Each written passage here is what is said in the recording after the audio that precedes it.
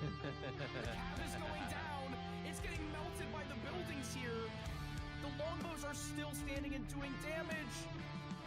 Does he have enough steam though? There's not enough running out. though, yeah. Eaton Bowman, 1.5 fire rate once again, coming up truck, being king here, and just even though Drag boxing the Naginatas forward, the Coyotes are trying to move, and the Atoan, he drag boxed the wrong direction, and now the Atoans are getting snared by my the. God. Oh my Nagis are goodness! shredding this right now, and it doesn't look like he's got. 11s. I don't see any of the pikes. Where's the pikes on this fight? The Nagis are just cleaning this entire mass up. Coyotes are falling. You got the Ashies getting buffed for the Dynamo. They've got Ashy attacking. They're absolutely shredding everything here. Yumi don't even need to micro this at this point. He's gonna have to sack off his Ruskies. He has to come to melee here. Yes. I don't think he can continue keep microing. Well, he's gonna try, wait for reinforcements and try to make it to his blockhouses. The question is, how much damage will he gonna be taking? This is nice micro from Ungers, but you know, the Atontons just have to attack move here. And 1.5 fire rate, they do have staff animation. And the Tontons are absolutely insane. But he has drawn him into the double blockhouse. Now fighting under double blockhouse. The question is it going to be Muskets enough are a little defense? behind here. The Cossacks are now getting snared by the Pumas and the Coyotes. The Explorer is now in with the triple XP tech. Some warriors are mixing. The Atoan's doing absolutely insane amount of damage. He's on plus 36%. Look at him on the attack. That's a plus 36%. And he's just Coyotes on the Strelitz. Blockhouses are actually doing decent damage here. The Coyotes are kind of going down. The Spears are now trying to move in towards the front, and it's actually a decent fight, I think, for Tabin. Pretty good fight for Tabin, but there's not very many Cossacks. He's letting a lot of these Coyotes and Pumas kind of shred his Strelitz a bit. Finally getting his Cossacks where they want to be on the Slingers, and gonna be cleaning up. Here, the ESOCs are out of position. The Carolinians as well, and the ESOCs are gonna go up top. Oh, the tree carrying here. The tree is for Sweden, and there you go. We can see some damage here. The ESOCs are dead. That's quite a lot of mass. The ESOCs coming back from their raid. Nah, GG. Optimus, his mass is getting completely clean. With the ESOCs, that's gonna be a big snare right there, and there is no way those Carolinians are gonna come out alive. Maybe should be able to swing this water fight. Oh my gosh, it's so the micro here is so intense. Get in, get back in. Will the Yumi have the chance to snipe him? Look at the ship is at 62 HP. Oh! Frontline, what a god. Oh no! Oh my god! Oh my gosh, GG. my god, it was insane, and that's GG. Wow, those galleys have such low HP.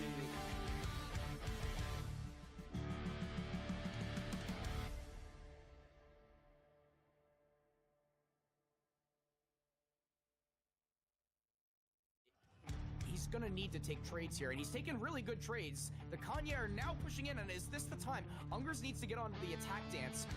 I mean, he has 70 vills. He's so far at an eco. Put some vills on the attack dance, and this will be even better. He's not switching. He's on XP. The cap is going down. It's getting melted by the buildings here. The longbows are still standing and doing damage. Welcome, ladies and gentlemen. It is EPL Season 5, baby. Let's go! The first casted series on ESOC TV. I am Mr. V, joined by the chosen one himself, Mr. Chosen. How are you feeling today, sir? Doing well. Looking forward to the cast. We got some pretty prominent figures in the community for a long time. I'm really looking forward to the Hudson Bay Bigs versus MDS, Optimus versus Aizamk. Yeah, this is when I saw this pool of players, I was so excited because, we have some of the new and upcoming talent. The biggest one for me being, Psionic, right? Pretty new player to the scene, but already, turning a lot of heads. And then you've got old heads coming back, guys like Maido, my favorite player of all time. You got Aizamk. So, I mean, this is just going to be a really stacked lineup. And we were talking about it before the stream started, which team we thought was the strongest, which picks we thought were the most interesting. What were your thoughts on the whole draft? So I thought it was interesting just looking back at kind of how the different strategies of each captain went. It seemed like Keister kind of went for the values on the board. You know, he got Mini Molt for probably one of the biggest steals. Same with Catcher Boy.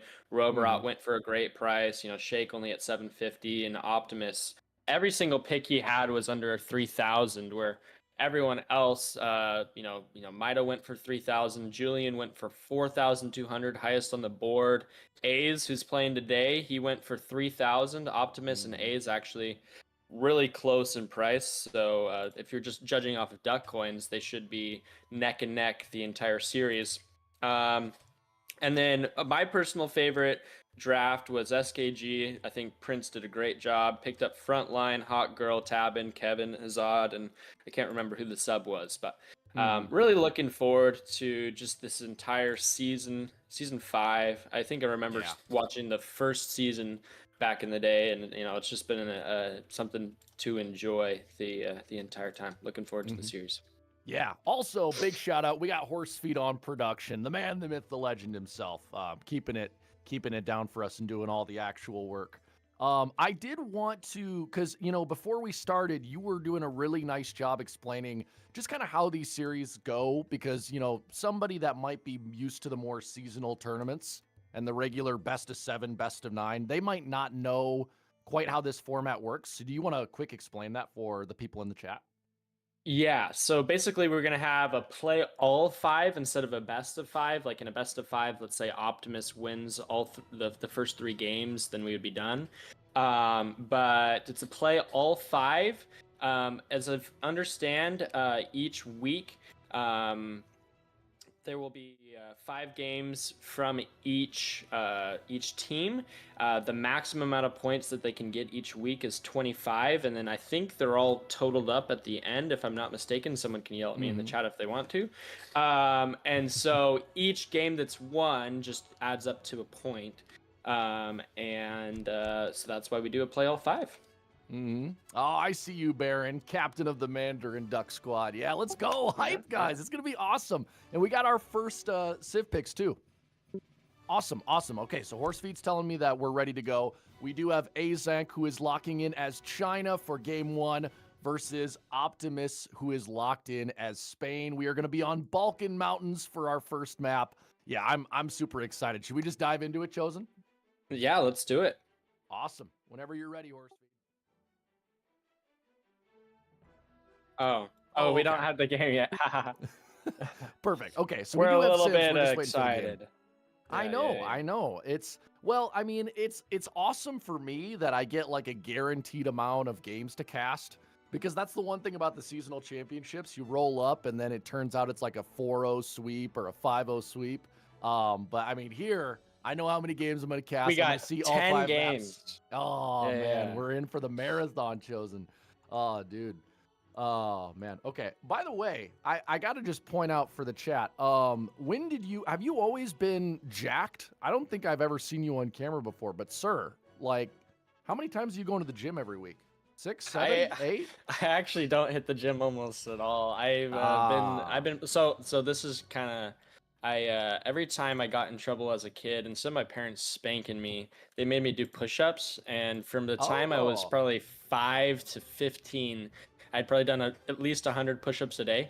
Wow. And so that's just kind of carried me through my adulthood. So wow, yeah. This man is all natural. Yes, KLC, MKO, we will be having predictions. If one of the mods in the chat isn't able to do it, Horsefeed might be able to add it to his list of 1,800 things he's already handling. Oh, perfect. See, like every time I say Horsefeed might do this, I just hear him in my ear go, yep, I already did it. Like, dude is a class A professional. But yeah, start putting your predictions in, guys. I know there's going to be a lot of A's hype, just because, I mean, Aizamk going all the way back to like the OG days of ESOC patch. I mean, this guy is a fan favorite. Him versus Maido was like the most classic matchup ever. So I love that they're both in this tournament. But you can't count out Opti. I mean, Opti is an insanely good player. He's got a pretty deep Civ pool. So let me get your thoughts on that, Chosen, while we're still waiting for the game. Who do you think has the edge in this matchup? Well, okay. So if this was just normal Tad, go back in time, right? I think A's is just the clear favorite. But just coming into the DE scene, right? I think Optimus has increased in his skill level by a large margin, um, Mm. to an extent to where I think Optimus is now the favorite. Mhm. But it's just so hard to tell when A's is on. Like, watch out because he might be able to beat anybody. Mhm. But when he's just playing normally, I think it'll be a pretty fun series to watch all together. So, Baron, turn off the looking forward to it. glaze machine, bro. He's like, he's spamming the chat telling us A's is playing history. Man, we know he's good. We get it. He's on your team. Jeez. But no, I agree with what you said. If A's plays standard, it's a bit more of a level playing field. But I mean, DE has so much random crap in it that you feel like you would be like an A's wet dream. All of the different stuff you can do, all of the weird builds you can pull off. But whether he's super familiar with those mechanics, we'll have to see. Because as Callan points out in the chat, A's he's not always the most consistent player on the ranked ladder. I don't know how much Opti's been playing recently. Is that something you know by chance, Chosen? Is he like I haven't seen Opti around. I mean Opti, if I'm not mistaken, is from Germany, and so the Mhm. times that we would play would not overlap a whole lot. But I don't think Opti's been on a whole lot recently. But I Mhm. think most people have been practicing for the tournament, obviously. Yep. We are about to head in though. We're on Balkan Mountains first Great. map. All right. Well, here we are, ladies and gentlemen. We are in game one of the EPL. Optimus versus Aizamk. We are on Baltic Mountains. And let's dive right into the player introductions because in the south of the map, playing in the color blue as Spain, we do have Optimus and his opponent, the legendary in the north of the map, playing in the color red, is Aizamk, playing as China. Balkan Mountains, pretty interesting map. You have that huge ridge line of middle towers. You have a very, very safe two-socket trading post for both players. So when you look at this map, Chosen, does this more favor Spain or is it more of a China map? Well, I think it depends if China wants to go H3 and whatnot. I think that might favor Spain, actually. They do have the two TPs in the back, so it's really hard to just get in and pressure them. And so if someone wants to go a little bit more greedy, get the TP line upgrades and whatnot, that's definitely viable. It does look just by Aze's deck that he might be trying to go a little bit more age 2, so that'll be interesting. I want to see it. Looks like Optimus decided not to go for a TP initially, and do not mistake me as a Spain main, but I think that they are able to start TP, but I might be crazy. Yeah, he's opting in for the market hunting dog start, which I'm not sure what that indicates. But, you said about China being, a bit more viable in H2, because that is a good thing to point out. This is not legacy China, right? China has a lot more in their toolkit than they used to. They used to just be the straight FF Civ. But now they certainly have H2 play. They can put on some pretty good pressure. And if you catch Spain at the right time, you might be able to kind of catch them as they're aging up. And remember, Spain does not have the exiled prince. So they're Yeah. not going to have that quick age up. They're not going to be able to sneak in and get out those elite units right away. There's going to be a bit of a pause there, and maybe Aizamk tries to take advantage of that. I also want to point out one thing. If you look back at Aze's deck, if you would do that really quickly, he has, for the very first game of Season 5 of the EPL, Mandarin Duck Squad. He I is was thinking that. representing his team right there. And his deck's called Quack. I think right now, putting all my money on it, he's going to go H2. He's going to put a tower or whatever up real close or something. I don't know. And he is going to send Mandarin Dunk Squad really quickly. He's going to be in Opti's base, and he is going to smash. That is my Now- prediction. Now, and I'm Mandarin sticking Duck to it. Squad does come with the flamethrower, correct? So we Uh-huh, could be seeing correct. some flamethrower action game 1. That's freaking fantastic. But I am you know, looking forward to it. He's representing well- his team well. yeah, and he's going up with the Confucian Academy as his first wonder. And that is the one that delivers the Chuko news in Age 2, if I'm not mistaken. Usually people use it for the Arquebus in Age 3. So, I mean, I don't know. Maybe that's just an even further indication that he's going to be going aggressive, but we could be wrong. And meanwhile, if we take a look at Opti's base, looks like there might be a bit of a contention there in the middle of the map. But if we go to Opti's base, what is he kind of doing to prepare? It does look like did he send capitalism He's just horse gonna, feed? yeah, he's just gonna standard FF, I think. Okay. That's what it looks like. Yeah. He Yeah, did send I mean, capitalism. both players collecting treasures in H1. That looks very, very standard. And as you pointed out, we're still not seeing a trade post from Spain, even in transition, though he is stacking up a lot of wood. Not sure what that all is for. Is he gonna? Oh no, he is going. Okay. Okay. I he's got the socket in there now. think the thing I was thinking was maybe that he was gonna like church card or something like that. I think it costs wood, the pikes, but I could be completely wrong on that. I don't know. Oh, chat, turn off the glaze machine, Baron. The A's glaze is going hard.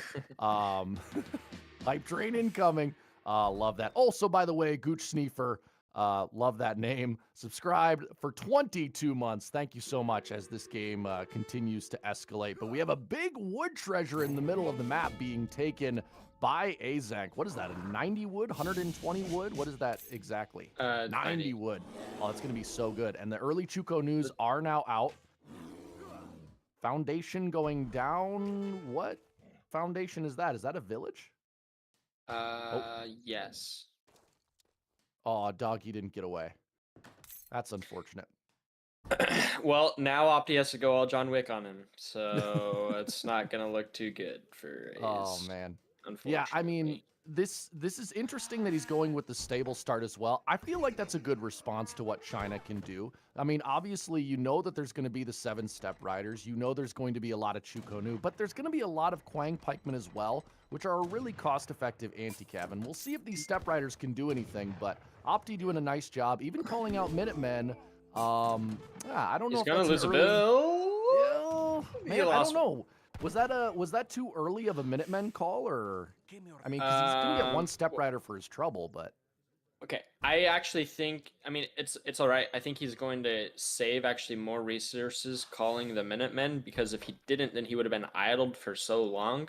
And so the cost of the Minutemen for the amount that he was going to be idled, I think is pretty comparable, if not more, and so he's able to kill a few steppies with them as well. I think it's all right. He's just not going to have them now if A's like really goes hard. And I mean, we see Opti's going a little bit greedy. I mean, not too crazy or anything, but he sent the 700 wood first. He'll probably send a 700 coin now after that. No, he's sending bills. Okay, keep it on the greed. He will not be getting up very quickly at all, but he'll probably just semi FF or something like that. I don't know. yeah, this is all going to come down to when A's chooses to push in, right? This timing is going to be so important, because if he's able to catch Opti right as he clicks in his age up and he comes in with a big mass of Kwang pikemen and the flamethrower and the Chuko news, it's going to get really scary for Opti, considering he's already called his Minutemen, and the only really other defense he'll have is a couple of Hussars and a TC fire, of course. But I mean, the economy is growing quickly. We have double stagecoach TP. We have 25 bills compared to the 17 for China, but it looks like Aizamk might be pulling the trigger here, though we don't have the flamethrower yet, which is sad. Yeah, I really want to see Mandarin Duck Squad get sent. If he doesn't, I think he needs to be banned from his own team. Oh, man. Also, by the way, thank you to Alia316 for the Prime subscription. Really appreciate it. But now the action is taking off. Minutemen still on that 1 HP and still going to be able to do that 26 ranged attack as long as they are not taken down by the Chuko news. And a couple of Hussars there to body block for them as well. And looks like A's isn't quite ready to push yet. Maybe he's waiting for the 8 Chuko news or the legendary Mandarin Duck Squad, as you pointed out. Yeah. I think that was smart, just to try and make Opti just waste a little bit of his time. He's about to get his Flying Crow in, although the Flying Crow takes forever to walk down the map, so it's going to take a little while even for that to get there. He keeps on. Okay. Oh, sending Northern Refugees is his next card. Yeah, interesting that he now tries to go a little bit more economic. I mean, the first 3 cards that he sent, first 2 cards or whatever that he sent, have been unit shipments, and so now trying to get back into the eco game, but I don't know if that's the right play. I mean, A's obviously better than me, so obviously he's going to know what the better play is than me. But yeah, Opti, he's got Stagecoach already. He's probably up on Vills, although it might be close. He's getting his market ups. We'll have to see how many he gets from that Northern Refugees, because it's for every town center and village. So let's just keep an eye on that. It'll be a 7 villager shipment. That's actually so good. It used to it be is that pretty you strong. sent Northern Refugees as your first card in the old meta, but saving that for H2, there might be something there. Wow, like a 7 villager shipment. Is there any other civ that can even get 7 villagers in H2? I think if you're technically revolted as Mexico, there's a card where you could get, I think with Haciendas, it's like 16 or something like that. But, Yeah, but that's Mexico. it's kind of cheating. Yeah. Well, the one thing I will say for Aizamk, maybe he's not putting on as much pressure as we, originally predicted, but he is seizing a lot of map control, right? And he's using his military units effectively. He's gathering some of these city towers in the middle of the map, which is going to give him line of sight and a little bit of extra defense. But, as you said, he is giving Opti a lot of time to utilize those economic shipments. Those trade posts in the back are continuing to work. And now the Spanish army looking pretty scary. That's a lot of Hussar. And if those get the veterancy upgrade in H3, along with maybe, a Falconet and veteran rods, we're getting Mandarin Duck Squad. Oh, we're getting it. We're getting it. And it's going to be the push of the century. I don't know if it's going to work. There doesn't look to be enough pike, and there's a lot of cav on this board, but we will see. And it's moving out. The Spanish army, they sniff blood. The Flying Crow is going to get caught if he's not careful. Oh, no, the flamethrower coming out. All right, this is going to be good, though. Okay, he's got his dogs in, and if he's not careful, those dogs actually do a really good job against the Flying Crow. Oh my God, flame on. The pikes are getting involved. The crossbows are getting obliterated. But still, there's so many Hussar on the map. I can't really tell which way this fight is going. Yeah, I think the Chuko Nu have been walking way too much. But there just looks to be so much cav on this board. The Flying Crow has done nothing. I think this is about to be wraps. He did I don't kill know. a lot of Hussar, though. I mean, those are 200 resource units in H2. Certainly not the easiest things to replace, but look at how many crossbows are still alive. And Aizamk doing a nice job using the different stances to mitigate the damage on those artillery units. And wow, Mandarin Duck Squad coming up short. Baron, what do you have to say? He goes silent in the chat. But, man, really nice push here from Opti. And the thing, like, he has so many crossbows left, and it's just hard as China in H2 to effectively trade against those crossbows unless you make Steppy, and those Steppy are, I mean, they're getting on top. But now the rods come in. I think rods are perfect here. He's got the War Dogs as well. War Dogs did get nerfed quite a bit in H2, but then they kind of get their power back in H3. But this is still looking so good for Spain, right? I mean, he's got 5 reinforcing Huss. He's going to catch these Chuko Nu. Yeah. Oh, man. Yeah. I mean, if China loses this forward position, it's basically over, right? I mean, losing 2 villages and a war academy and your entire military. I don't really know how you come back from something like that at this level of play. But yeah, Opti just, I mean, was the mistake there from Aizamk to let Opti build up his army to that degree? Should he have pushed in earlier? Well, I think the fight might have been okay if he had a little bit more anti-cav. I think that just the unit comp that he had was maybe not what he needed to. And on top of it, his his Chuko News just kept walking like half of the fight instead of shooting. And you know, if you have about the same military pop, but everyone on Opti's side shoots and whatnot, and A's only shoots half the time, you know, it's obvious who's gonna win. So. Yeah. But I mean, I think Captain Baron saying it best. I don't think the build order was necessarily bad from Aizamk. It was just that control in that fight and the use of that Chukonu not being as, you know, ideal in their shooting as they ought to have been. But another Flying Crow coming out. There's just still so little anti-cav though. So interesting that Opti decides not to go for the forward base, but instead he's just going straight in. Like, no cares in the world. Yeah, I mean, I think the pressure is good, right? Like, rather than try to cut off the limbs, go straight for the heart, This right? is gonna be an interesting fight, though. Yeah, I mean, there's a lot of Keshiks there now to deal with the Hussars. Quang Pikemen coming in, and now the villagers being pulled as well. And the Chinese people called to defend their home. And I mean, these are just H2 rods after all. They're not that effective against villagers. Maybe the Hussars can get in there and do some work. As long as the Keshiks are microed well, though, they should be okay. I don't know. It might just be too much mass here from Spain. Yeah, I mean, this is the game-deciding fight if it wasn't already decided, and it's still looking pretty good for Opti. Although, I mean, if you wanted to have a, never mind. I'm not gonna...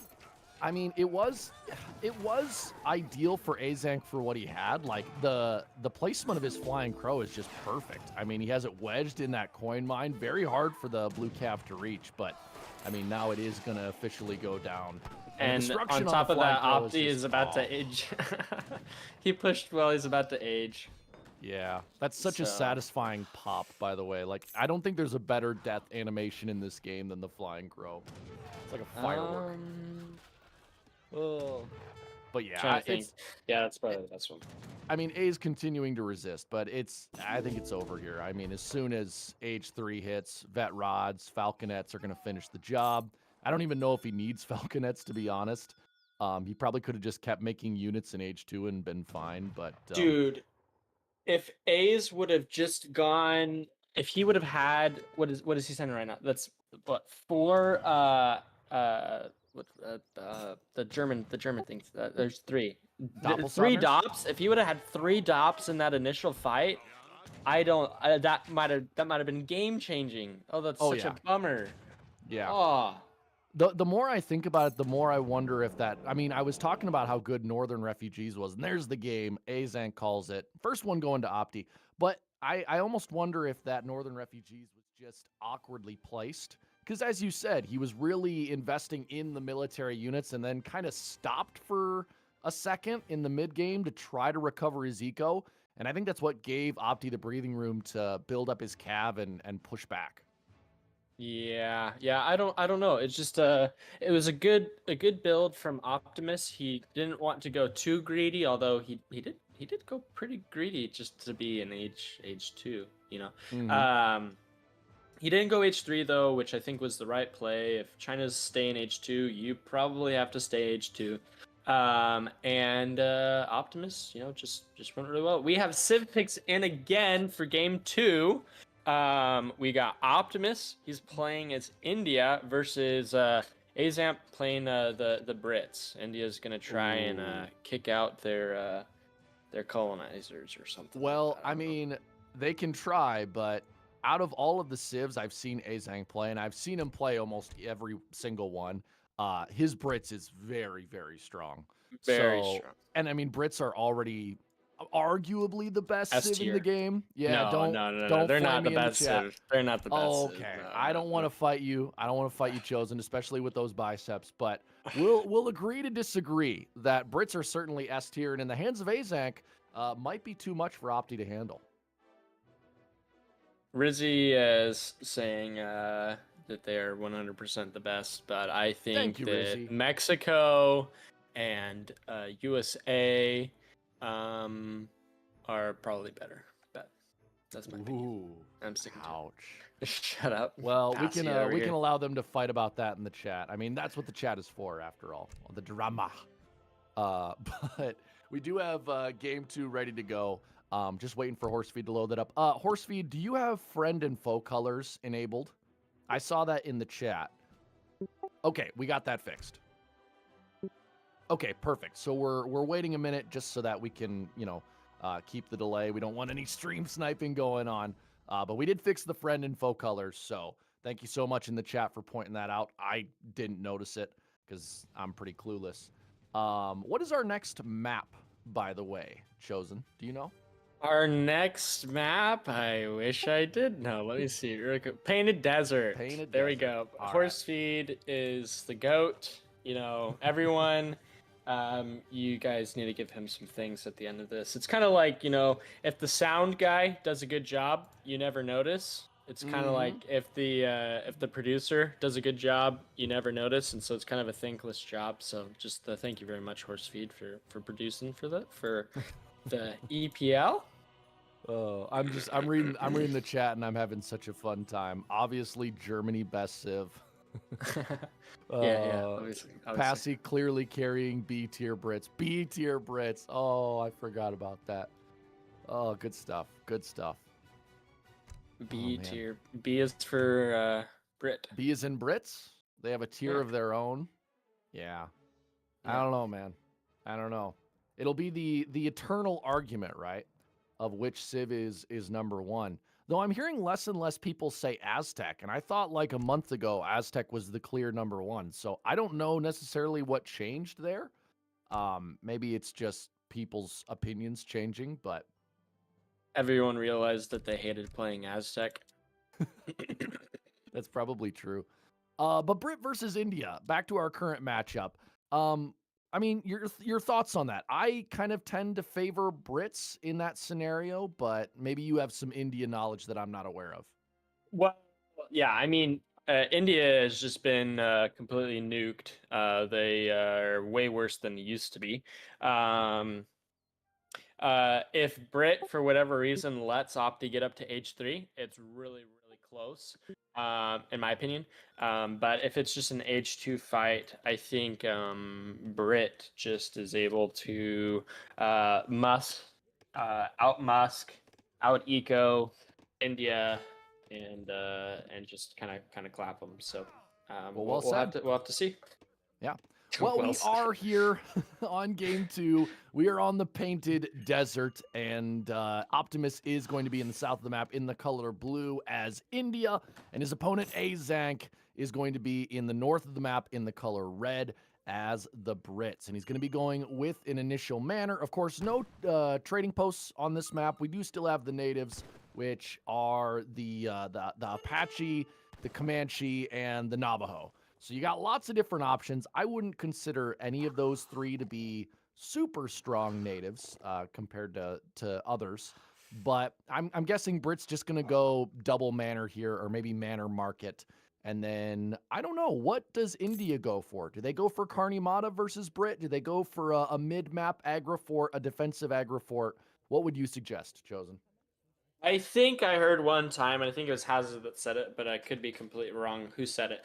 Generally speaking, when you're in a 1v1, going aggro actually helps your eco more than Carney does because you get idled so much less.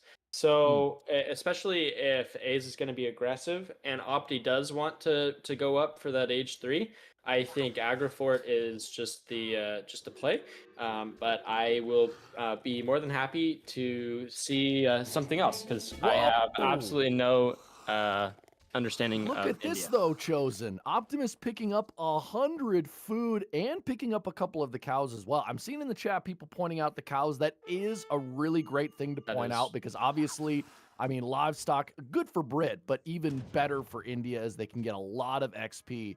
And wow, Opti picking up 100 food in age 1. That is so good. Yeah, it's a good treasure, especially on this map. There aren't a lot of like tier 2 treasures on this map, so there's just a lot more. You're going to be using your explorers to go and get cows. So that 100 food is gonna help him age up just that little bit quicker. But yeah, we'll have to see.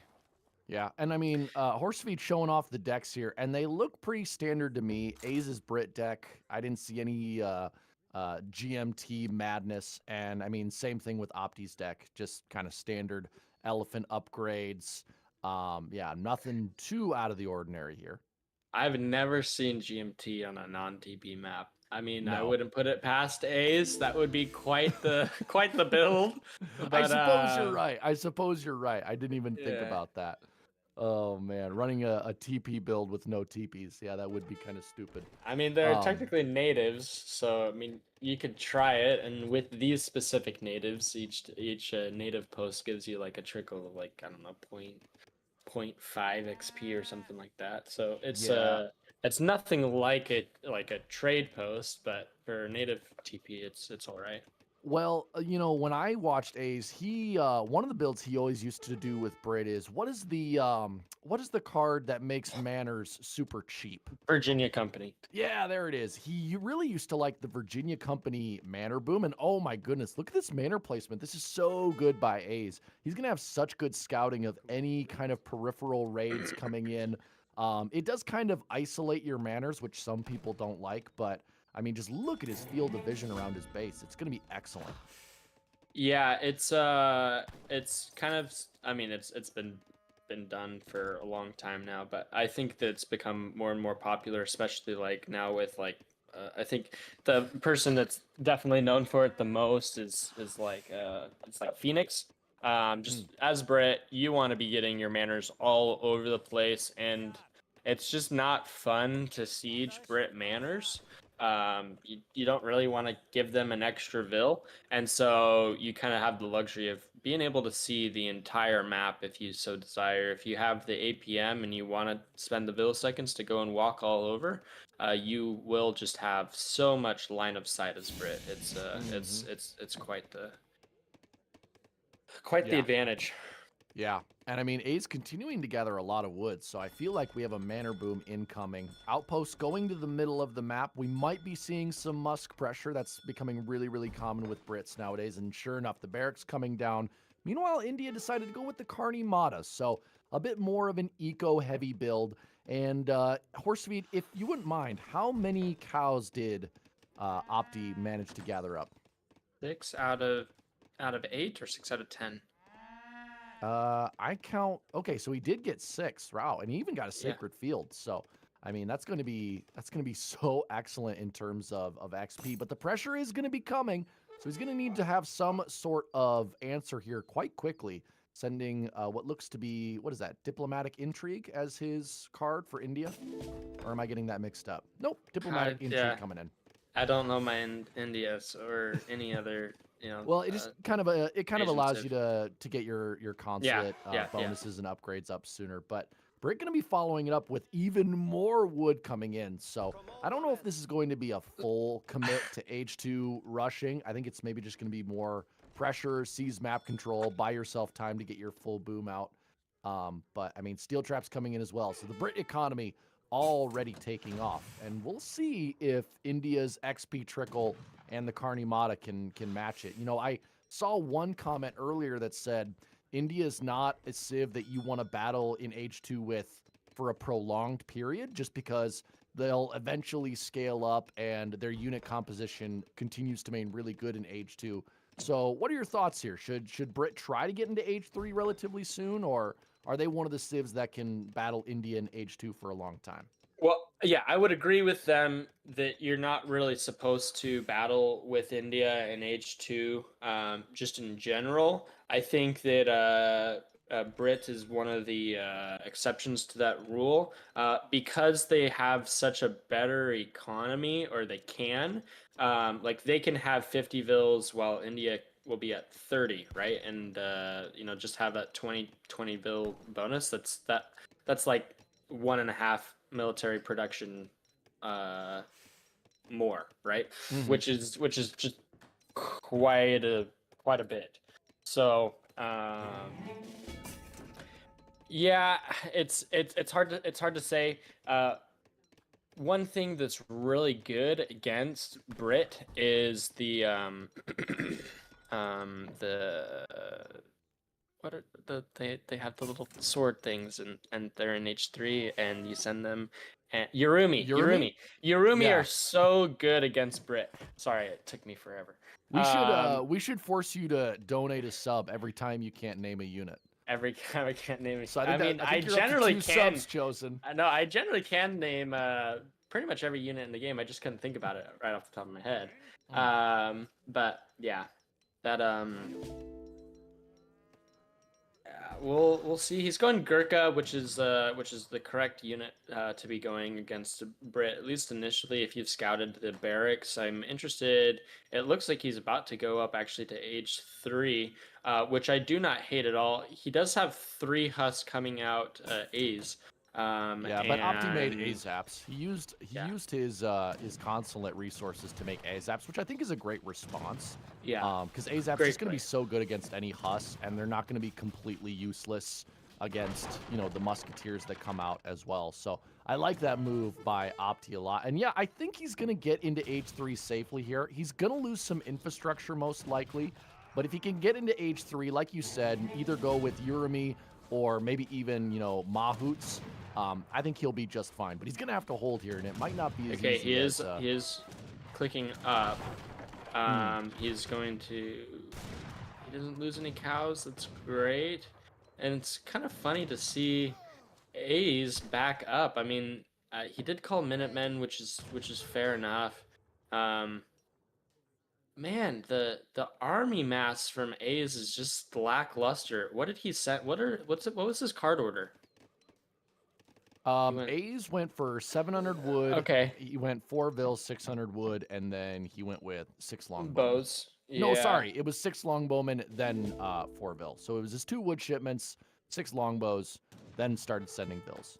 Yeah, if you're gonna go age 2 and you're gonna add Haas, I mean, again, I am not nearly as good as A's, but I think really what you want to do instead of those 4 bills is send 700 coin. Although it does kind of box you out from being able to go age 3.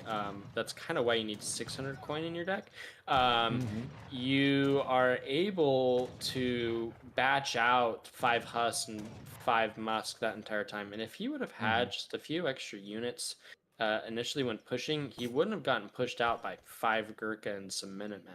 And now Opti is up to age 3, and as long as Opti can get his cards sent, I think Yurumi are going to be just fine here, although there are a lot of cav on the map which do counter them. Okay, he goes for Howda first. I mean, that's not bad. I mean, they do fine against Musk, and they do great against Cav.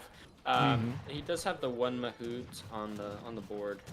It's He's also gonna- as long as his control is good, Howda are also going to be okay against longbowmen. Just because longbowmen, because of their fire animation, it's not always easy for them to They have catch to run. Howdas. Yeah. So I mean, against like veteran skirms, I wouldn't love the pick, but against longbowmen and a large mass of Hussar, I think it's gonna be really good. And he's just used these. I just gotta point out how well Opti's been using these Azaps that he mixed in. I've seen these Azaps kill like 5, 6, 7 Hussar so far this game, and just that quick mix of anti-cav from the consulate really helping him hold off that early pressure. And now things are looking really good for Opti. He's got the Howdas. He's in H3 successfully. And if we can get a quick look at Azank's macro, yeah, I mean, he's nowhere even close to H3. And he doesn't have NXL Prince age up, just like Spain in the last game. So even if he wants to follow up his opponent, it's going to be at least 3-4 minutes before we see it. And I don't know if he's going to be alive that long. And I just think it's a hilarious visual to see like 7 Skirm and 2 Howda pretty much push back that entire army from A's. It's just funny. Like there are not a whole lot of units still from Opti. I mean, obviously he's gonna have his shipments and he'll be up soon, or he'll have that army population up quite soon. But it'll take a bit. Okay, those longbows do get a few shots on the Howda. That's good. You want to be able to take as much HP off them as possible, but He might lose his tower, which is not necessarily something that you want. Yeah, I mean, he's going to be okay, but losing that tower, it also means that he might be in danger of losing his entire forward position, right? And, I mean, if we take a look, what is the villager count? It's 38 for Opti, and it's 46 for Aizamk. So, I mean, the villager gap isn't even that wide, but there's going to be Oh, a this really is quite nice the flank here. surround. Oh, this might be He a good gets out catch. in time, though, maybe? I don't know. The Howdah still got caught, and it looks like the Ottoman delis are now coming in to reinforce, but just the British wave of units. And I don't know if those Gurkhas have the veterancy upgrade yet, but I don't know. Maybe the units are going to be good enough here for India. I'm The seeing a lot of Mahout's plus taking a 10 lot. blues. Yeah. Man, I am just surprised we haven't H3 seen Rumi yet. Yeah, that was about as good of a surround as you could have gotten, and it did not matter. Yeah, That but I was mean, that impressive from Mahout Opti. Lancer did so much work. That guy tanked so many shots from the H2 muskets and the longbows. And the Howdahs did both die, but I mean, they tanked so much. And it just allowed the Gurkhas to do a lot of work in the back. And now he's following it up with Sepoys, making more Sepoys and Gurkhas. So he's going to have plenty of siege. And I am really sweating for Aizamk He here. pushed while he was about to age. Oh no! Yeah, I think he realized that that was probably the best positioning he could have gotten. Yeah, And he that's knew that, fair. I mean, he knew that even though he had clicked aging up, I mean, it's still going to be another minute or two before he gets aged up, and then another minute after that before he gets out any veterancy upgrades, which is maybe the one weakness of Brit, right? Is that they don't have any of those great shadow teching units like a lot of other civs do. So, you know, when they get into age 3, they're quite powerful, but it takes time, right? They got to get all those upgrades in, and so maybe he thought that fight was the best chance he had to give himself that breathing room. Yeah. I mean, fair enough. I think that probably did cost him the game though, sadly. So we'll have to see. But now Opti has such an ideal mass comparatively. He's gonna push in real Well, hard. this game's, I mean, this game's over, right? Like we'll just call a spade here. Like this game is over. Now, Aizamk, you know, he's one of those guys that certainly won't. Oh, wow, that's going to even put another nail in the coffin. But I mean, Aizamk is just one of those guys that he does not surrender until it's officially over. But unless he gets some amazing pop with an age 3 shipment and Minutemen, like there's no chance he takes out this army. Even if the Mahout Lancer Some more wasn't in the bills. mix. Yeah, a lot of bills going to go down here. You know, I said that Aizamk was going for a manor boom, but 14 minutes in the game and he's only at 120 manor pops. So I don't know. Maybe just, I guess No, like the macro from Opti has just been cleaner these first 2 games. Yeah. He wasn't going for a mana boom. Those few extra vills on wood were just getting his steel traps up. I think he had a unoptimal age one, but neither here nor there. I mean, that just was a clinic by Optimus. I think A's needed to be a little bit quicker. I mean, his first batch of Musk was only a 3 batch, which is just not optimal. I mean, going back to the age 1, he could have done quite a few more things to be able to ensure that 3 batch of I mean, at least a 5 batch of Musk. But it didn't work out, which is okay. I mean, kudos to Optimus. He's now up 2-0, got 2 points for his team, for the Hudson Bay Bigs. And it's not going too great for A's so far, but I'm excited to see him bring something next game. Oh, yeah, there is still plenty of Age of Empires 3 to be played. And like Squaw says in the chat, he just needs to engage duck mode. Which, shout out to Squaw, by the way. If you guys aren't familiar, on ESO-community.net, he gave a great analysis of the draft and predictions on how the whole tournament would go. So definitely go read that if you get the chance. A lot of great opinions in there. But I'm hoping it's not 5-0. I want to see A's pull out at least 2 of these next 3 games. That would be my personal preference. So we'll see if duck mode gets engaged here. Yeah, so humble. A's giving a 2-0 advantage to make things spicier. Yeah, yeah. Very nice. And I mean, if we think calculated. back, these guys went for about the same price. Opti went for $29.50 in the draft, and Aizamk actually went for, what was it, 3,000?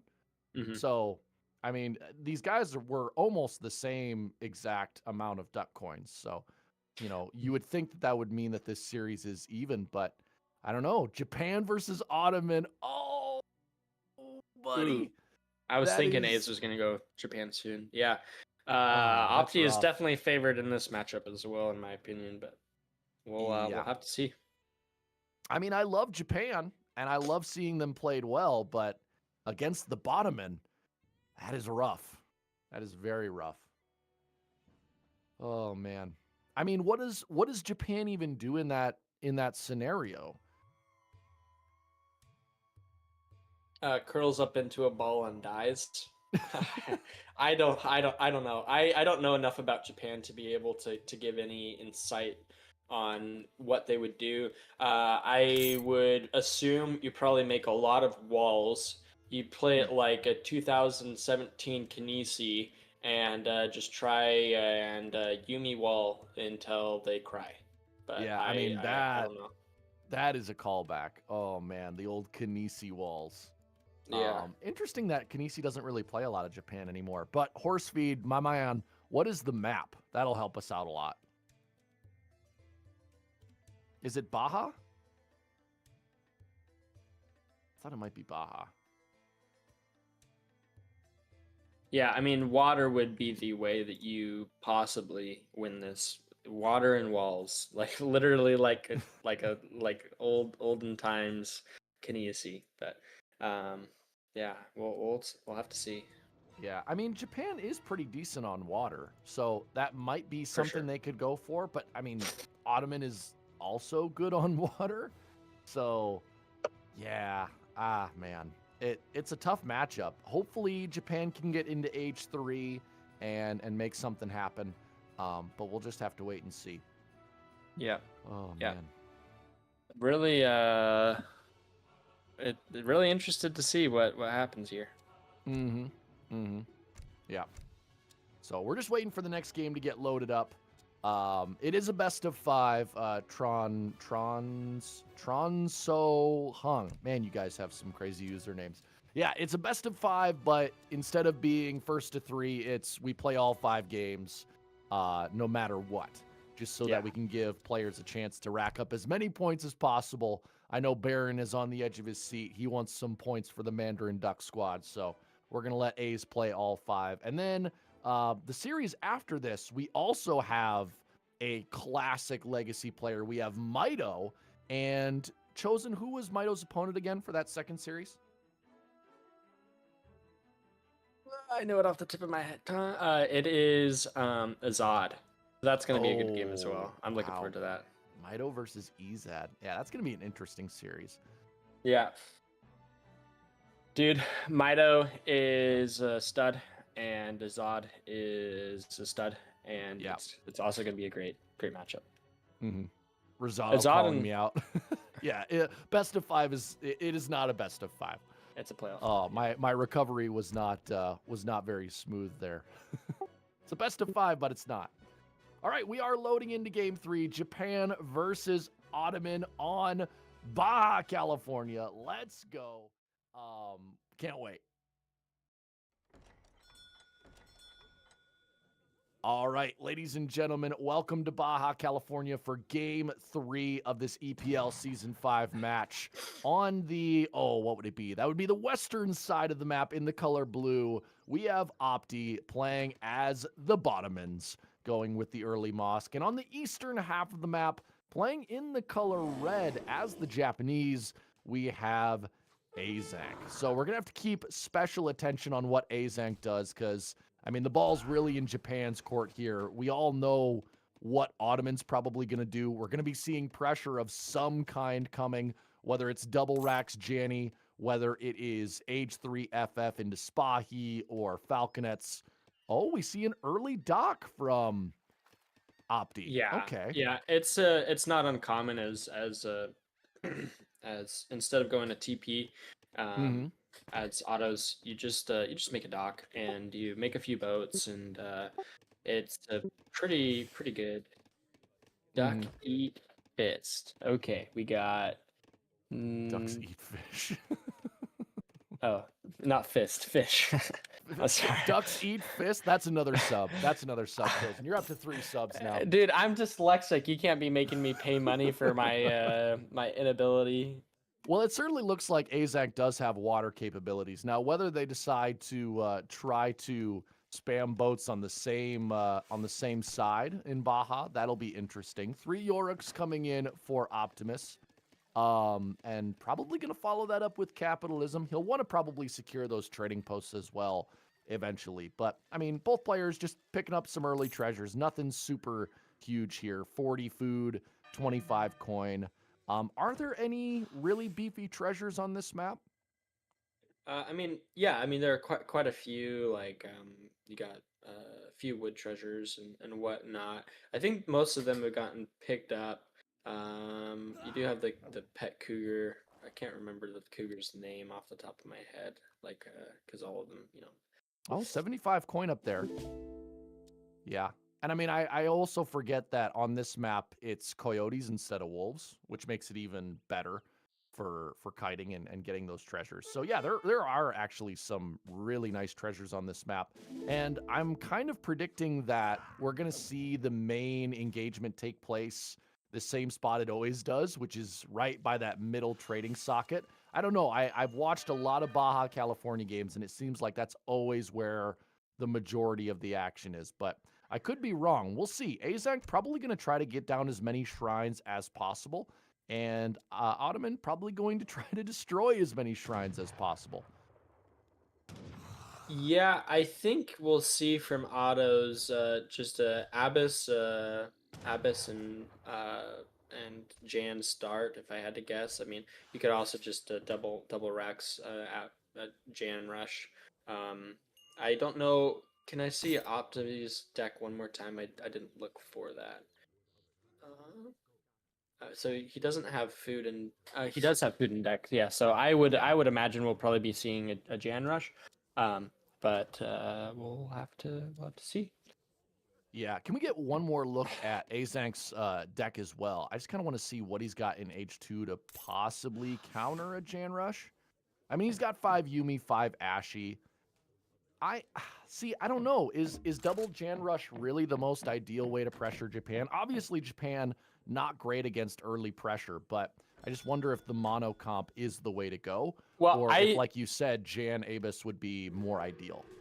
I think Abyss are the best unit H2 in the entire game, so I'm going to be a little bit biased and say it should probably be Jan Abyss, but also TC Fire kills Abyss really quickly. So, look at this, Chosen. 120 XP being picked up from Aizamk here. I was almost worried that Optimus might see that and go in for the treasure steal, but I think he's too busy collecting that cow, and he's zooming up to get that trading post. He doesn't even see it. It's not on. He hasn't scouted it. Oh, dang. That would have been such an epic treasure steal, though. 120 XP. So good. Yeah, it would have been a great treasure, especially because Opti opted for a dock instead of a TP. So having that just helps his comp quite a bit, especially if you're going capitalism. But we shall see. A's might actually catch Opti's Explorer while he's building. No, it's gonna go up. I was thinking it might not. A's right now just doing kind of standard stuff, right? I mean, he's just getting his cherry gathering upgrades. He's getting his shrine down. He's getting his market. Torii We'll just have to Gates. see. Oh no, it's the Torii Gates. Yep. Sorry. What was the one I was thinking of? It basically acts as like a giant shrine, but he's sending 5 shrine wagons as his first card, so going to be opting for eco here, which I think is okay. And did he get a trading post in the south of the map as well? I think he might have picked up a trading post. Yeah, he he's is grabbing it, and he's gonna get the pass. Let's go. Nice, excellent. So he's got water, TP, and shrine. I don't know if that eco can be allowed to sit for a while. Japan might be looking pretty good. And a forward barracks as well. Aizamk, you dirty, dirty dog. Okay, What is he sending? interesting. Is he sending? What is that? Is that the dojo? No, he's sending No, 4 shrine wagons. Oh, I'm sorry. Yeah, Five shrine. shrine wagons. I was like, I was so confused because I was like, he's just sending some pretty normal eco Yeah, sorry. shipments there. I thought he might have been sending a dojo. Oh my goodness. Yeah. Okay. Oh, I love that, by the way. Adamu in the chat saying, not optimal to be optimistic. That was beautiful wordplay, sir. But Opti is investing into more boats. 5 shrine wagons are now convoying out into the northern part of the map. And I'm going to be honest here. I'm kind of surprised that, I mean, I'm not seeing any aggression from Opti whatsoever, unless I missed a forward barracks. Samurai is quite the unit to be. I mean, it's such an Oh my A's God. unit, right? I am absolutely astonished that we have not seen more aggression from Opti. I think going for H3 or a bit boomier is probably just the wrong play. But I mean, let's see. We'll have to see. Yeah, the samurai hype in the chat is just it's ballistic. They love it. And I mean, obviously, if the samurai can get a catch on the Ottomans, that is going to be Just a really free good. batch. Yeah, they are really expensive though. And Japan following it up with their coin shipment, Ottoman following it up with coin as well. So it's About to going to be lose probably one, Sam. Yeah, but maybe he's going to catch him. Oh, come on, last charge. Yeah, he's going to get on. Oh, bit of a miss there by Opti, allowing his Janissaries to get caught like that. And the Samurai are just going to obliterate them with their katanas and their karate moves. Oh, man, Jan's trying to kite, but there's no escape, sir. There's no honor for you. Oh, God, look at him go. And Probably actually not that cost effective, but it's fun to watch. It is way fun to watch. It's just kind of like a power move. Like you have samurai just coming up and just slashing your units to pieces. Like, is that what it is? Is it psychology? Is Aizamk saying, Yeah. yeah, I know I could train Yumi, but I'm gonna beat you with samurai? Could you imagine? He makes a samurai and wins. Oh man. Oh my But goodness. like, I mean, Cure fan's saying it well in the chat. I mean, Jan is just like, they're just so freaking tanky. They're such a stupid unit. Ottoman is just such a stupid civ. Oh Yeah, Otto's man. is strong. I think Otto's is stronger than Brit. Getting back to the who's the strongest civ discussion, but you know, I don't know if we need to open up that can of worms again. No, we won't. But I mean, Aizamk, he's been allowed to get away with quite a bit of greed here. So if we go back to his deck, Ace is one more going time, up to 3. I Yeah. think this actually is going to be very good for A's. I think being Yeah. able to get out of age 2, be able to send some higher, just better shipments. Yeah. Yeah. Yeah, and I mean, just the fact that he was able to go 5 Shrine and 4 Vil, and now he's going to get up cleanly to age 3. Now, I mean, Ottoman is going up to age 3 as well with the delis, so it's not like Ottoman is way far behind, and the scores show that. But I don't know. I feel like trying to match Japan in age 3, it would have been so much easier to catch them in age 2, where Japan is weakest. But maybe Opti has some grand strategy that I don't know about. So certainly we'll have to see. But we actually did see Aizamk upgrade the trading post. Or did he not? Really? No, he didn't. Sorry. I saw the wood from the shrines, and I thought that he might have gone for the stagecoach upgrade, and I was like, Oh, what? 1 TP? Okay. Wow, the other one has the TP as well. Yeah, that's stonks right there. Maybe they won't notice. Well, I love what the chat's saying of like, if Aizamk wins the one game that he shouldn't win, it's gonna destroy people's prediction points. There's gonna be a huge recession in the prediction point market. But I don't know, man. There's gonna be a lot of Janissaries, and maybe Japan is able to do something in age 3, but I still like the position Ottoman's in, even though he didn't go super aggressive right away. Yeah, I mean, autos is just kind of good every age. Like, there isn't an age that they're weak in. Now they can, you know, if they want to, send 1,000 wood first card, get their TCs up, and and then go kind of crazy from there. But instead, he's going to opt to send Falconets, which don't blame him. They're a good unit.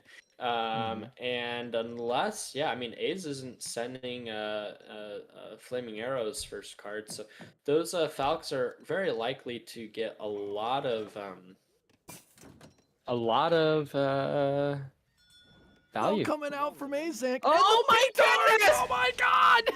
And those boats, his entire economy are gonna die. Oh god, That so is amazing. incredible. And now all of those fishing boats, they are cooked. To put it plainly. He went with the petard Amazon But delivery. actually, no.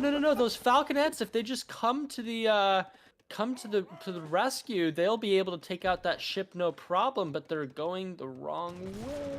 But is that I mean, really they're how you want to be? fight. Oh, and I mean the Ashigaru is moving in at the same time. But is that really how you want to use your Falconets? Like, even if he forces Opti to pull his Falconets to the coast, that is kind of a win, right? Because he can pull his Caravel back. And I mean, that was just such I a didn't realize he was building a dock, but yeah, I mean, if you have Oh, 8 man. villagers and you can use 2 Falconets to save your 8 villagers, I think you do it every time. But I don't know. Oh, that was, I mean, that wasn't as momentous as a move as we probably made it out to be, but that was so fun to watch. That was really fun to watch. the petard D-Day invasion on the Ottoman shores. Oh man. Oh And I my mean, goodness, I didn't see Japan, it like coming. we said, they're still sitting pretty, but now that the Janissaries are coming in along with the 2 Falconets, and yeah, I was just about to say, you know, veteran Jan's probably coming in very, very soon. Aizamk needs an answer. He needs flaming arrows. He needs Yabusame. He needs something to deal with this artillery. Building a castle. Correct. Oh, Okay. one vill's about to go down. The castle is an interesting play. I don't think that you really want to be making flames. I think you want to ship them. And so Yeah. unless you just had a whole bunch of extra wood that you wanted to, just use as cannon fodder. Yeah, that then, castle's also going to go down immediately. Yeah. So, I mean, there's that too. Sentry's coming out to try to deal with the delis. And wait, what is he Okay. sending there? Those are flaming arrows. Okay, so flaming arrows Now are you get on- to pay a sub. Okay. Fair enough.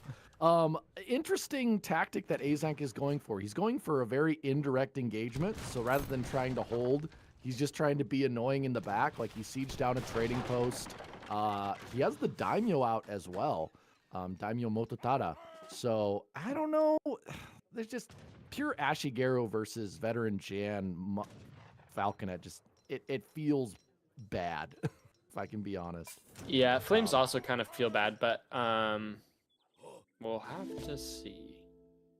Okay, flaming arrows coming out now. How many flaming arrow shots does it take to kill a falconet? Because they have better It takes range. 3. Okay. They're like a mix between a falconet and a culverin, except for they're worse at both. Yeah. And a lot of people in the chat are calling on the Spahis, and I'm sure that is going to be on its way if it's not already. Oh, yeah, it They're already in. got shipped. Okay. Yeah. Yeah, oh, God, that's such a tough composition. Veteran Jan, This Falconet, is Spahi.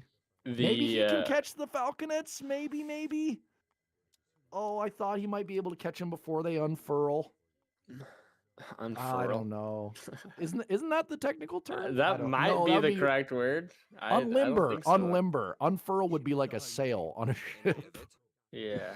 Oh, caster knowledge is 10 out of 10 today. Forward barracks going to be going down, but at the very least, it is going to buy Aizamk some time to make some sort of response, which it looks like Yabusame are in training. That's going to be good. Yabusame Yabs very are good good. against, I mean, they're very good against artillery. I know they're like the Japanese caravel. Are they any good against cavalry? I mean they're decent goon unit. I mean they're not great. I mean some of their bonuses against cannons kind of make up for their inability to be like super good against cav. But that Look at daimyo the going down. siege. but I mean, it's not like you're gonna retrain your daimyo probably this game. Yeah. Ooh, they're probably going to catch that Falconet, but Yabusame, like people are pointing out, they're so expensive. Now, maybe if the Ashigerus can get a lot of shots on the Spahi here, Ashigeru's coming in from the back as well, and pretty good positioning here for the Flaming Arrows. This is They're about doing as lots good of a nice fight damage. as he can, and he's getting Daimyo's his still in the back as well. musk upgrade right now. Oh, I don't know. Has he held Lots it? of flames. I think he has. I think he's held it. He killed the Spahi. He killed the 2 Falconets. He's still got 4 Flaming Arrows alive. And the score is actually looking really good. Yeah, Aizamk has held it. Well, I don't know. Still a lot of veteran Jans. I don't want to call it too quickly, but I mean, with this artillery, what does Ottoman do against that? It looks like Opti could just send 1,000 gold, put all of his villagers on food, and just go up to age 4 and say, "What are you gonna do?" But no, I mean, Ace has lost a decent amount of infrastructure. It's not like you want to lose a daimyo or shogunate Wonder or as whatever. well. Yeah. He lost his big shrine, which is huge. But he's still at 160 shrine pop, though. And I mean, he kept those ships belled up for a long time, so it's not like the Ottoman economy was flourishing. He's got 55 vills against, how many vills do we have for Opti right now? He's still on 55 1 TC. vills plus 15 shrines. Yeah, only 40 vills for Ottoman. He did send I don't know. 1,000 wood though, which is gonna get his stuff up now. He's making an artillery foundry, which I think is just a little bit late. I mean, if you could have traded, I don't know, 10 of those Jans for even 5 Abyss in that fight, I think that would have been way better for Opti. But he's making coal. Okay, interesting. I think Abyss just do so well against artillery because they negate the range resistance, and so yeah, Abyss, man.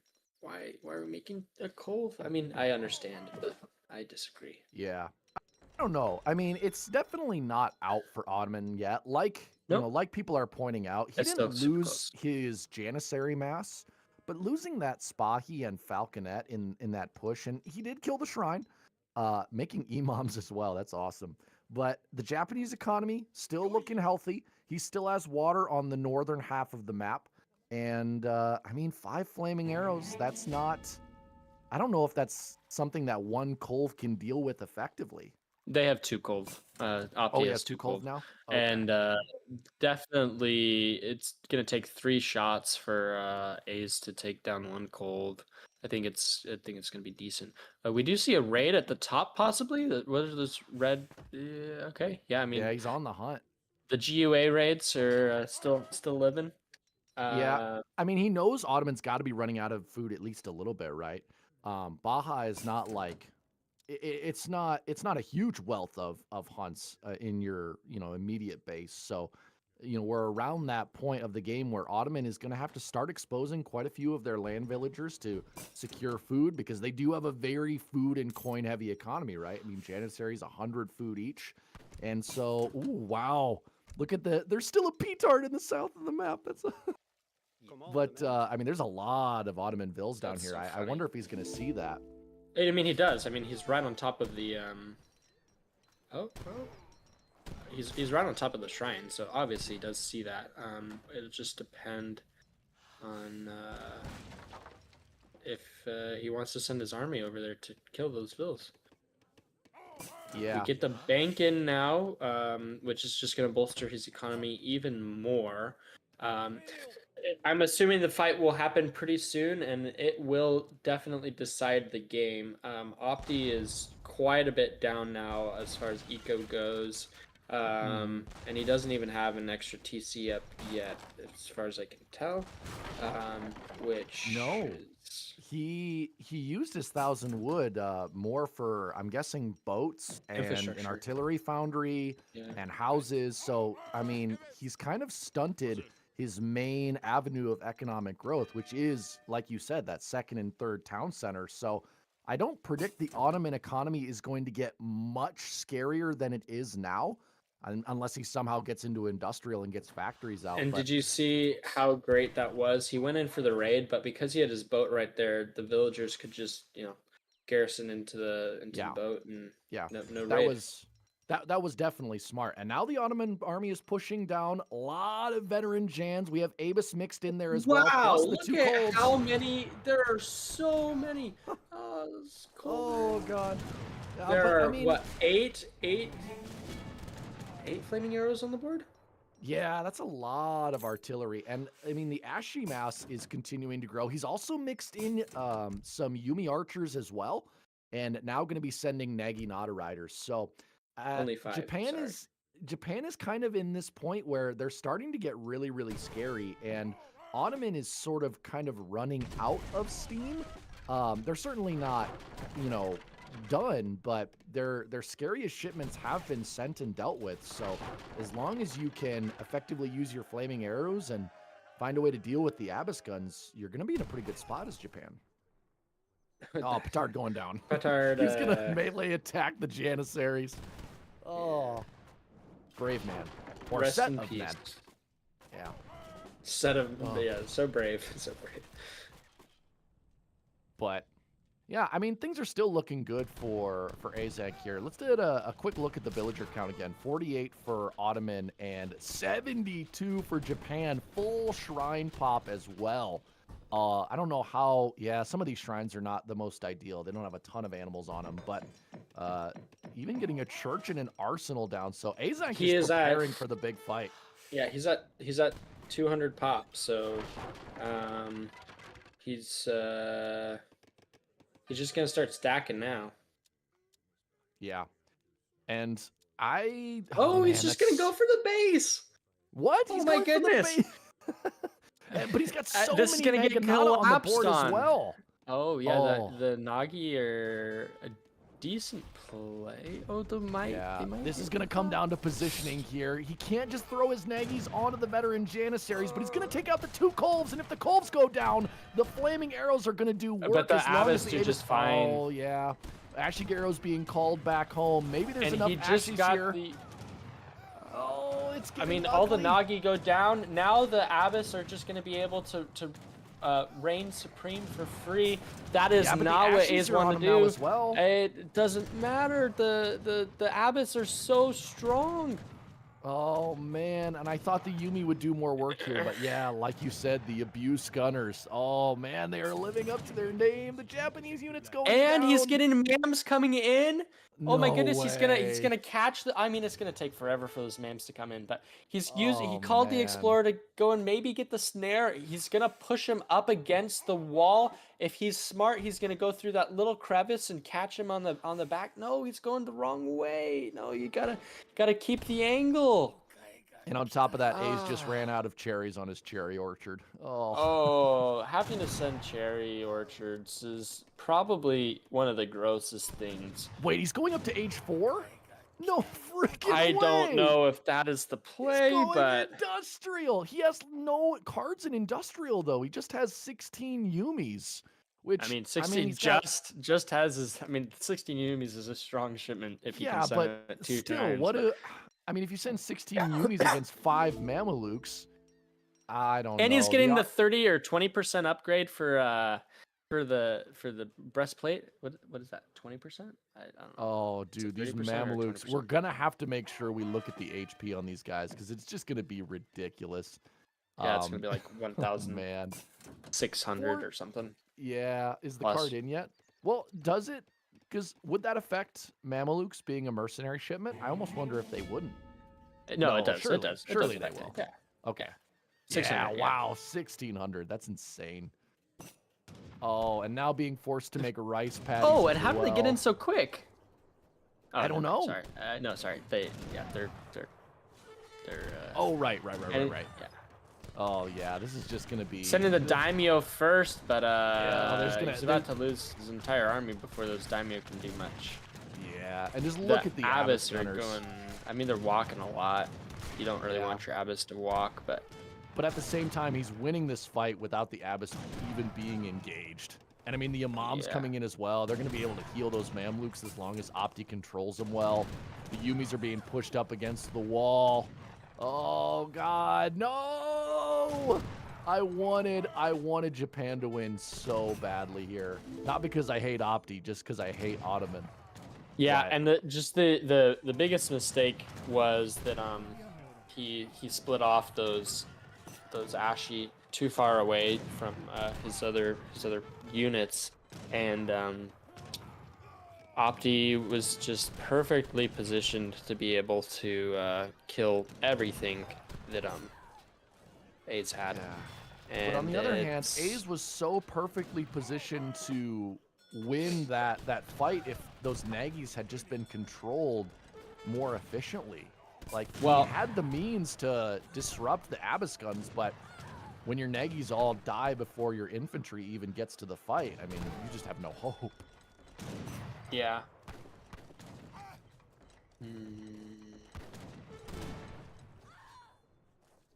Oh, man.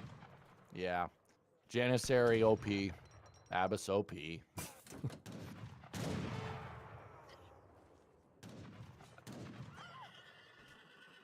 I just don't even know what to say. You're I mean, just all the speechless. villagers are going You're- down now, and You've it was been left just flabbergasted. so good from A's until it wasn't. And I think Opti gave him almost every opportunity to keep himself in the game. It's just a bummer. Yeah. And all of his vills are about to die. This is the last hurrah. And Oh, I four mean, flaming arrows more coming out. flamings, but I don't know. They're honored flaming arrows, but Honored. Hey. I don't know. But I mean, he's going maybe- age 4. Oh. I thought for a second, I was like, oh, there's hope. But then Opti went up to age 4 as well. And I mean, And the we're gonna see the scores. great bombards. You know, we could get a revolt. I mean, it's. And there's still 3 fine. Mamluks left alive also.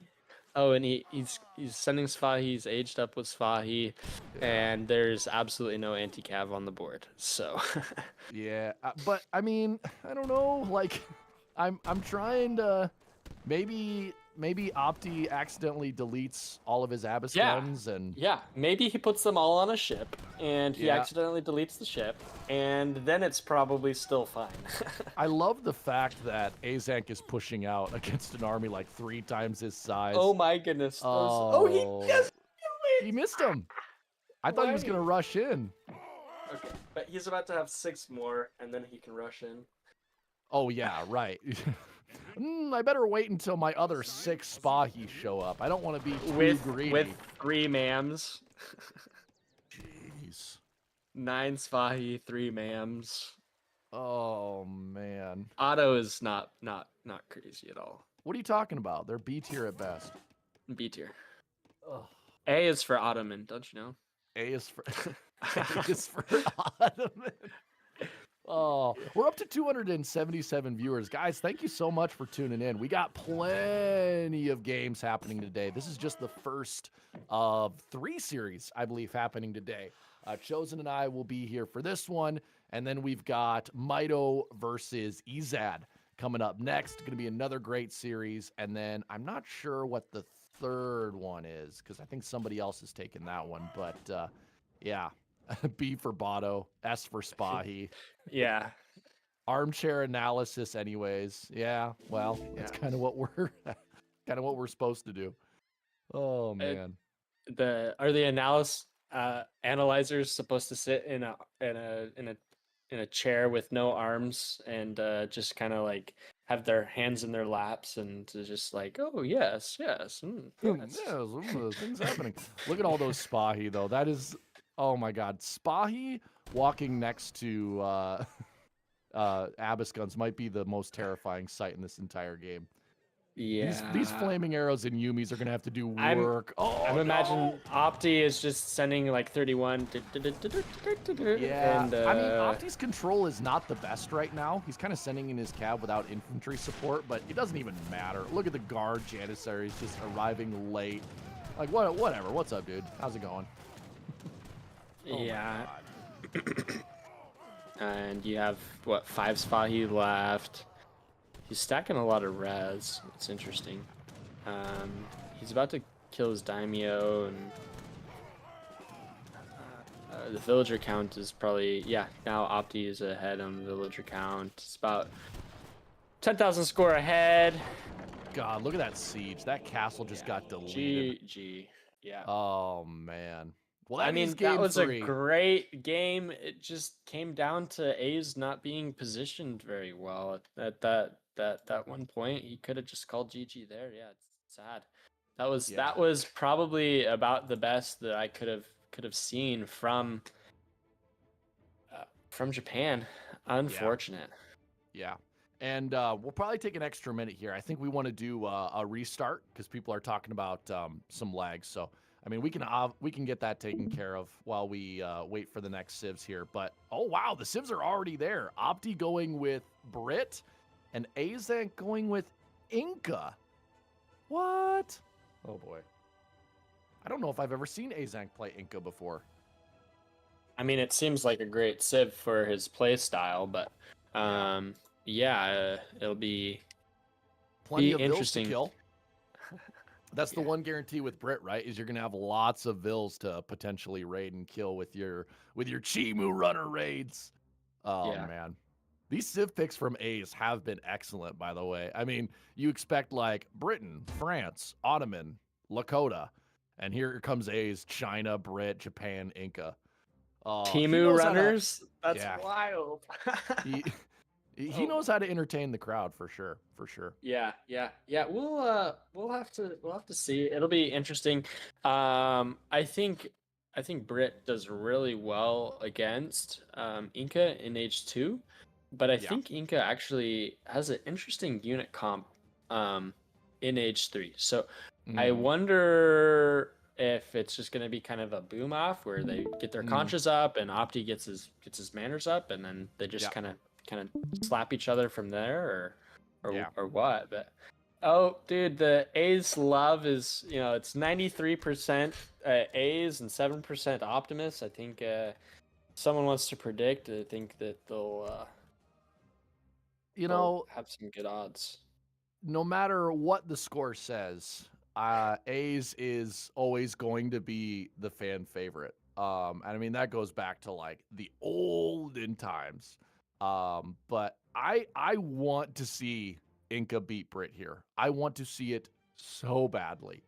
I don't even know what Inca does though. Do you just try to go like as quickly as you can into H3 and do Machu Picchu madness? Because I mean, those forts, the amount of damage those forts can do is insane. So if you get up safely to H3, maybe you just get out like a troll composition of, I don't know, upgraded Chimus and what is their anti-artillery unit that used to be so strong? I'm forgetting the name. Iowa sub. You also own another sub. All right. Yeah. Dang. But I mean, the Haraka actually aren't very good anymore. They kind of have they've been kind of nuked. Yeah. Who counterpicked is a crazy ask. I don't know if there are counter picks in this. It might be blind picks. You'd hope it'd be Opti, because if Aizamk counterpicked Inca into Brit, Baron is saying A's counterpicked, which the balls on this man. It's just insane. If I was A's, I don't know if he plays much Auto or something like that. Auto, Lakota, both great against Brit in my opinion. But yeah, France it'll. Are we almost in? We are so very close. Yeah, I think they're about to start. Yep. Yeah. Callan making a good point though too. While A's' civ selection has been entertaining, Opti's has probably been the most optimal, if I can say that. Yeah. I mean, he's been really good about his civs. He's obviously playing with civs that he's quite good with, very strong civs as well, in the current meta. I don't even know why I say current meta, because I feel like it is the meta. Yeah, the meta's not changing anymore. Fingers crossed, EP 2.0, frontline, get on it. But yeah. So we're just waiting for game 5. Yeah, looking forward to this one. I think Ace has got to get something on the board. Baron is like... My duck coins. My So- four ducklings. So Oh. we'll have to see. We'll have to see. Yeah. Where Next map is Lithuania, right? your guess is as good as mine. Yeah, That is it is. correct. It is, and it's got some pretty good natives as well. I mean, you got Vasa, you have I don't know how to pronounce it, but it's the one with the Lipka Tatars. Is it Jagelian? I don't know. Somebody who knows how to pronounce that, please put the phonetic in the chat for me, so I don't feel so American about all the things that I'm pronouncing. But yeah, Baron Jagelian. living in Delulu land. Thank Baron you, is like- Spadell, for following. Oh, thank you so much. Yeah, Baron is just, he is convinced himself that it's all part of the plan. But let's see how that plan works out, because we are in game 4 on Lithuania. And in the top of the map, playing in the color blue as Brits, we do have Opti, who has a clean 3-0 record as of right now. And his opponent in the south of the map looking for at least 2 wins with the remaining 2 games. We have Aizamk in the color red, playing as the Inca. So, Baron, thoughts on this matchup on this map? Opti getting possibly 3 small wood treasures right off the bat, which is going to help him get possibly he's gonna have at least 3 manors. He might even chop for there's a build where you make 3 manors, one market, and you get hunting dogs, and you actually have a faster timing than if you started with a TP and you went Virginia Company. You'll have your entire manor pop by before 6 minutes if you do it right, especially with the right treasures. I wonder if that's what Opti is doing, because he's still chopping quite a bit of wood. I think that is what he's going to do. Is he building a market? Is he just going to build another house? What's The 4 manor opening. that my would be God. interesting. I don't That would know be. if you want to go 4 manors, but you I know, mean, it's certainly very greedy. It's all going to depend on what Aizamk does. Aizamk, in contrast, going with the early trading post. And, I mean, the Brit deck looks fairly standard. Do we have access to the Incan deck yet? Also, wait, Wamani? That's an interesting card. I can't remember the last time I saw that. What does it do? That's not too bad. I mean, it gives you the access to the H3 units in H2. Okay. It's not bad. It gives you 2 of the advanced war hut thingies, the noble huts or whatnot. War hut thingies. Yeah, and they let you train the bolus or the haraka if you so Right. desired. So it's like a better version of Team Early Skirms from the sound of it. Picking up a pretty beefy treasure here is Inca in the southern corner of the map. What do we got there? 75 food. Very, very nice. Meanwhile, He's gonna get an XP treasure, which is oh gonna my help. God. Even better than the 75 food is the 100 XP. Shipment coming in for Inca. Brit Manor Pop already at 50, and he hasn't even clicked up yet. He did go with a 4th manor. Interesting.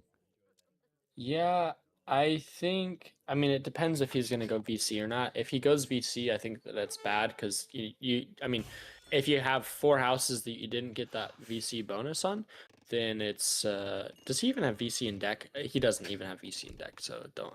He has Pioneers instead. I don't like Pioneers, but it's not a terrible card if you're gonna have 50 villagers, so that's fair enough, I guess. Yeah, I really want to see Aizamk do some sort of crazy pressure here. I know that, pressuring Brit in H2 is not always the best move, but I don't really care. I want to see it anyways. And he is going up with the warrior. Is that oh no, that's just a conch house going up to the north of his base, but I don't see any forward vills of any kind, just the trading post and the concha houses. Sad. But he does have a shipment ready to go. He actually has a shipment and a half already ready to go. So he's going to be able to get that out very, very quickly. We'll have to see what he goes for. Going for a 2nd concha house and I think a 3rd as well.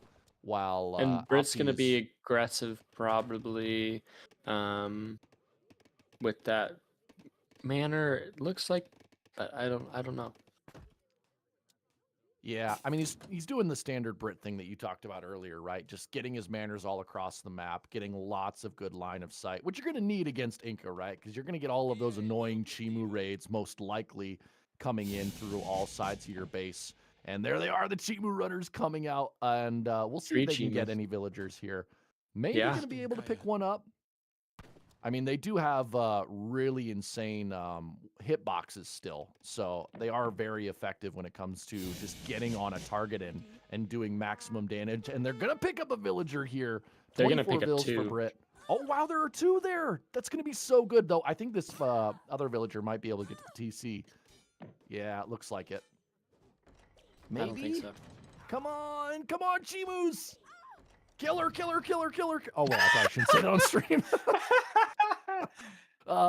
Take out that villager. That's a more PC version of it. But look at this, the double barracks coming down from Opti in the center of the map. And I wonder, are we going to be seeing double musk? Are we going to be seeing longbow pike? Probably just double musk, And I would he think. put those things right there so that the Chimu, if they did want to try and kill him, could not do that. I have never seen that before, but that is absolutely brilliant. The Travoy, Those- they're getting placed just to the north. So, I mean, But do you see couldn't those ask pillars? for- That's incredible. Oh, what did he He do? just has to delete 1 pillar, but he did that so that he couldn't get those villagers killed. Oh, wow. That's such a big brain move. I was yeah, focused that's on absolutely brilliant. I was The- focused the- on the yeah. war huts being built just to the north of his base. So like we have both FBs in a single screen. That is amazing. That did feel like AoE 2, Zant. Seeing those walls, I was like, that's such an AoE 2 move. But pressure coming in now from Aizamk. Nothing super crazy. Just a mix of Guardians and Chimu runners, but is going to do a pretty effective job of keeping Brit off of their forward hunts, and now going for double jungle bowman. Well, he also sends the jungle bowman shipment. He's gonna have a lot of jungle bows. Which I don't know. I mean, We're going longbows. Okay, interesting. Getting a This little bit is- spicy. yeah, I feel like jungle longbows. Maybe if they have their poison attack, they'll trade fairly well against longbows. But I mean, if the longbows are just allowed to sit and do DPS, I feel like they're still gonna be the better unit. Those 2 idle villagers are giving me heart problems. What? I hope that he deletes one of the wall segments so that he can get those 2 idols. Oh, you're still on that? Yeah, I mean they're still standing there. They're Well, not they doing gotta anything. they gotta make sure Okay, that the now walls they're out. stay up. Now they're finally out. Yeah, they were just taking a break, Chosen. Jeez, man, these poor Yeah, villagers they did. work nonstop. Why don't we ever think about them? Well, on because, vacation. well, I mean, that's not the game, man. They came to the new world, they invited it on themselves. But now Britain going Yeah. with a mix of longbow, musk, and also getting out pike as well. I don't know if I love the pike play. I feel like just going extra muskets would be better. But now I going to be don't pushing think- in on this war hut. I don't think Lithuania's in the new world though. Oh yeah, you're right. How did the Inca get in Lithuania? That's a better question. that's what I want to know too. Hey, they left the Andes Mountains. They said, we're sick of Peru. We're going to Lithuania. Yeah, Oh, man. we've heard a lot about those winged Oh. hussars. Oh no, the 2 villagers, they shouldn't have left. See, this is your fault, Chosen. This is my own doing. If you Oh, hadn't no. pressured them, they would still be alive right now. God, it's taking a long time to kill them though. Did he send pioneers? He might have. I mean, No, these he villagers are. No, he just says the great coats. Oh, okay. I was like, God, why is it taking forever to kill those guys? Well, I hope you're happy, Chosen. I hope you're happy. I am. My heart is to the moon right now. Man. But I mean, Inca looking actually pretty good here. He's up to 111 pop. He's got out a decent number of conch houses, getting out a decent mass of jungle bowmen as well. But now, oh wow, he's even ahead in score too. But now that Brit is mixing in Hussar, it's going to start to get a little bit dicey here. Sending 6 longbowmen as well. So Opti's ready to play. And we'll have to see if he can hold on to this forward position or not. I don't see a lot of anti-cav. Well, okay, no, he's got out some Chimu runners. I didn't see those, but I don't know. I can't really tell. Timu I aren't feel like exactly the best anti-cav though. yeah, I feel like Brit has the far superior army here, but he's going to be fighting under 2 war huts as well. So maybe. Yeah, you maybe don't want to Inca be can fighting use under that. 2 war huts. It's this is a bad fight for Opti, but the longbows and the Plume definitely do have a Spearman good... coming out as well.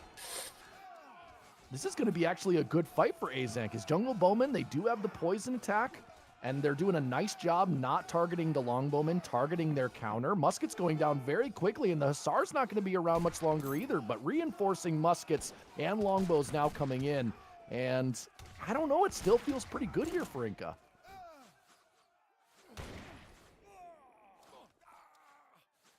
Yeah, I mean, I don't know if it looks good for Inca. I mean, I think Inca scales worse in H2 than Brit does, but he's now Brit's also sending 1,000.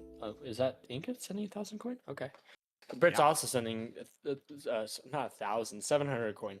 That's another sub. I think you're up to 5 now. No. I just misspoke. You cannot I dock knew what the pawns on card this was. map. Yeah, you cannot dock pawns on this map. That would be insane if a frigate popped out on that middle pond. Oh my god. That would be pretty cool though if you had Yeah. a shipment points. Well, I was gonna point out, oh, who said it? Somebody said it that Aze's war hut positioning was really, really good for that fight because it made it really hard for the Hussars and the muskets and the longbows to all get engaged. It kind of split the forces there. But Yeah. Brit now up to 32 vills versus how many for Inca? Can we get a quick look at Inca's vill count? 33 for Inca. So actually, He's up and he has conchas. Wow. wow. Yeah, I mean, you just don't take that fight. You're not supposed to as Optimus. I don't think so. That's you want to be able. There are just so many better fights that you know that you'll be able to take later on.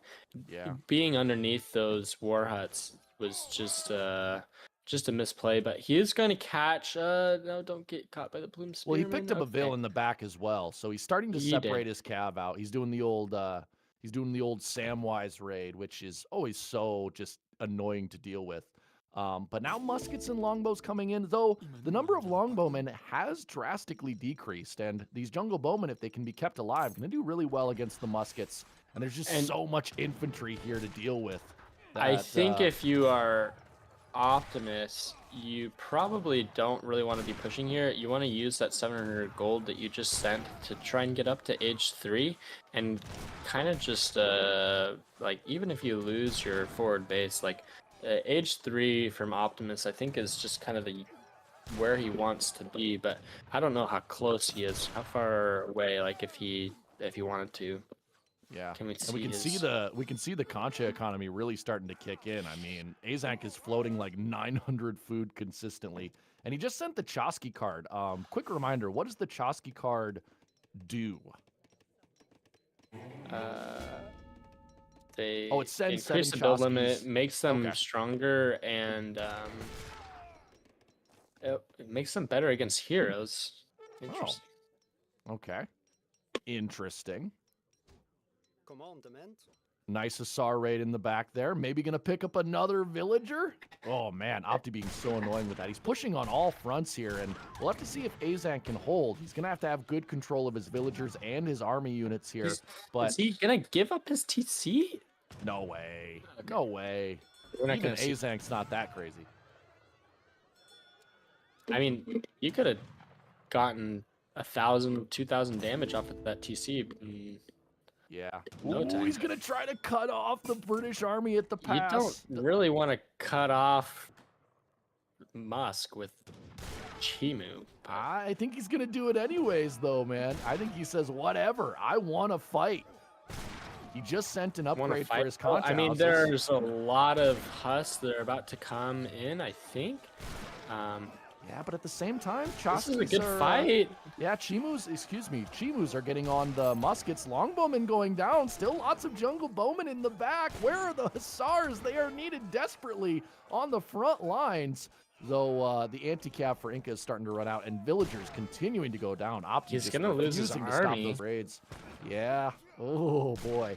Maybe this is finally the time that Aizamk can push on that FB, which is going to be really good for him. Start to seize map control. maybe even try to get up to age 3 now with this victory. And I don't know what Brit's going to do. I don't think he can try to get into age 3 now. It'd just be too risky. But So A's is now behind on villagers again, which is normal. what is it? It's because of 34 those raids. versus 36. That's still not bad though. To be only 2 37. villagers behind Brit is, I mean, it's not great to lose your villagers in a raid like that, but the fact that he killed pretty much the entire Brit army, it still feels like a good trade. Yeah, it's going to be hard for Opti to kind of get back. I think that push was just an unnecessary one. He didn't really do any damage, and he lost his entire army because of it. I would have much rather just seen him like make 5 less Huss, make 5, 10 less Musk, and just get up to age. Wow, look at how now many he's on villagers he has on berries. berries. Oh, Yuck. yeah, I mean, just look, like we can see from the mini map, you don't see any food at all. All of the herds remaining are in the middle, and that's where it's going to be really, really tough to secure any more food, which we know that is the Achilles heel of Brit. And now the Inca infantry coming in once again. These guys have been upgraded, and the Inca economy He's is losing still a lot looking of pretty villagers good. for free. Yeah, he's down to 30 bills now. Oh boy, Aizamk. But maybe going to kill the Brit army here again, which is going to be a nice compensation. Yeah, I mean, you lose 3 bills for 20 Musk. I think that's a fair trade to me. Yeah. Oh, and look at that. He's got more jungle longbowmen coming in to reinforce. Definitely wants to get out some more anti-cav, though. I'd love to see him mix in some plume spearmen, not just for the siege, but just to kind of give those hussars something to check them when they're trying to come in and get on the jungle. Spearman. Oh, he is? Okay, awesome.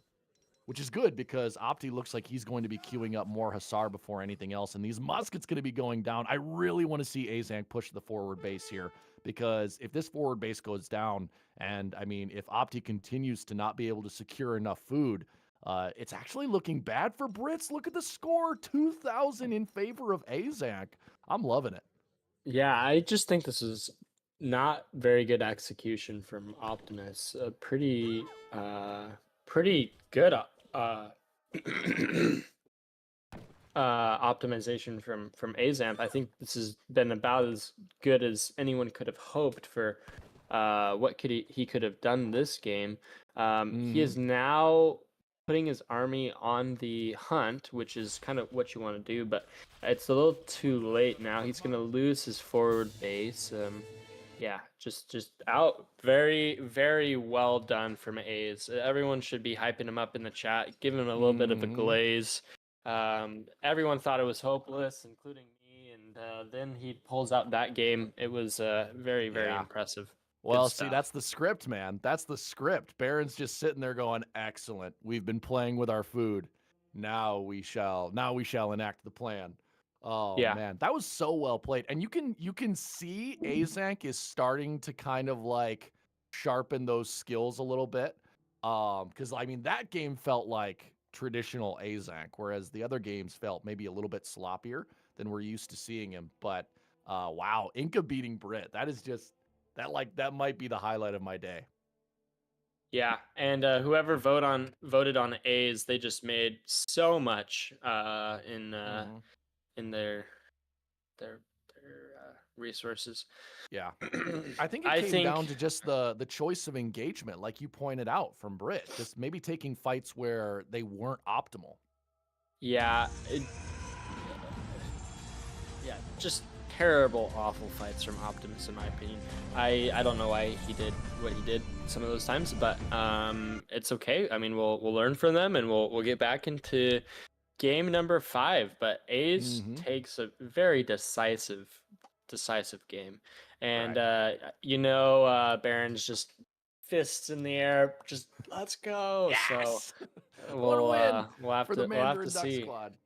Yeah. That's so amazing. And I mean, it's kind of a role reversal because in our earlier games, A's was the one maybe taking not the best trades. Like we saw that engagement with the Negi Nada in game 3 that really just kind of sealed the deal. So I think it was finally Opti's turn to take a bad fight because he had been doing so well before. And Iron Turtle saying A's is just warming up. I mean, he took his time, but he's back, baby. Oh man. If someone is using this example to say Brits are not OP, they are just dumb. Oh my goodness. Okay. Are we horse? How's it looking? We're gonna get into game 5 soon. Okay, Civ picks are not yet in. Give me Dutch. Give me Dutch. Come on, I Aizamk. I think love Aizamk's Dutch. Opti is gonna go France.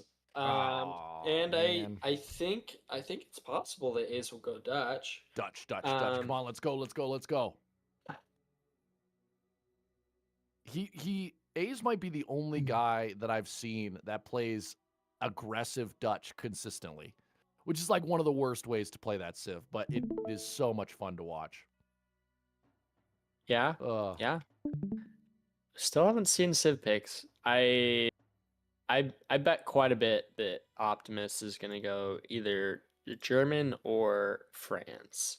Mm-hmm. So we'll see. We'll see. Salazaber, 3-stream streak. Thank you so much, sir. Still at 270. That's awesome, guys. Thank you so much for tuning in with us. And remember, we still got plenty of series left to go. This is just the first of 3. We got Maido versus Ezad as our second series. And then, ooh, hold on. I'm going to figure out what the next one is. 3D Jacob just subscribed. Thank you very much. 2 months now. Appreciate it. Nice. Oh, hold on a minute. Do we have 4 series today? If we do, that would be insane. Because I'm looking at the schedule. It says Aizamk versus Opti, which is what we're in now. Then we have Ezad versus Maido. Then we have Kurterboy versus Daniel. And then we end with Frontline versus freaking Julian K. The 2 most expensive guys in the entire draft. So, I mean, this is just what a stacked lineup it is today. Oh, and hangs out with the hottest dudes. What are they saying in the chat, man? Right. A's reverse sweep. Let's go. Jacob, that's not how it works, bro. We got 1 game left. Thank you, though, so much. 2-month streak. Let's go. EPL Season 5 hype.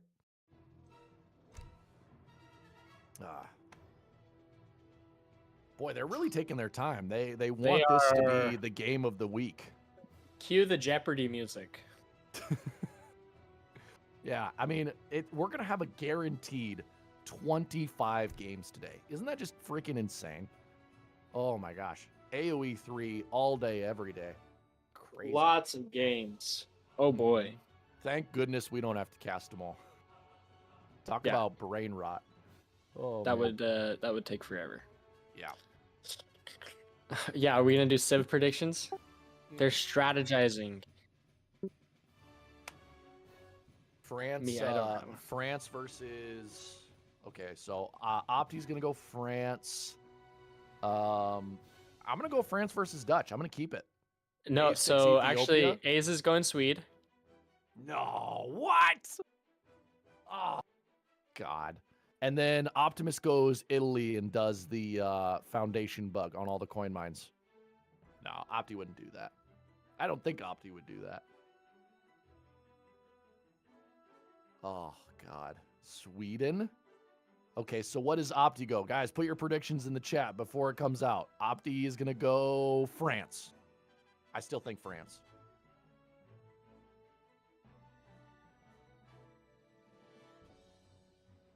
Lakota or Sioux? Yeah. That'd be a good one. Germany? Lakota Port? would be a good counter pick. Yeah. I think he has Keister right now. He's deliberating with China. That's another good China one. No. Oh, Bow Pike Rush? Oh, give me Malta. Give me Sweden versus Malta. I don't know. I don't think I've seen that matchup in ever. A long honestly. time. Yeah, Optimus is good at Malta. In fact, his Discord name is Mitoe. So. Oh, Swede versus Malta. Malta Come with an on. E. Give the people what they want. Don't go Germany. Although that probably is the more Germany likely pick. Germany would be. I actually think that France is a better pick, but I don't know if it's specifically good against Sweden, who is going to go just a whole bunch of Haka. I'm almost certain, especially as A's. I Oh, I mean, he can't go Spain. Although Spain, I think broads are. He's going are pretty France. strong. He's France. locking Okay, in I the called it. French. I called it. I called it. Yeah, yeah. Oh man, I wanted Malta so bad. Sweden versus France. Good matchup. Hmm. Okay. Horse feed gonna take a quick potty break. A right, well-deserved one guys. at that. A well-deserved one. Prediction Who's is gonna up. predict? You know what? I'm gonna put some points in here. I'm gonna go. How many points do I have? I don't even know. I have 10,000 right now. Okay. I'm pretty rich. Wow, you are rich. Yeah. Okay. You know what? I'll bet 11,000. So how about that, buddy boy? 11,000 betting on a- Aizamk. Let's go. You I bet just bet- 11,000? I just bet all of my points. No, I still have 3,000 left. Come on, guys. I'm gonna bet 10,000 on Opti, and we'll see. You would. You would Well, go I'm against me hedging. like I'm that. hedging my bets against you. All right. All right. I'm in it for the love of the game. You just want points. Yeah. Oh man, this is great. I could bet. Okay, Baron, do it, Baron. He just said I could bet 200K on someone. Don't flex if you're not going to put your money where your Bet mouth is. 200K on A's right You know what? now, We'll or you don't believe. settle for half. We'll settle for half. Okay, bet 100K on your team. 100K right now. on A's. 100K Peer on pressure A's. You him in have the to. chat. All right, come on, guys. Peer no, pressure. no. Hedge your bets. 100K. Hedge your bets. Put 200K on Optimus. So even if A's loses, you still have a whole bunch of points. But if Optimus Yasun is like, no, bet 200K. The guy's ruthless. bet 200K, yeah. Oh man, all my points on A's. F it. Oh, Urez, see? My guy. All right, you know what, Urez? I'm right there with you, man. In solidarity.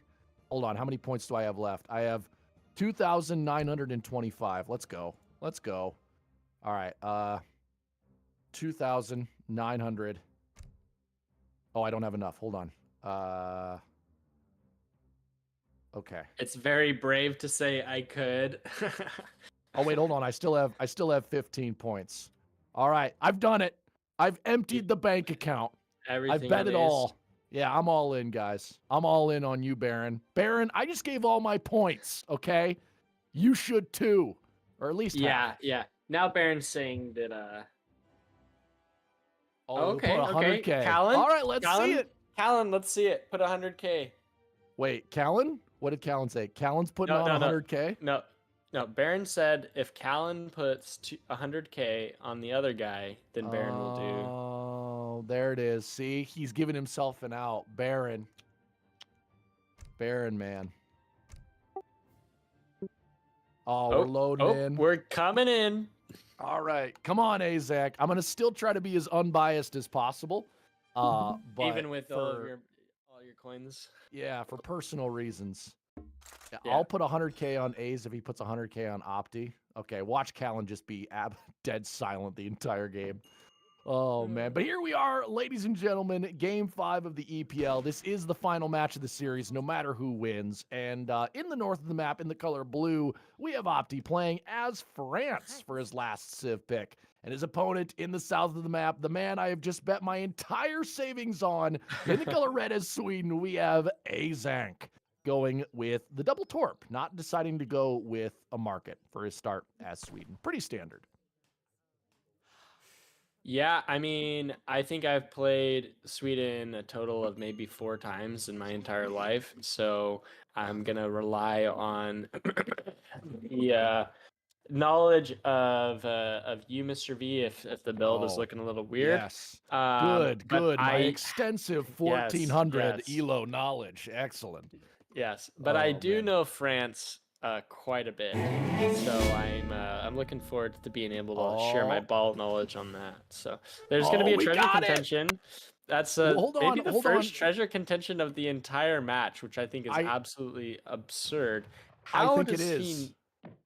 Oh my! I think it is the goodness. first treasure contention, but I got amazing news. Ladies and gentlemen, 200,000 channel points have just been bet 100,000 just went to Opti, and Baron bet 100,000 on Aizamk. Also, Iron Turtle subscribed for 16 months. Let's go! EPL Season 5 hype. The winnings are huge, even though the points mean nothing. Oh my god, this is amazing. Okay, so back to the game. Sorry, Chosen. Continue. I mean, the points mean nothing, but we all care about pixel points and elo, right? I mean, Oh, yeah, absolutely. yeah. So, interesting. The Duck eat berry. Duck Eat Berry. Wow. He's all in. He's probably copied all of his decks and changed all the names to represent for being believed in so much. He cracked the 3,000 coin threshold. Almost no one else did. I think there were only 5 other players that hit 3,000 duck coins or more. And A's is in that very coveted 3,000 duck coin plus group. So Yeah. let's see if he. Interestingly enough, Opti deciding not to go with a 12-10, deciding to go with the more standard kind of old meta 14 Vil age up, which I think in this matchup is actually probably better. Going with that slightly higher Vil count, it's just going to make your transition easier, a lot easier to get your market upgrades in. Because I don't know if France wants to apply any age 2 pressure against Sweden here. I think you would just want to go age 3, right? And, get out your massive goons and skirms and in cuirassiers. But we'll have to see what Aizamk does in response to that. Yeah, I don't think we'll probably see almost any curs this game unless A's sends what are they called? Oh no, I can't say what are they called. Unless he sends Jaegers. Oh, we got another sub from Chosen.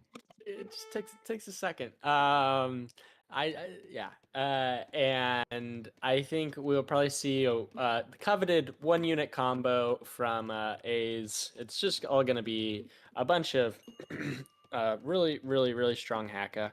And I think Optimus just has to get up to age 3, get his skirms out, make some goons, and maybe just win and get Callan his 100,000 channel points back with interest.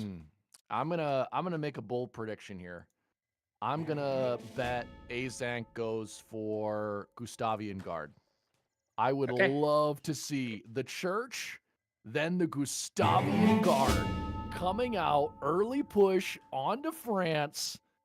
I would literally give my soul. I've already given all my channel points. Whoa, flow matching, gifting 5 tier 1 subs. Thank you so much, Mr. Flow Matching. The hype. Thank you.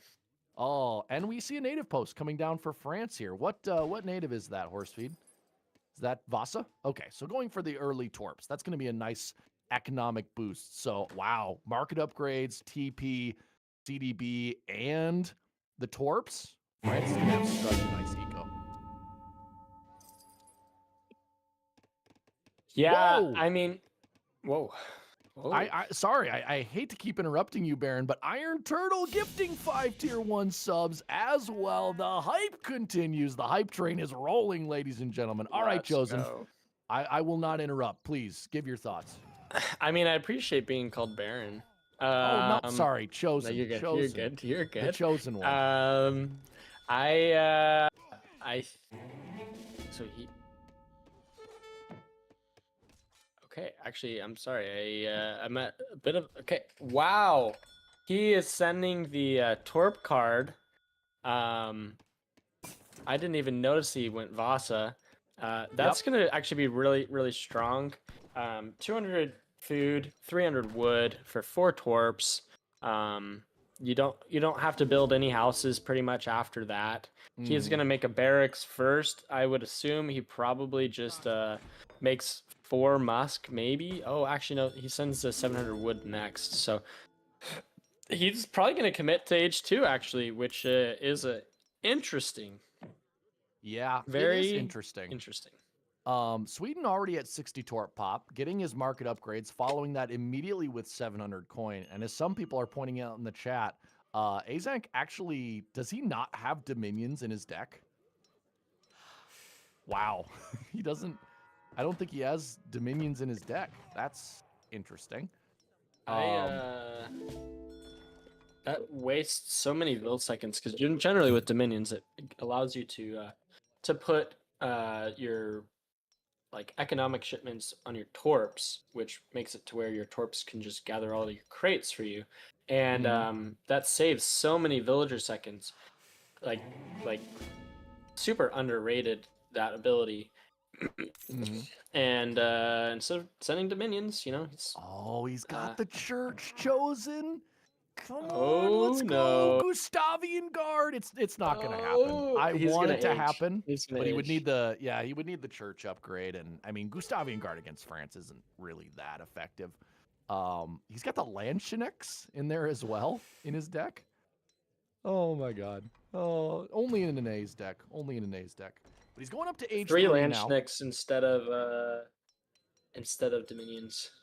Yeah. Impressive I mean, stuff. it's pretty standard Swedish meta chosen. But I mean, yeah, he's gonna be getting up to age 3 at a good time, right? Gonna be up before the 7-minute mark. He's got a decent amount of torps. He's got let's see, France has 23 vills versus how many for Sweden? 22. 22? Okay, so vill count is very even though with the CDBs. I mean, there's obviously a slightly better efficiency there with the French villagers, but I don't know. It's going to be an age 3 battle. In that sort of fight, I would have to favor France, especially with the extra torp and the CDB economy, but maybe Sweden can get some sort of amazing engagement here. I'm certainly rooting for it. I want my points. But right now, both are just continuing to build up. Kalmar Castle coming in. So going for a fort. Huh. Okay. I can't remember the last time I've seen Sweden send a fort, especially on a map where I was just going to the say. entire center is not buildable. Yeah. Is he going to FI? No. No, I mean he doesn't have any cards in each 4. I mean, he has his factories, but if he puts the fort down in his base immediately, you almost wonder if it's an FI, but I don't know. He's making Caroleans. Where is that? It's fort going forward. Oh, sneaky deaky. Optimus now getting into age 3 as well. So Aizamk was significantly ahead in terms of age up time, about a minute there in the difference. But wow, I don't know. Like sending 9 Caroleans as his next card. There's the fort. It's in the north of the map, right on the edge of the ice. And I don't think that's actually going to be very helpful because Optimus doesn't really want to go that way anyways because the hunts aren't over there. They're on the other side of the map. He's already herded in all of those hunts on that side. If A's would have put the fort on the other side, I think that would have actually been so much stronger. But you could that's argue pretty that avoidable. You could argue that it protects at least 3 coin mines, which are going to want to be fully torped eventually. And it does protect his trade route. So, I mean, there is validity in it, but just sending it as your first card in age 3, that's such a bold move. And now he's going to be trying to siege down this French TC. And we've been focusing a lot on Sweden, but Opti is making Kurz and getting the veteran Musk upgrade. I actually can't remember the last game where I saw French go Musketeer past age 2. But still going to be really, really effective. Yeah, I mean, Musk just do so well against against Caro. But they're going to get a good raid, maybe? Caroleans don't have veterancy upgrade yet, by the way, so that is going to be something to keep in They're mind. He almost doesn't want to there, take though. that engagement. Super Yeah, and close. 2 Falconets coming in as well, so it's going to come down to control here, right? It's going to be the 2 Falcon. Ooh, Caroleans might be able to catch And those Kurz. Caroleans, they're going to get caught. Oh, And, no. so many Caros about to go down. Yeah, he's just going to keep walking. Oh, nice pull there by Aizamk. And he's going to be able to get the rest of his mass away, I think. But those Kurz right on his tail.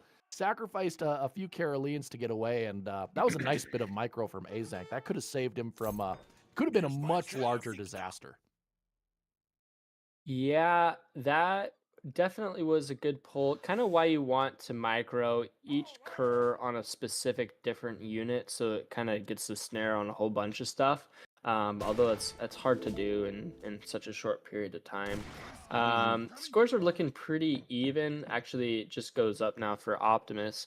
I don't know about going a lot into Kurs at this point in the game, but Gonna you get a know, nice raid here though. Look yeah, at that. maybe 4 vills probably gonna 3 go down. villagers. No, it's probably not 3 maybe. And Aizamk, the cheeky dog, he's going for a base trade. Look at that. The Swedish army not paying any attention. They're just like, ah, whatever. We got 2 falconets. Let's make a counter response. And now the French army, are they gonna book it back to their base, or are they gonna try to just get a better trade here?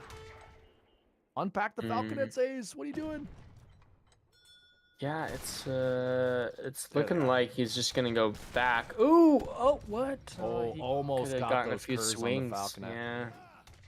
Yeah, this does not feel good for A's. I'm not gonna lie. I mean, Caroline upgrades coming in now, but mean- 1 falconet going down to the Minutemen. No, it's not gone down. It's just way out in the He's boonies. bill pulling. Yeah, he's going back to the fort, and maybe if he can get a good engagement on these Caroleans. Wow, that's so many curs being pulled for the fight. Falconet is gonna get away. He's Benny training a healing his falcon way out of there. Oh my God! Look at all these vills being pulled. Opti's going all in. Is this really what he wants to do? I mean, he's gonna take out the Caroleans, I suppose, but and now the veteran Musk coming in. But do you want to be fighting under a Swedish fort? No, you don't really want to fight under a Swedish fort, but he's got his falconets in now, and his entire army's about to go down, and you still have about 20 villagers left that you can pull off from this fight now. Yeah, And but- I don't see how A's comes back militarily speaking. He is sending Haka now, but I don't know how well those are gonna do against. Yeah, but look at the Yeah. vill count here. Look at the vill count. He's down to 20 CDB. So he I mean, lost a it's- lot of villagers in that fight. 30 to 20, 19 Yeah, now. but I mean 30 to 19, and the fort is going to stand. He did take out He's one just of the gonna kill his falconets. base now. Yeah. Yeah, I mean, he did lose his army, but he took a third of his opponent's The economy. and Haka now are he's gonna get the- Oh, nice snipe. Can they get the rest of it? Really expensive units. You definitely don't want to throw those Haka pellets away, but they're going to get the falconet. And I don't know. I kind of like the position A's is in, and Opti's going all in. He's continuing to pull his vills. He wants to end the game right here, but I don't think he has the mass to do it. It's gonna be close. He's sending a skirm now, and if those skirm are able to reinforce relatively quickly, it'll be good. Now their villas are starting to get back on food, and he's gonna eat all of A's food. Reinforcing units are on top of that fort, I think. Oh, please tell me Ace still has his Minutemen here. If he was able to catch with Minutemen, he could do so much damage to these Musks. And now he's does. sending Snaplock as his next card. So these Oh, Caroleans he's are gonna only lose gonna his get better. Haka. Yeah, but he's continuing to disrupt these CDBs, and I don't know about this, man. Opti pulling all of these villagers. I get he wants to finish the fight, but I think he might be. I think he could have finished the overeager. fight without pulling his vills. Oh, Yeah. he keeps on sending vills. His rally point with his TC was on that fort, and every vill that he trains just keeps on dying. Oh man, Opti's at 16 villagers.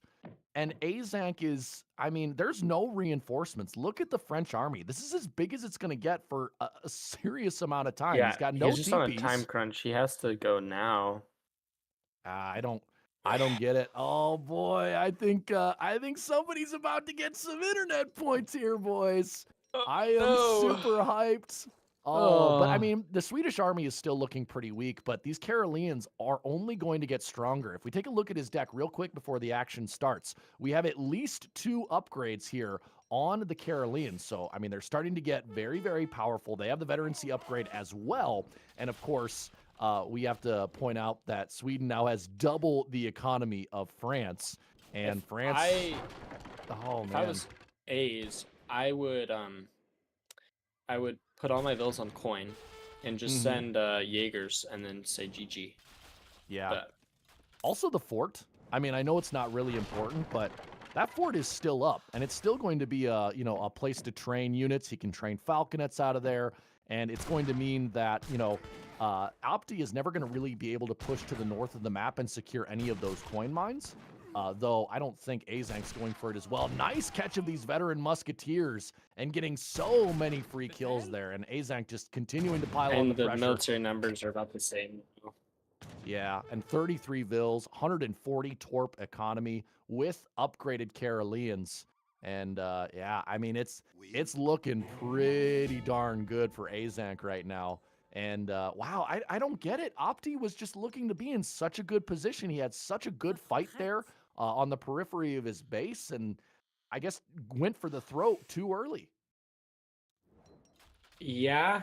I mean,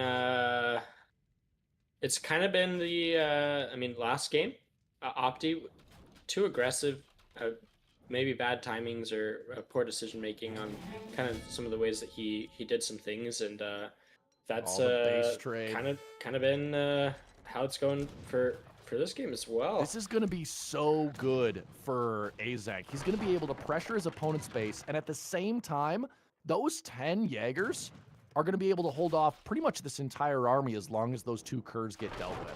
So, I mean, this is looking so good for Azank right now. Yeah, he's losing a lot of infrastructure, but those Jaegers, as soon as they pop, they're going to be deadly. And these skirmishers even being caught as well. Is that a 7 skirm shipment?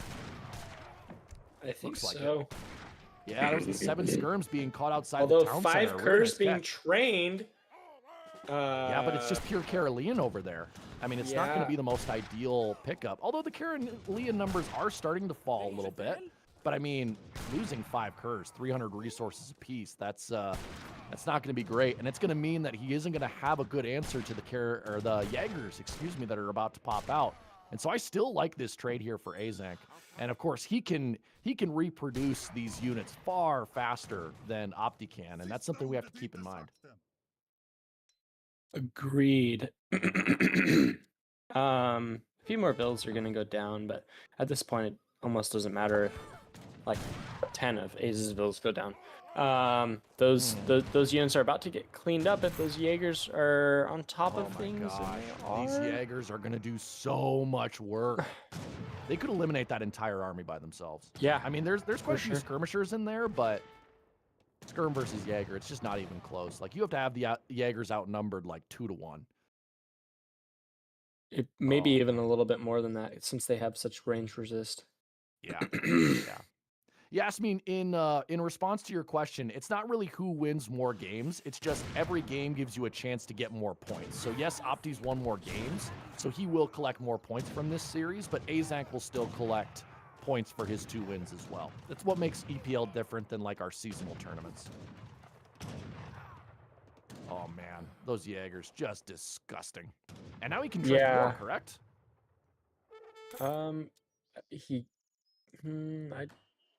I don't know if he's able to train. I think that card also allows him. Yeah, he doesn't have a barracks right now, but he could train Savalax Jaegers if he really wants to. Though he's going to want to keep, training at least some form of anti-cav, and it looks like he's switching to Hack Pellet now, which I think is a good call there. It's going to be a way better counter to the Kurs than the Caroleans. But second town center going up for Azank as well, and I don't know. The scores are saying that he is by far in the driver's seat of this game, and I'm not really sure what Opti can do to get back into it, to be completely honest. And oh no, the advanced CDBs are going to get caught. A lot more villagers probably going to go down here, though. I mean, they've probably been beefed up by at least a market upgrade. 23 Vils for France, and it's just, it's not looking good.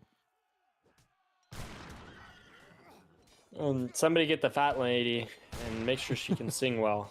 Yeah, although, I don't know, all of these CDBs in line with the Kurs and the skirmishers, where are the Jaegers? They need to get onto the battlefield.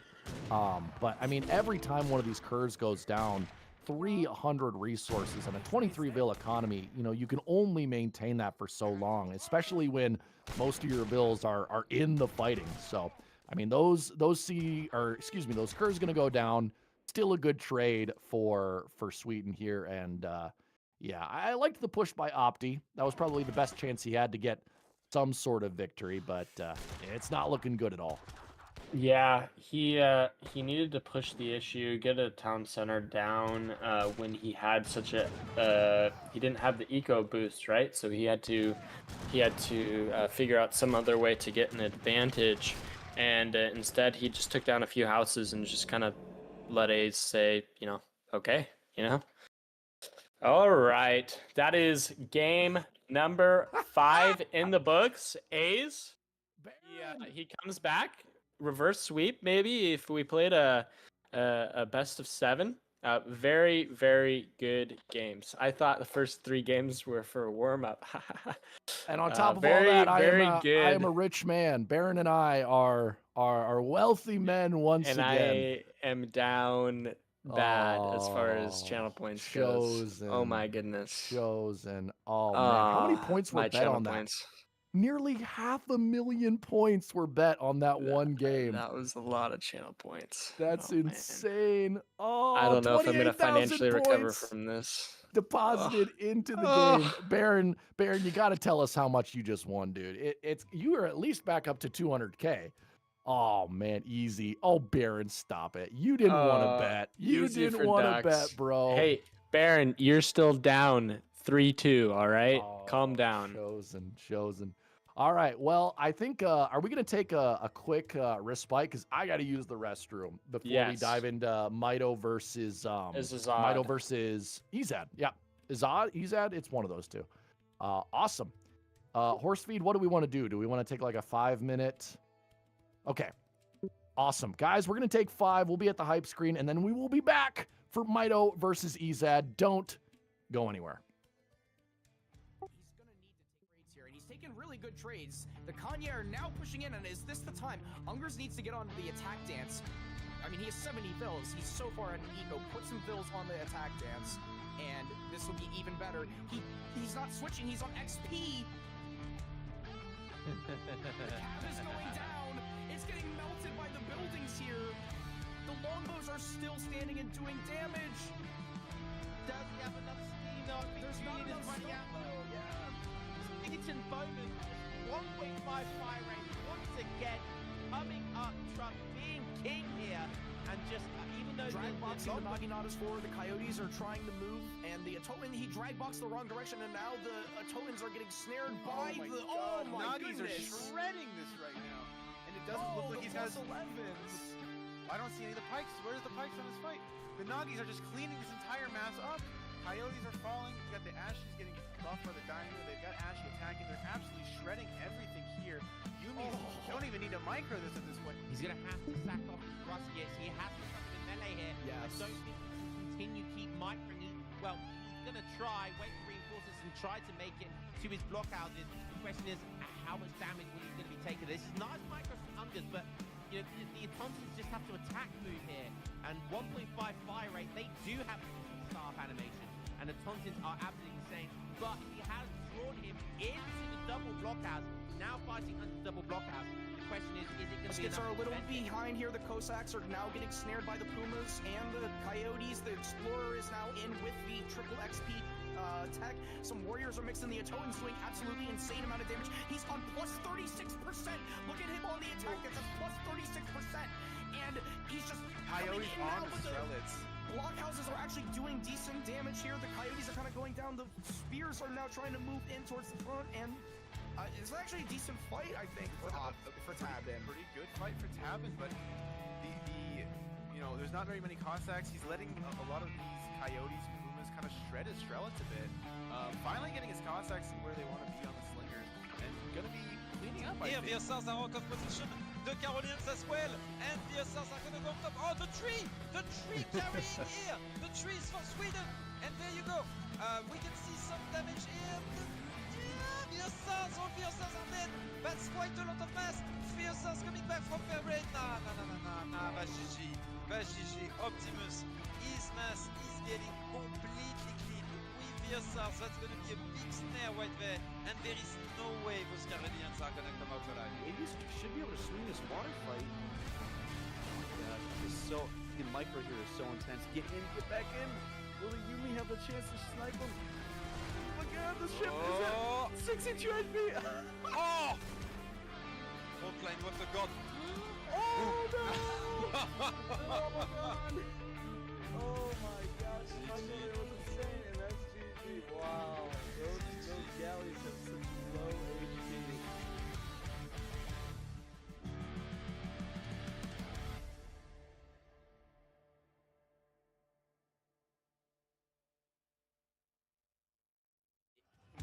gonna need to take trades here, and he's taking really good trades. The Kanye are now pushing in, and is this the time? Ungers needs to get on the attack dance.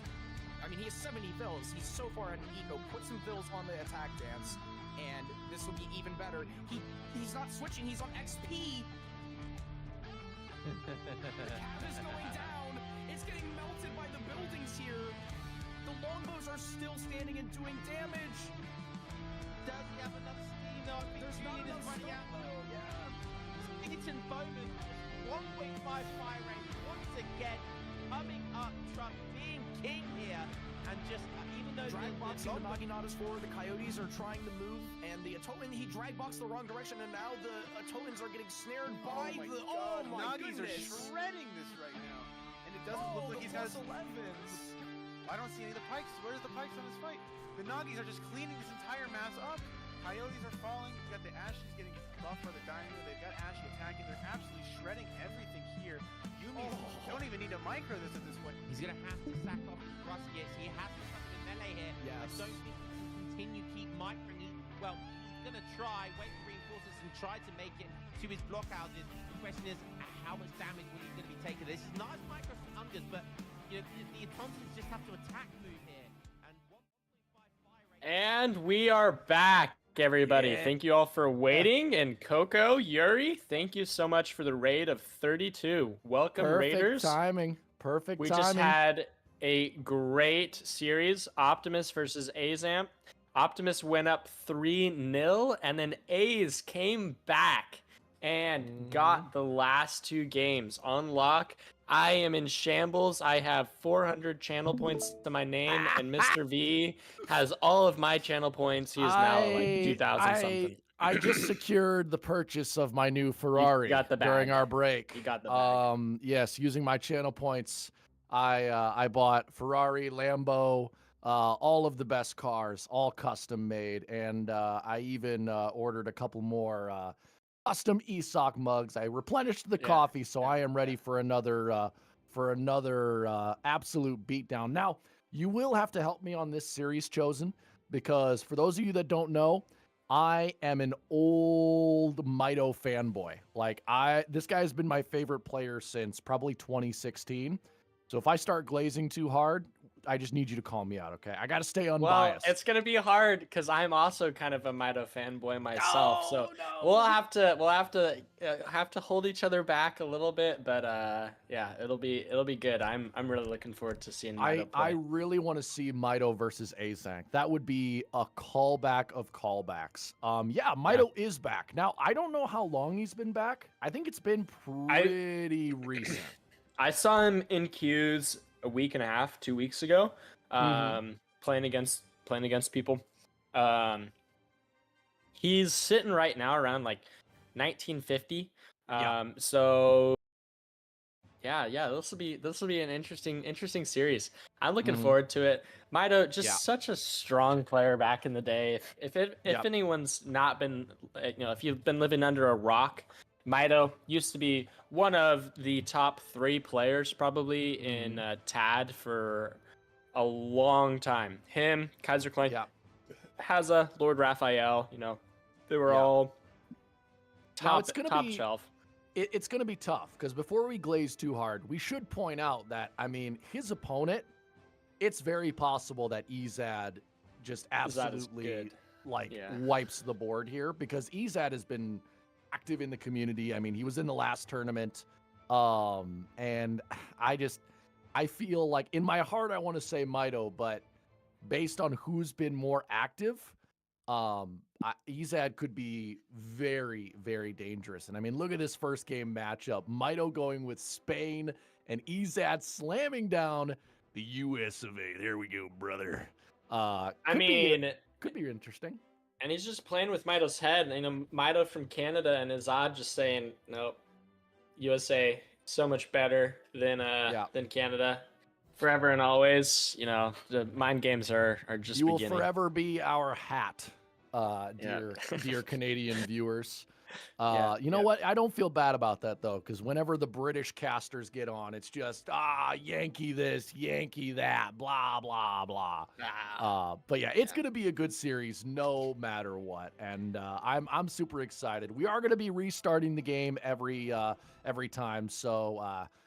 We heard, about the lag issues, so we're dealing with that. Horsefeed being an MVP as always, which shout out to Horsefeed. Production on that first series was just impeccable, fantastic. top notch. Yeah. It answers some questions in the chat because there might be some people coming in here that were not here for the beginning of the first series. It's not a best of 7 or a best of 5. It's a play all 5. And so basically, each team, right, they're trying to score the most amount of points for their team each week. And so even if Maido loses the first 3 games, right, if he wins the last 2, like we saw with A's, then he's still gotten a relatively decent score for his team. So that's kind of why they're doing it that way. The person with the deepest civ pool generally does pretty well. I mean, it's a play all 5, so it's not anything too crazy like a best of 9 or something. But Chiss over here saying yank casters. We Please. did kind of out ourselves as biased though. Yank casters. Yeah, whatever. 1776 wants a talk with you, buddy. If Maido plays China, I'm a gift 5 subs. All right, he was playing China all last night, so I wouldn't rule it out. I saw him on the ladder. I bet you will.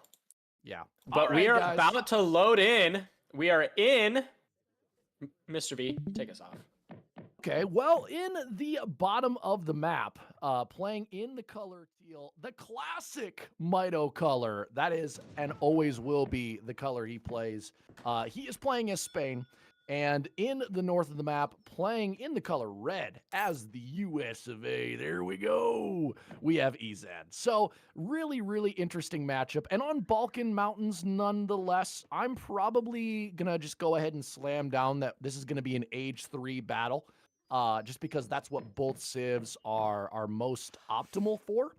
But, we'll have to see. Maybe some early pressure from USA. Maybe we see some sort of outlaw shenanigans because I know Baja has been banned.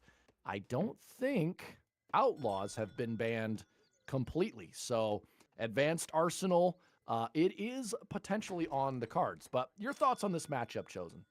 Well, Ezad just missed the pass, which makes me want to die a little bit inside. But can we pan over to?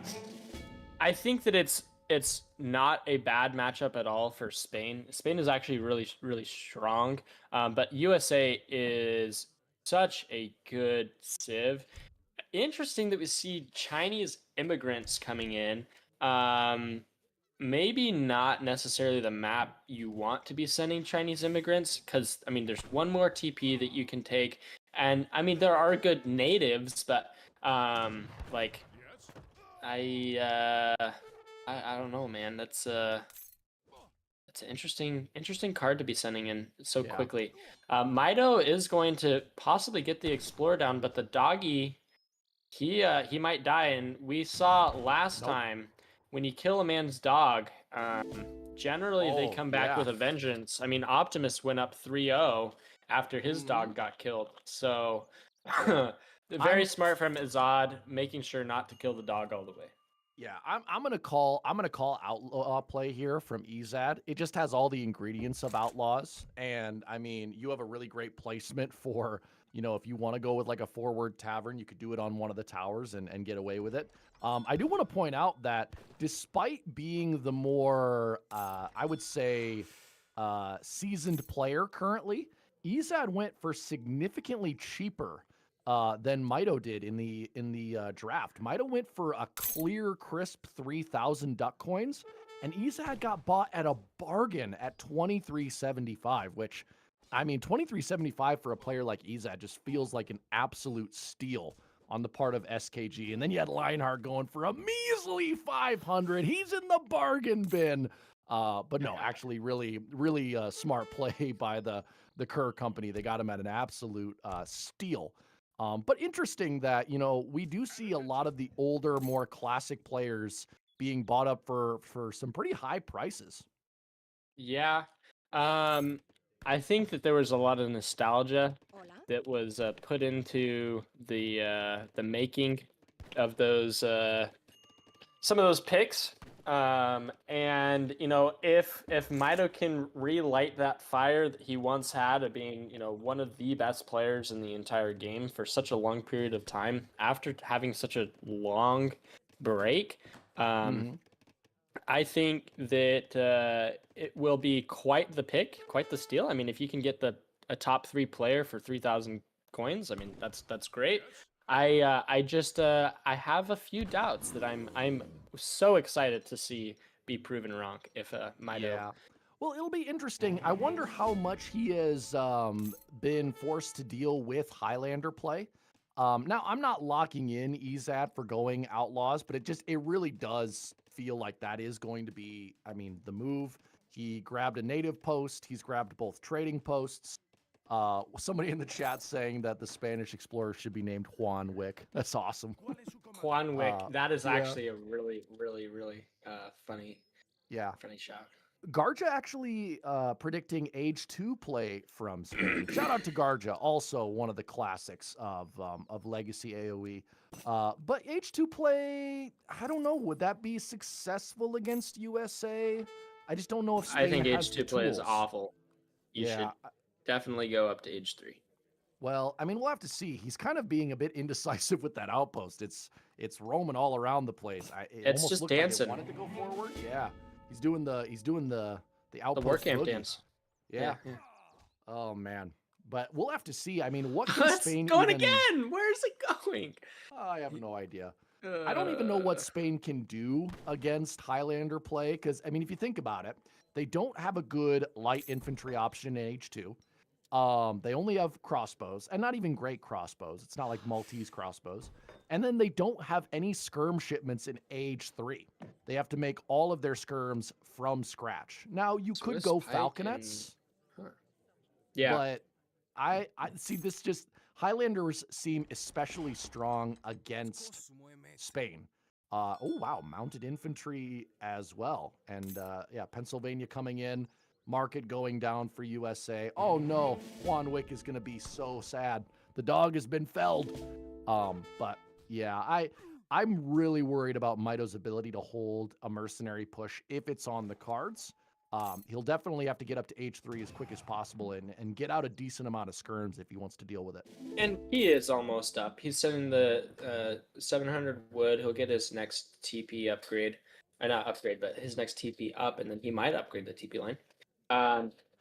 Those mounted infantry, they're not bad units, but they're expensive, and they get onto TC fire really easily. They're kind of like a really fast skirm. That's what their unit type is. But they get countered by quite a few things. So it'll be interesting to see what Maido, like, if his game knowledge, like if he knows how to counter them. Although Spain has so many answers against them. So. Yeah. Well, Maido is better than a lot of people at dealing with very unpredictable builds. I mean, this is a guy that he played like probably 10 to 12 best of 7s against Aizamk in Legacy. So this guy's not unfamiliar with people doing weird stuff. So if any of the Legacy players can adapt, I'm assuming it's going to be Maido. But, you know, a lot of people saying that he's just going to go with the standard 2 TP FF, which is going to be pretty strong. But the Highlanders now coming in, and I don't see any units yet for Spain. He's done a really nice job building his base. He's gone double barracks. And I'm guessing he went with the crossbows as his age up. I certainly hope he did, but we'll have to see. I mean, No, actually, Hussars. Yeah, I think Hussars actually do well against mounted infantry. Mounted infantry just tickle Hussars. So, I mean, they're just not a goon unit, right? They're like skirms on a horse. Yeah. So Cav should be able to counter them pretty well. I mean, they have range Oh man, he's resist. getting stagecoach as well. Maido playing Yeah. this a bit greedy. And I will say this, his hurting has been fantastic. And so, I don't know. The Highlanders are going to come in. I don't know if they're going to be able to catch any Vills. Wait, did he only get 7 Highlanders out? No, he got 9 out. Or how many? I can't tell. 7. It looks like only 7, which you can get a maximum of 10, if I'm not mistaken, right? I'm not sure how many. Don't I'm ask not me sure how about many ESOC. Highlanders you can get, but I know you can get more than 7. So the fact that he only got 7 on this map is, yeah, exactly like Gar just said. It's a bit meh. It kind of takes a lot of the steam out of that outlaw build.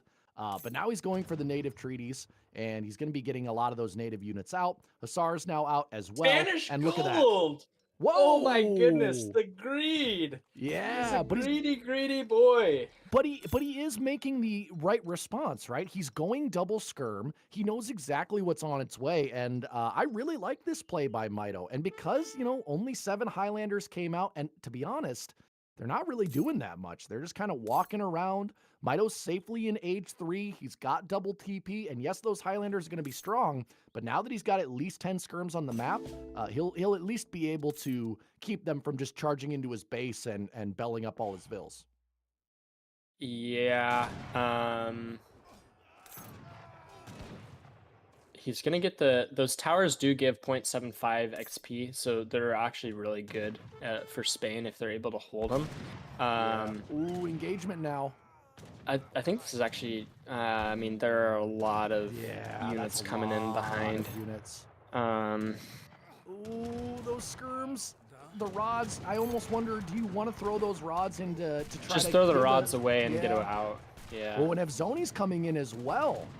Oh god, this is so many units, but luckily I don't think a lot of them are great against skirms, and the Highlanders not able to get close enough to do that insane ranged attack. And yeah, Maido did lose the age up Hussars and the rods, but I think he's gonna maybe get out of here cleanly. Yeah, I can't tell I just yet. think It's still that it pretty close. was maybe just a poor decision for Maido to push out. I mean, he had not really a lot of units to be able to defend his skirms. He probably wants to wait to push out until he has cannons on the field. But we'll have to see. Ezad, his eco is booming right now. And he has the military advantage. He's about to be in the same age. We do see so many rods coming in. I mean, with Spanish Gold, that does, as the first card in Age 3, that does help so much. Do they both have the capitalism trickle? I'm assuming they both do. Okay, so that's neither going to be here nor there in terms of an advantage for either player. But one thing to keep in mind is Maido has been in Age 3 significantly longer. Oregon Trail coming out. Oh my god. Okay. What does Oregon Trail do? I think it gives you a TC. No. I have no idea. I have no clue. Oh, okay. It helps you get TC. Okay, never mind. But I don't know. He's going Hussar here. He's getting into Age 3. But at the same time, like, Maido's ahead in villagers. He's been in Age 3 longer. He's gotten all of his upgrades for his main units. Do you think Maido should go Lancers here and add those to his composition, or just keep pumping out skirms? I don't think Lancers are good until he kills the Highlanders. Yeah, he's going rods and Lancers. He's going for both. Yeah. He got Cavalry Cuirass at the same time. So he's obviously going to be putting down at least 10, 15 Lancers. Probably going to be sending 5 and 4, making a couple batches as well. Which, you're right, against the Highlanders they'll be pretty bad. But if the skirms can take out the Highlanders, like you said, those mounted infantry not great against Cav, and so not going to be great against Lancers either. Yeah. Highlanders are just so strong in his composition right now. And if Ezad elects to send 3 Gatlings, that's going to be really, really good just against this unit comp. I mean, he's gonna have 15 Lancers on the board, Wow. which is a lot. I don't know how that's gonna stack up against this. I mean, this is about to be the fight of the game, maybe. The Gatlings do come in, and I mean, Gatlings are just going to be so good here, right? Yeah, they are. And there's not really a clear answer to this from the part of Maido. I mean, if you can get a really good catch with the Lancers, that'll be great. Oh, Sacred Band coming out now from Ezad from the Greek natives. And wow, even going to pick up a couple of villagers there as well. And so Ezad's economy, it's really starting to look scary. And that army especially looking scary. And oh no, the Gatling gun's going to get on the rods. Oh, that's a beautiful catch from Ezad. Yeah, that's a lot of rods. But in the same hand, he lost like all of his those Sacred Band. Sacred Band, yeah. Yeah. Oh man, 2 Oh, SR those right on the back villagers as in the well. back. Yeah, Hitting them Ezad from the just back. all over the map. And look at the score right now, Chosen. It's a 6,000 score gap in favor of Ezad. And this is just the thing about the US that makes them so strong is with all of the trickles and the techs that they can get in. I mean, their economy can go from 0 to 100 just like that. And yeah, Maido's done a really nice job building up this Spanish economy, but unless he finds a way to kill these Gatlings and keep his skirmisher mass intact, it's going to get ugly here for Spain. I don't know why we haven't seen two Falcons yet. I think two Falcons actually do well against mounted infantry, if I'm not mistaken. Yeah, good micro there though from Maido, putting his units in the scattered formation, and he's going to take out some of the Gatlings, but Lancer's going to go down quickly as well. But the mounted infantry not doing the best, and these Lancers actually doing a decent job tanking. And I just don't think it's going to be enough. There's just so many in the back. units. The surgeon is in the fight as well. He's taking one for the team. God. And they're Maido resigns, and that was a smart resign too. I mean, you can't lose that many Lancers and hope to come back. I mean, they're such an expensive unit, and that probably took at least 1 or 2 of his shipments as well. But a good first game. I don't know. I think this is going to be a closer series than we originally thought. Maido, was a very, very clean build on his part. It's just USA, that composition is so hard to deal with. Yeah, it's he needed two Falc in that fight. He wasted so many units trying to get those Gatlings down, whereas if you have the Falcs, you can kind of poise yourself in a way to at least get 1 or 2 of those Falcs down. But yeah, I mean, it's just so well executed. I mean, I think for the most part, USA is just so favored over that Spain matchup. But now we have Maido, Brit. He's played a lot of it. He's not foreign to the idea of making lots of Musk and Huss and longbows. So I think that'll do pretty well against this Ethiopia pick. I think Maido was the one that counterpicked, so it'll be great. Yeah, I would love to get your guys' thoughts in the chat on Ethiopia versus Brit. This is not a matchup I'm super familiar with. I've not seen it a ton. I know Ethiopia can do some really, really impressive strats, but from what I've seen, they can be also very reliant on shipments and XP curves. So I just don't know how that stacks up against just a classically good Civ like Brit. And we're going to be on the map, what was it? Painted Desert. So actually no TPs on this map, which is going to be interesting. Though I don't think either Civ really needs them to be effective. I mean, Brit can just invest that wood into manners, and Ethiopia will be fine as well. Yeah, Brit just so strong on Painted Desert.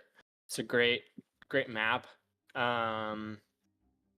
Although Ethiopia does get the bonus from having the cows on the map. So yeah, we'll have to see there. if Maido's able to get the cows before Ezad can, that'll be pretty decisive. Yeah.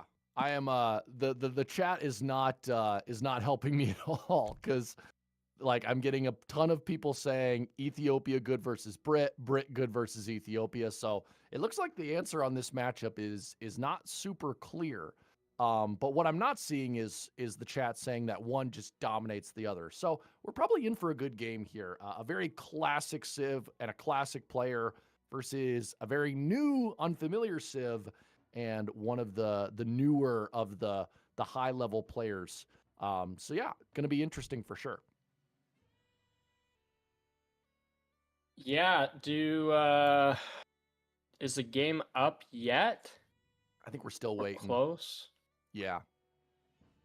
Let me I want to double check Painted Desert again. I don't think they have any good natives. I think it's just Navajo on Painted Desert. Well, so there's Navajo, Comanche, or is it Apache and Comanche? Yep. They're the ones that have the 3 different natives, but I don't foresee anybody going with natives. Yeah. Navajo, Apache, and I think Comanche. Yeah. Sorry, Chis, not newer player, as like in comparison to guys like Aizamk and Maido. But Ezad certainly not new. Misspeak on my part. But yeah. Who is this Ezad guy? Who is this? Who is this Ezad guy? Yeah. Sorry. Making him sound like psionic over here. Like he just popped up. Apache do well. Yeah. They're good against villagers as well. So, I mean, if you go those and you want to go and kill Maido's bills, I mean, you can. But I mean, that is a nice historical flair, if you know anything about, like, the Apache historically. That's just one of the things I like about wild. This game. Well, I mean, it's true, dude. Like, historical flair. Like the Apache were really good at killing innocent civilians. Well, really I mean, good at it. It's not like the United States did not engage in the same practices. I'm just trying to compliment the historical aspects of the game. Okay, Chosen, man. Yeah. That on top of saying killer, killer, killer, I might get myself canceled today. Hey, Soldier, subscribe tier 1. Subscribe for 58 Thank you, Soldier. months. Hey, Soldier. 58 months. You've been with us for almost 5 years, Soldier. Yeah, Soldier went for 2,700 duck coins, by the way. That's almost 5.5 lions. That's crazy. He went.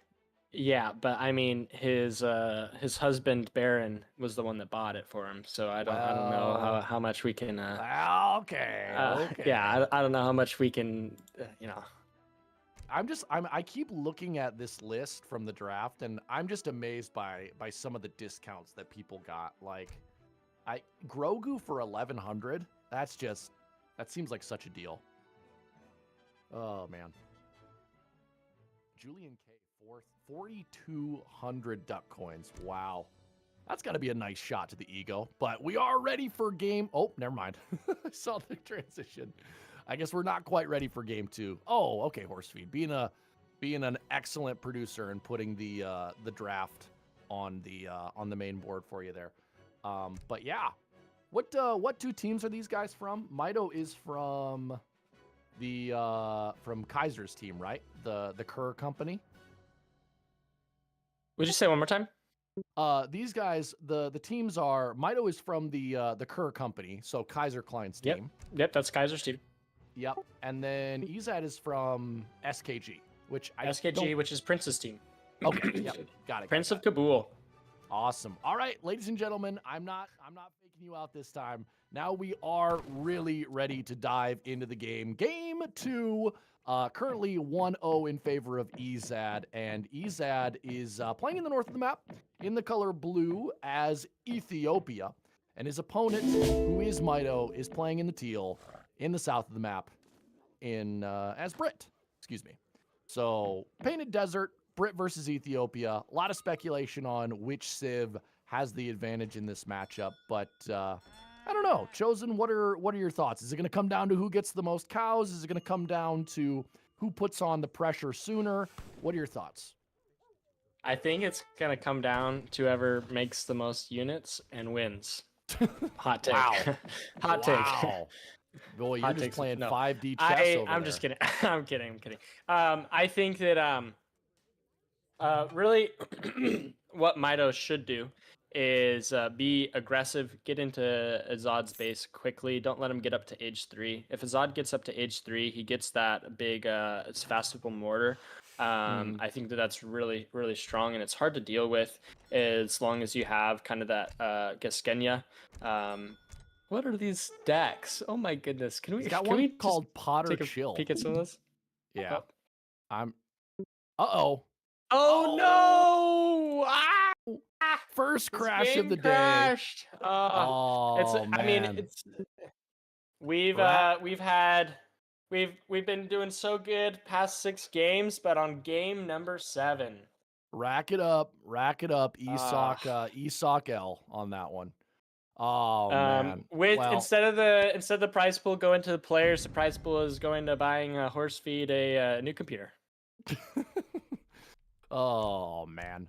Well, I mean, with how unstable this game can be, Horsefeed doing a fantastic job as always. But we'll be getting back into the game. Luckily, we were just getting started, so no harm, no foul. Oh no, the scam socks in the chat.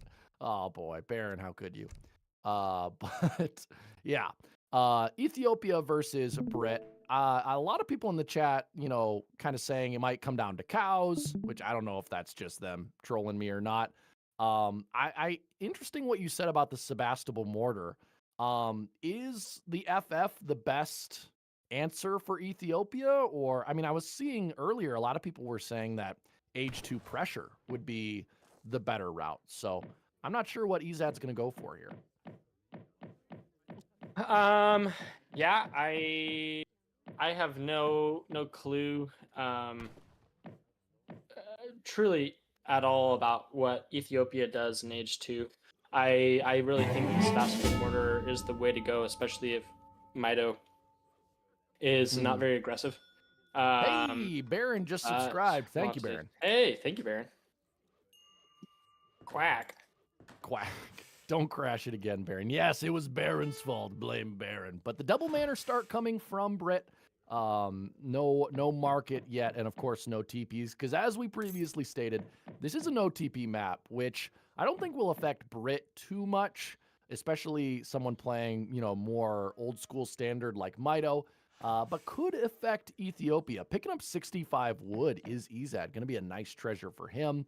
And yeah, pretty standard age 1 from both players. Nothing looks too out of the ordinary so far. Yeah, I mean, we saw we're getting close to the point of the unspeakable crash. How many cows do we have so far as Maido? I see him bringing 1 in to his TC. 1 under his TC. 2. He's got 2, and then Ezad has like 4. Yeah. Which makes sense due to his Explorer being, so much faster. And Maido stopping to pick up treasures. Which, 75 coin. That's going to be nice. That's a free market upgrade right there. But, yeah, I wonder if Ezad is going to go for any sort of, weird native play. Some people pointing out, going Jesuit or going with, Conquistadors or something weird like that. And doesn't Ethiopia have that one insane native card? I can't remember what it's called. Maybe I'm thinking about a different Civ. No. Now you owe another sub. A different Civ. Yeah. Well, I guess. It's okay. It's going to a good cause. But a good cause to the horse feed PC fund. Yep. Exactly. We do see that Ezad not cool. Well, okay, no, he's way away from aging up. How's Maido looking in terms of, is he getting close to aging up? He's eating a cow, so he's probably really close. Okay. All right. Can we switch to his perspective? Yeah, there. He's almost there. Yeah. So that's going to be good for him. Now, I wonder if we're going to see any age 2 pressure from Brit. Ooh, another wood treasure. Very nice for Ezad. But Could see a barracks in the middle of the map. Could see early musket. Try to put some pressure onto Ethiopia and prevent, possibly that mortar FF timing that you were speaking of earlier. But Brit could also just play more eco, more boomy, try to get out their manor pop and just rely on that insane villager bonus. We'll have to see. Though Maido doesn't strike me as somebody who just wants to turtle up in his base and wait to be attacked. But both now going up to age 2. Maido quite a ways ahead, though. Already almost halfway aged. Yeah, I mean, we see just the same thing that we saw last time on Penny Desert, just getting that house in the middle of the choke, trying to get a little bit of line of sight. I think that villager might steal here. He might. Maybe he sees These things are so spicy. I mean, cow steal. There we go. That wasn't even a steal. Ezad just didn't even gifted mean Maido to. that cow. Yeah. Wow. Thank you, Ezad. Appreciate it. Now, if that were me, I would just delete that cow, but I think Maido going to try to play a higher level and actually get it to his base. Wow, free cow. Free cow. That's amazing. But yeah, let's see. What is Brit going up with? Is he just going up with the outpost? Standard. Yep, going up with the outpost. Has 2 villagers that are still forward, and I think we're going to be seeing an early barracks here along with the outpost. I just don't see why you wouldn't pull those villagers back unless you were going to go for an FB, but we'll certainly have to see. No building yet. Outpost is going down in the middle of the map. There it is. Okay, barracks going down. So probably going to be seeing early musket here from Brit. I would have liked maybe even going up a little bit further just to get those muskin as quick as possible. That's what you want to see. Just a lot of aggression. Ezad just now getting up right as the barracks is coming up for Maido. The church and the what is the other thing? Oh Okay, wow, this is gonna be basically a naked FF. Look at that, going for 700 coin immediately, macroing almost entirely for food. He's gonna get that other 300 coin, and then probably gonna switch the rest of his bills over to food. So yeah, I mean, he's gonna try to get up before any musk pressure comes in, but seeing as he was quite a bit behind Maido, I don't think he's gonna be able to get away with this cleanly, but it'll just depend on how Maido decides to push in. Yeah.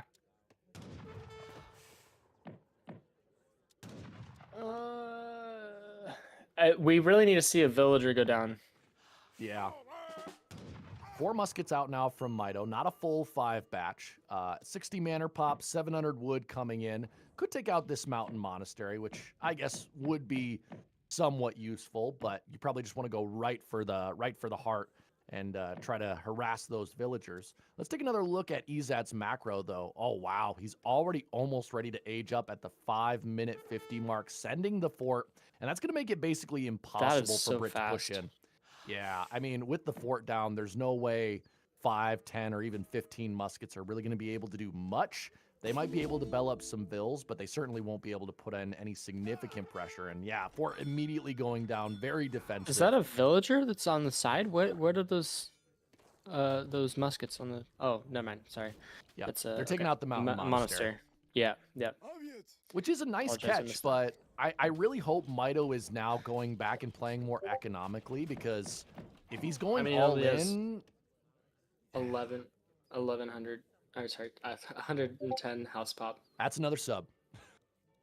Warcamp going down here for Ezad, and yeah, he's going to be pulling off this FF very cleanly. Now, it is going to come at a cost, right? I think he's still below 20 villagers, and Maido is currently at 33, getting his market upgrades, has military units on the field, and currently does have map control, but the Sebastopol mortar is going to be able to take down a lot of that infrastructure very quickly. Maido now sending Spice Trade as his next card, so I wonder if he is now committing to H2 for at least a few minutes more.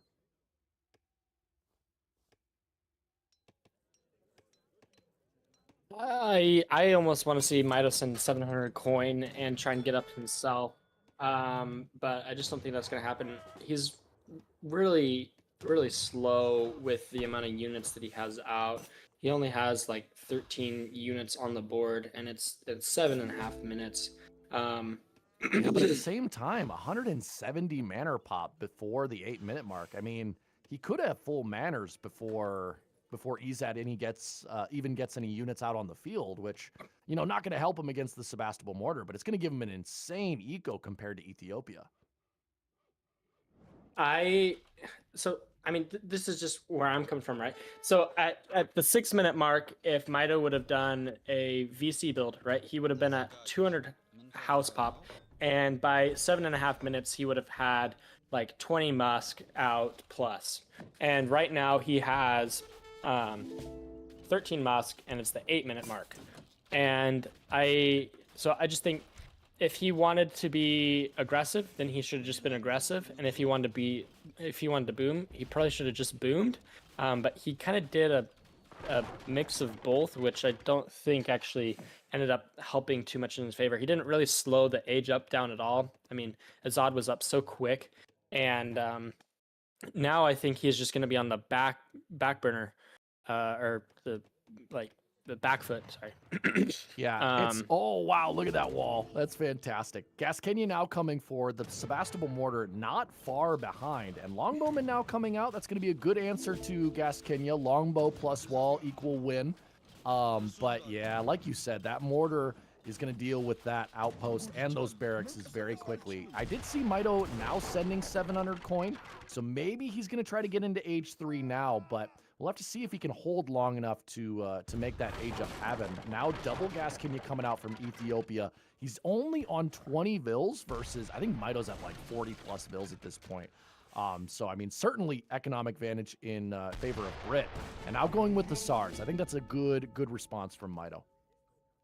I mean, Hussars are a good response for sure, but there are a lot of Gaskenia now out on the board. Mm-hmm. You really need to get up. I don't know. This is gonna be interesting. Yeah, but at the same time, like I still want to keep going back to the economic advantage that Brit has. I mean, he's over double villager pop, and yeah, he's losing some barracks, he's losing some manners, but at the worst, that's just going to allow him to get more villagers, right? And he's going to be able to get those barracks back up. And I like that he's not taking an engagement that is not favorable, right? He's not throwing his infantry against units that they'll lose to. He's just building up, getting some cavalry out, and then possibly going to take a better fight a little bit later. Yeah, not we're going to aging need to at see all. a lot of Huss. So many Huss. And Oh, wow. I mean, he's wasting a lot of time taking down those houses. I don't know if that's the play. Yeah, I guess he just wants to make sure that his mortar is useful. And he does have got quite a few Gaskenia, but at the same time, look at the longbow mass from Maido, and along with the accompanying Hussars. And I wonder if he's going to try to go around the back. I can see he wants to maybe maneuver his army around, try to cut off Ezad from his base and isolate that Sebastopol mortar.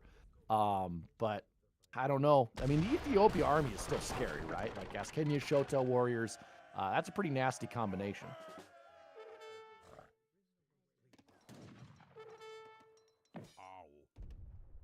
Oh, man. Okay. Mm-hmm. So, yeah, the one thing I'm worried about now is Ezad has now seen the Hussar mass. That's a lot of cav. I mean, he's going to get a good trade. Yeah. But which, at the current economic standing that Ethiopia is at, losing units like that is not great. Oh no, the town center is now under siege. But there are so many cav on the board. The cav are going to arrive in time, and the longbowmen and muskets not far behind. Oh no, Ezad, he's got to protect that Sebastopol mortar. He's got to protect that mortar, but I think the cav are going to get on it. Nevertheless, they're just going to jump on it. They're going to completely ignore all the Gaskenia, and there's just not enough infantry here to body block from this many Hussars. There might Longbowmen actually going to do what they do best. The Hussars are not on the Sebastopol. Oh, you're right, but it's going to cost him all of his infantry to protect that Sebastopol mortar, is it not? I mean, look at how much damage the longbowmen are doing in the back. Yeah, I mean, and now the mortars goes down. Wow, I did not think the fight was going to go that way for Maido. That was such a good engagement. engagement. That was really, from Maido. really good. Wow, and I think it was just that delay in getting his units back to his Sebastopol mortar. I think he was maybe, really convinced that he could try to take out that TC, but now things looking very good for Brit, right? I mean, he's got a superior economy. He could maybe start macroing for H3 as well. And he's already dealt with a lot of the scary shipments that Ethiopia can bring, right? 9 Gas Kenya, the Shotel Warriors, they've been cleaned up. And yeah, Maido looking good here. I think now is just the time to push, try and get him off of as much resources as possible so he can't get any remass going. He just needs to find, I mean, if he finds those vills on that coin mine, and are those vills? No, those are just people in a mountain monastery, never mind. And now the military numbers are actually looking pretty good. Yeah, and maybe, I don't know, maybe I overemphasized killing that Sebastopol mortar here, because actually the Ethiopian army is looking really scary. So yeah, I think I spoke too soon here, and I don't know, maybe if Maido can't kite with these longbowmen, he's actually going to be in a pretty rough spot, and they're getting wedged against the coin mine, and the Shotel's trying to come in along with the Gas Kenyas, and oh man, I'm being forced to eat my words here, because now it's looking like Maido's actually in a very bad spot. Oh yeah, that was a bad miscall on my part. Oh god, I thought Maido was in such a better spot, but Ezad comes roaring back, and those Shotels just obliterated that British infantry. Yeah, he had a Looking very like a short fool. window. Yes. And he didn't capitalize on it. No. And I really didn't I didn't consider the fact that, yeah, he took out the Sebastopol mortar, but I mean, that came at the cost of what? Like 15, All of his 20 hussars? Yeah, I mean, that's close to like 4,000 resources. So, yeah, certainly. Yeah, but I mean, he did lose the rest of his army that was present there. He just has age 3 shipments and a lot of units that he can send and get in. And Maido, I mean, he does have the superior economy, but what good is a superior economy if half of it's idled? Yeah, Maido resigning once again. Yeah, man, I really thought Maido had that at the end there. Maybe if the pathing of those hussars had not been wrecked by that tree line, I think that would have been a very different fight. I think that mortar would have gone down much quicker, and maybe Maido would have had a chance to pull back that hussar mass and conserve some of it. Yeah, really good play from Maido. But just even better play from Ezad.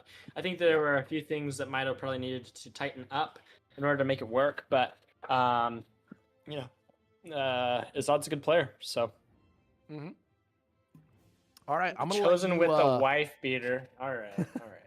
I'm gonna let you introduce the next game. I'm gonna quick pop to the restroom. I'm having too much of this ESOC mug coffee, so I'll be right back. Yeah. No, I think I would probably be more of a wife threatener at this point. I'm just kidding.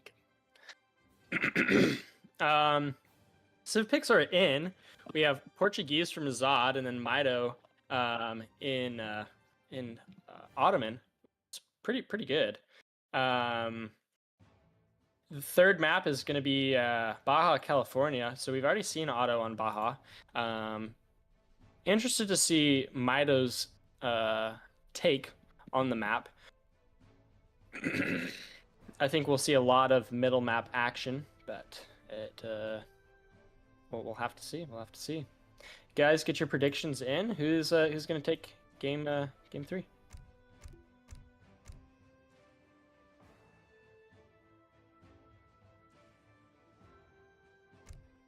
I mean, it just depends. If port goes water, I think that's really strong.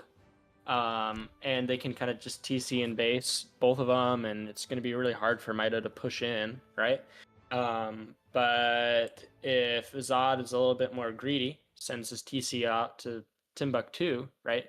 And Maido puts in a pretty strong rush, I think that could be difficult for Ezad to hold off, but I don't know. I don't think anyone is debating Otto being a S tier civ. I think it's really strong. All right, Mr. V, I am going to trade you. I need to use the bathroom really quickly as well. So Okay. you take us into the game. I can certainly do that. Good luck, my friend. All right, ladies and gentlemen, EPL Season 5, the second officially casted series. It's Ezad versus Maido. Now, Ezad is going to be playing in the color blue. He is going to be on the eastern half of Baja, California, and he is going to be playing as the Portuguese. Meanwhile, we're going to see Maido playing on the western half of the map in the color teal as the Ottomans. Horsefeed, would you mind? Would you mind sharing your screen for me real quick? But yeah, Baja California, really interesting map for both players. Of course, you do have the two separate segments of water. So Port and Ottoman probably both going to be going for some water play, maybe not full on water commitment, although, Port might go for that. And then you also have the TP line as well. So this is a good map for both civs. We'll have to see what Port does with their town center placement. If they decide to go more aggressive or if they just try to plop their second and third town center onto the coastline. And we'll really get a good tell when we see Ezad's deck and just see what kind of Port strat he is looking to play. I don't think we'll be seeing a 10-10 from Ezad here, though it is certainly possible. And I think we'll see some form of aggression from Maido. So, yeah, not... was that Ezad's? Okay, no, that was Maido's deck. Ezad still not available, but I really want to see if he has like schooners and gill nets and cards like that. Be a good indicator of what sort of strat we're going to see.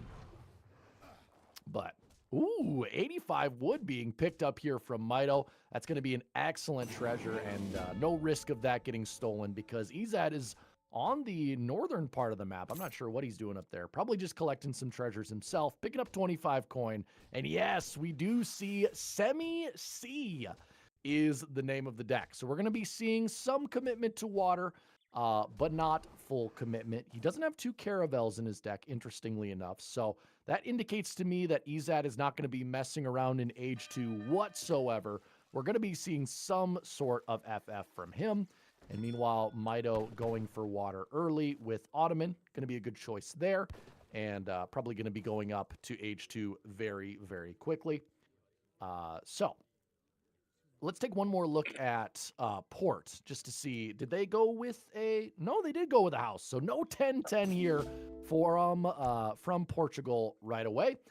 Is going to be sending Fetorias as his first card and clicking up to Age 2, the Naturalist, which I believe is the 500 food. So, yeah, going to be going for that FF, no doubt.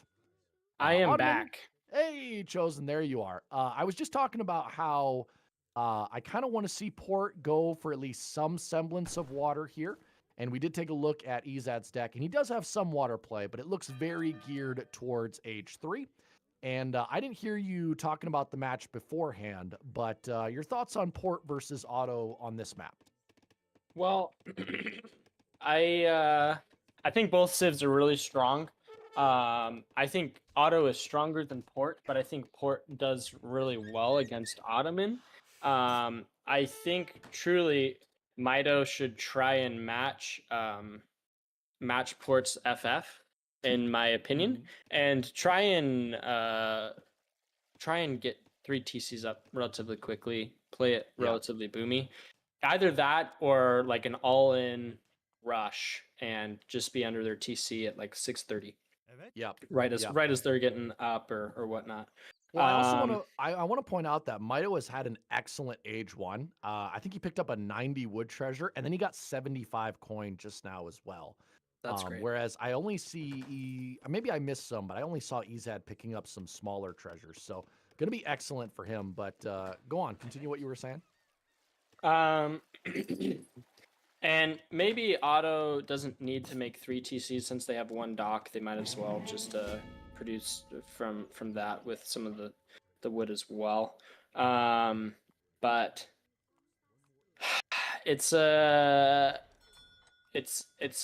it would be hard for me to know as Otto exactly what to do in this situation, because I would want to rush, but if Port is pretty passive, just keeps their TC in base. Yeah, it's a difficult Which they ship to kind of rush have. to. Yeah, Yeah, I mean, it's just hard to know. Yeah. the combination of the TCs plus multiple Minutemen pops is going to make it difficult, but Ezad actually going, I don't want to say for a forward town center, but certainly farther out than you might expect if he was preparing for pressure. And yeah, I mean, his FF is going to be crazy fast, right? Like, he was having 700 coin on the way before Ottoman was even in H2. But Ottoman going to be sending bills Maido as going well. cav. Look, he's Really? going stable start. Interesting. That feels yucky. That feels so gross. Yeah? I would 100 times out of 100 probably never start stable against Portuguese. I am so interested to see if this actually works out. Like, there are so many factors at play. Like, if you're trying to raid, right, with the cav, well, they have 2 TCs, one extra spot to garrison all of his units, right? Sure. And then, you know, if you're trying to like, they just have goons in H3, like, so quick. Like, those units are just gonna die. Like, maybe he's trying to semi FF or something. I don't. Yeah. I think you just want to get up. I'm not as against it as you are. Simply because, you know, I like where the Ottoman economy is right now. And I mean, no matter how quick port gets up, it's going to take some time before they're able to generate enough food income to actually start producing from 3 TCs. So I think if Ottoman, you know, sits back, goes to H3 himself, which he's doing now, he uses that water eco and maybe uses a couple of delis just to raid, and then eventually wants to switch over to Cav Archer. I don't think it's a horrible start. Might actually work out since Ezad is going for the marksman. So he's actually going to be and he going for canceled the the deli actually. So he I did? think that's Okay, interesting. probably the right play. Interesting though that you make. So he was idle for a little bit because he made that stable instead of maybe making a house first. So I would have liked to have seen him at least make a house and then maybe wait a little bit to make the stable, like, especially if he's planning on going like in FF, like, oh, his explorer goes down. That was a smart move by Maido. Did you see that? He Yeah, attacked the yeah. wolf to get himself killed by Mother Nature and deny Ezad the XP. Oh, that was such a good move. Yeah, Awesome. yeah, it's just that high level player stuff. It's pretty common to see as long as they're thinking about it and they're paying attention to their explorer. And there's What are your thoughts on Ezad opening Hussar in H3? I mean, Hussar's a huge tax on your food income, and Ezad's really only at 23 villagers right now. Yeah. Well, I mean, it's not. He's not really even in H3 yet. He's aging up with 6 Cassadors. So he's going to be a little bit slow. He wants to have some scouting and raiding abilities. I don't mind it a whole lot from Port. I would probably have rathered him save some of the food, but it's not a big deal. He'll have a lot of really good scouting information. He'll be able to bell up the villagers a little bit. Yeah. I'm not super convinced by Ezad's build. If I can be. Oh, and he's gonna lose him nice now. Yeah, aging with the deli was good. I mean, he went up to age 3, but then he went with the Cassador age up, and so he didn't really get up significantly faster than Maido, and also his economy is not as good. I mean, Maido has water, he has middle TP, and yeah, Ezad has 3 TCs, but that's going to take a while to pay off. So I don't know. I like the position Maido's in right now, but like you said, Port in H3, very, very strong once they get going. Well, water is just a cheap TC, right? So, I mean, currently, Ezad is up 1 TC, give or take, right? And his villagers are going to be idled maybe a little bit more. What are those Cassadors doing there? I think it would be really funny if he forgets about those the rest of the game. Oh, we'll have to check back in on those guys. But Cav Archer's coming out now along with the 1,000 Wood. So Maido just going to continue to play eco here. He doesn't really see any need to try to rush Port. He's just going to sit back and rely on his water and his extra TCs to kind of close the gap. And, you know, going Cab Archer, I like, because Goon versus Cab Archer is not the best trade for Goons, simply because of that extra HP from the Cab Archers. So if you Yeah, just it want to sit and feels try to fight them, it's just not going to be effective. yeah, it feels yucky. Okay, the Cazador do come in. I really want to see the Goon target those deli. And now the Abyss are in as well. So this is Ah. time for the Cazador to take a shot and then back up. But he doesn't know the Abyss are in just yet. But once they shoot once, Yeah, it's your favorite never mind, they unit didn't get a chosen. shot off. I'm telling you, the best unit in the game. I can't think of anything better. They're for the price, for the damage. They're like 3 skirms worth of damage, Yeah. and they're only 2 pop, and they cost 1.5 times what a skirm does. It's Just- absolutely ridiculous. Just terrible against TCs, but that's about the only weakness they have. Yeah, I mean TC's kind of wreck them, but and I mean if Organs get a good shot off, Organs do really well against them as well. Wait a minute, what's that card what's from this? Ezad? He's going dock on It's both sides of the water, and he's sending Portuguese White Fleet. What does that do? Can we I get think it sends a certain amount of ships for every dock you have. Oh, is he going to get that up in time? I think he's going to get both docks up, so that's going to be 12 fishing boats? Oh. Oh, Wow. okay. So That's now actually a really good card then. Yeah, Horsefeed's telling us that every dock you make after now just instantly makes 4 fishing boats. So, wow, that is actually really good. That's like but it takes a little while. It's like a yeah. Okay. Interesting. But it's like instant water eco with just 1 card. I mean, maybe not Yeah. instant, but oh, nice raid here from the Goons. They're going to pick up, I saw them pick up 1 Vil, probably going to pick up 2 more as well. Just don't want to get those guys caught. Yeah, I mean he's gonna have 16 bills out of that card, which is absolutely absurd. Yeah. And if he wants to, he'll be able to. Yeah, I mean he's sending a warship, so he'll be able to Yeah. deny some Maido's water eco, which is what you want to do. But he is losing on land pretty hard. Those goons are about to get caught out. He's gonna lose like 3 of them. And One thing that's going to be good for Maido is looking at Ezad's deck. He doesn't have any of those just stupidly good organ gun upgrades. Like I don't see Ribalds in his deck or what's the other one? Grape Shot. So we're not going to be seeing any of that, which has become kind of a popular port strat. It looks like it's just going to be standard water ports. But yeah, like you said, Ottoman seizing a lot of the map control, getting some nice unit kills there, and no water pressure from either side onto the other. But I'm assuming that eventually Ezad, yeah, there it is, frigate coming in. And does Otto have a response to this? Very smart going for the dock first. Not getting too caught up on the Vils yet. He knows that if he kills the dock, that he'll be able to kill the Vils afterwards. The 2 Falconets coming in from Maido, that's what you want to be sending now, I think, unless you want to send wood and get maybe another TC up. Kind of odd that he doesn't have a second TC up just yet. Yeah, I was that's just going to maybe a point that mistake, out. but- People, ooh, nice build skill here. People are in the chat are pointing out that the fact that he didn't build even a second TC, that really could come to hurt Maido in the end, because now he's only at 32 Vils. And Ezad, I wonder, what's his Vil count? Has he been producing from 3 TCs? 67 villagers. A lot of that is I mean, you got to boats, but- count, yeah, 16 of those. I mean, but you're still at 51 compared to 32, and some of those are boats that are built right now as Maido. So He's going to get a TC. I wonder where the Falconets are on the board, because remember, Maido sent those. Yeah. but- I don't know. I mean, he's they're gonna missing in take a action. TC, but he's gonna Oh, he trade didn't all end of up his sending water. them. No, he's sending. Oh, Yeah, I mean, interesting. his water's gonna die. So he's Yeah. gonna be down to like 25 villagers pretty soon, which just kind of feels bad.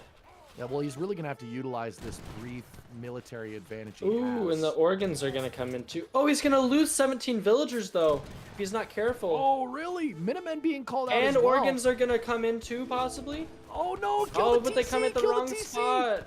They come at the wrong Oh, spot. Dang. Imagine right now, instead of that Abyss gun upgrade, which is good, you had the 2 Falcons right now, you know? Two Yeah. Falcons would definitely be kind of what you want here. The organs, if they're not careful, they're also going to get caught. And those organs going down would be game-changing. He does not see them. He elects to take the TC down first. Yeah, and gonna get a few bills for his trouble as well. I'm gonna be the one to say that I actually like Mito's changing card there, because with so many goons running around, it's really gonna slow you down to take those falconets and make sure that they don't get sniped by the goons, and just improving your Abyss guns so that they can kill the goons easier. And the honestly, I think Vil is pull. the right thing to do. Oh, this is gonna be ugly. We've seen a few Vil pulls this yeah, today, but look at how and quick those they organ haven't guns always went worked down. out. Yeah, I mean the Abyss are just so good, right? Yeah. And those villagers, I mean, even if he loses all these villagers, it's still pretty close, and he does have still 2 TCs on the board. Well, this is just but such a losing a lot of his military. Yeah, it's such a disgusting combination when you lump the damage of the Abyss guns with the soaking ability of the veteran Cav Archer. Like, it's just such a tough composition to deal with, and I mean, his eco is still looking good, but He's lost making the 3 Aizamks organ now. guns. He needs the siege. Yeah. Yeah, lost organ guns, lost a TC. Villagers down to 64. I mean, a lot of that is on water, and that's going to stay safe. But Ooh, 8 Cassador is going to help. yeah, he's not out of it yet, certainly. I mean, his eco is still insanely good, and the Ottoman pressure, I don't know, is it sort of running out of steam at this point? He needs to take his Vils off of wood. I don't know why they're all on wood right now. It doesn't make Yeah. any sense. He needs to put them on food, and he needs to send probably Sending 1,000 coin, and then he's following it up with galleys. I don't know about that one, Chief. Yeah, I'd much rather see 2 falconets, if I'm being honest. Like, this in my opinion would be the time to send them. But The Vil now- pull, though. Yeah, but the Azad's going to deal with the goons quite well, which is going to allow the Abyss guns to kind of separate and then just start picking off Vils. The Cav Archer's kind of been sieging for a little bit longer than they should have there. Yeah. 1,000 coin does come in, I think that's what he said, right? And so he'll be Yeah. able to rebolster his dwindling Abyss economy. Yeah. Or not economy, but, numbers. Yeah. And just like game 2, Maido is severely down in score. I feel like he had a window just now, and Ezad has kind of stabilized here, right? Like, he's got Cassadors out, his water economy is still Okay, excellent. Ooh, 3 galleys coming out. Oh, that is devastating. And I don't think he has any warships on that side of the lake. The frigate's not going to be able to do anything. Of the lake? Well, is it? Yeah. No, it's not a lake. It's a coastline. Although it is kind of weird to see a coastline on 2 sides. Well, that's Baja for do you. they have is Baja a peninsula? Yeah, I believe it Oh, is. I'm dumb. Wow, okay. lots of free vills here for Ezad as the trying to build that TC, but they're not going to get it up. Oh man, that's Yeah. devastating. That's not good. Down to 26 villagers. And I mean, Maido's going to make some of this back on the water, but oh man. Yeah, persisting in building that TC, that might be the thing that kills him there. Probably game changing if it wasn't already over.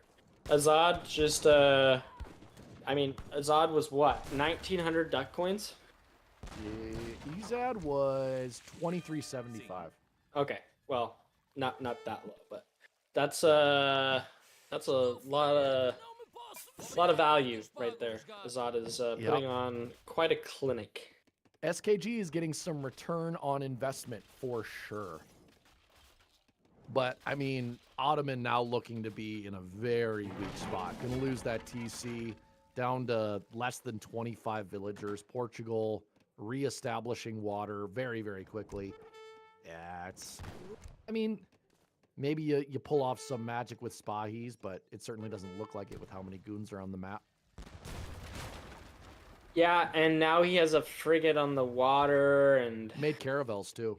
I mean, that water is caravels locked and- up. Oh I boy. I don't even know what would need to be hoped for. Just a really bad fight or just an insane Vil raid.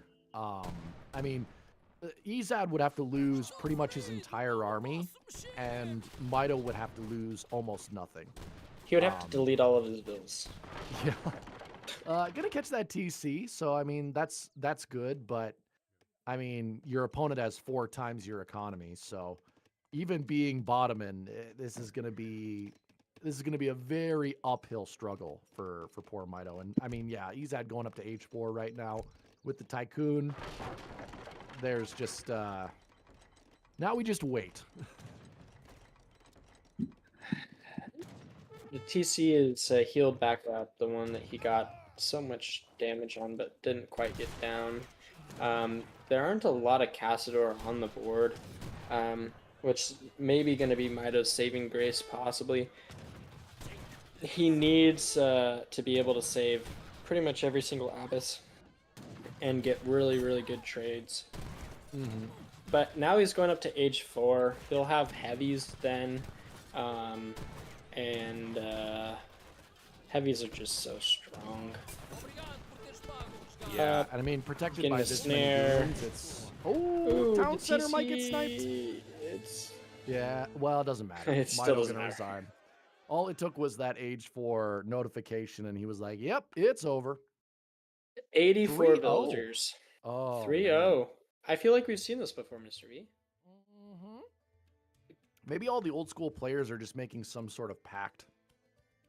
We hit 300 viewers though. Let's go. Hey, love Hey, that. everybody's coming in to support the Maido. I don't want to say he's getting clapped, but he's kind of getting clapped. Yeah. I mean, but that's to be expected, right? Like, you know, AoE 3, excuse me, is not one of those games you can just leave and then come back to and be just as sharp as you ever were. You know, there is that substantial amount of training you have to put in to kind of refine your skills. So I mean, Ezad just being a more frequent active player, it's really helping him here. Because Maido's build orders are very, very good. It's just, you know, the crispness, the APM, it's just not quite there in comparison to Ezad. Yeah, I don't know if I necessarily agree with Kanoki. I think it's really, really easy to out-eco auto if you don't make an extra TC or 2. Even if you have a dock and you've made 7 villagers, give or take, like now you're equal. And once they get up to age 3, I mean they have 3 TCs, right? I don't know. It's but we see game 4. It's going to be Japan versus China. All right. Whoever said, I think it was Iron Turtle. Yep. Maido, you owe us. Maido's You owe pulling us China. 5 subs.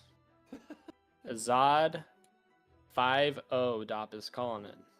Oh man. Kaiser Klein Well- is punching the air. I honestly think that Maido's China is insanely good. I was actually watching a couple of his China games last night, and I mean his H3 China, that build was insanely crisp. So maybe this is the game where he really shows what he can do. Maido did cost 3,000 duck coins. And no, it's a play all 5, not a best of 7 or best of 9. Yeah, Maido and Aizamk actually went for the same amount, which is kind of funny because they're old rivals. Why but, is I British mean, losing every game today? Yeah, British is in the S tier Civ. Well, they're a B tier. Everybody knows Yeah, that. B tier Civ. B is for Brit. Oh my goodness. Iron title! Whoa! Oh, The 10 subs! That is Thank amazing. you, Iron Let's Turtle. go. We Congratulations are getting, to everyone that got a sub. Yeah, I mean we're getting really close to our goal. I think we were below 200 when we started the stream at 221 now. Thank you guys for the support. Iron Turtle being a GOAT, but we are ready for game 4, and it is Maido versus Ezad. Maido in the bottom of the map, playing in the color teal once again as the Chinese. Just a second, the stream, I don't think it's catching the... Oh, Kmart with another gifted 10. Thank you so much. Oh, Hype train It's raining incoming. subs. It's Let's raining go. subs. All right, now we're on All the right, map. there we Sorry about that, guys. Oh, or we're not on the map. Oh. Interesting. Oh, man. The Hold on. oh. There it is. There it is. Okay, perfect. We are now live. Also, by the way, shout out to all our people on YouTube. We got 99 people on YouTube as well. So actually, we hit the 400 mark there at one point. Chosen. But diving into the game, like I said, Maido, south of the map, teal, China, going with the early trading post. Meanwhile, Ezad in the color blue in the north of the map, playing as the Japanese. This is a Tad versus Tad matchup. Not one you see very often these days, and one that I certainly would put in favor of China, though we'll have to see. Chosen, your thoughts on this matchup? China is really good, and Maido is really good at it. And I don't know if Ezad plays a whole lot of Japan. I know he does play Japan, but I am I think Maido is favored in this matchup. If he's gonna win any game, I think it's gonna be this one. Yeah, certainly. Whoa, what do we got? We have. Oh no, I thought I saw another thing. But You did see wow. another thing. Yo, you gifted 10 subs. Chosen, let's go. Guys, we There are we only go. 19 away from the goal. If any of you have Sorry. been withholding that bomb, let it For all of loose the, now. For all the times that I've misspoke and not remembered the units, guys. There you go. That's Chosen, what you guys get. You are an absolute champ. Oh, is that Lionheart in the champ? There he is, bargain bin boy. Hey, Lion, how are you, man? Hey, I'm sorry, I had to Lion. do it. That's what he Mr. gets for calling me a yank.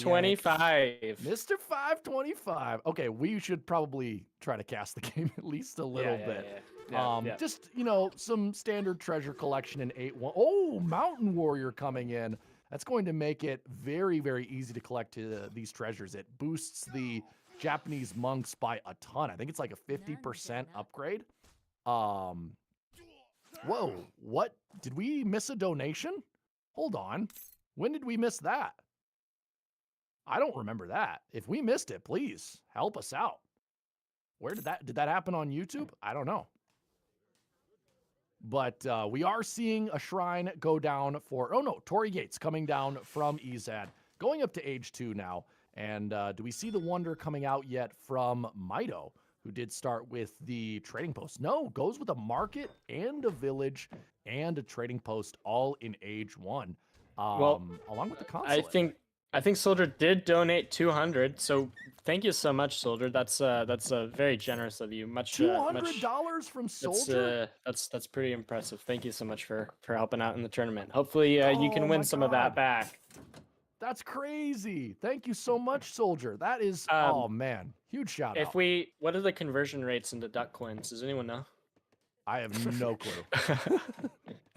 About as many as the internet points I won during the first series. But we do you're at a see lot of inter points. that looks like the Summer Palace to me going down in Maido's base.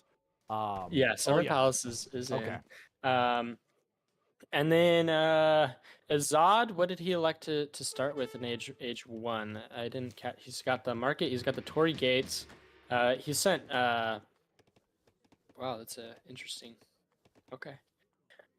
Send him the military rickshaw. He's going to be aggressive this game. And I think he might catch Maido off guard. I think Maido's going to try and go for maybe some age 3 play. Maido is... he's never played age 3 China ever in his life. I don't think. I don't like this pick by Ezad. It could work. But I mean, the way Maido is laying out this base, I mean, this Summer Palace blocks so much of the approach for any units coming in. And again, Maido has done a really nice job, getting his herds in. He's got a pretty safe coin mine on the front there.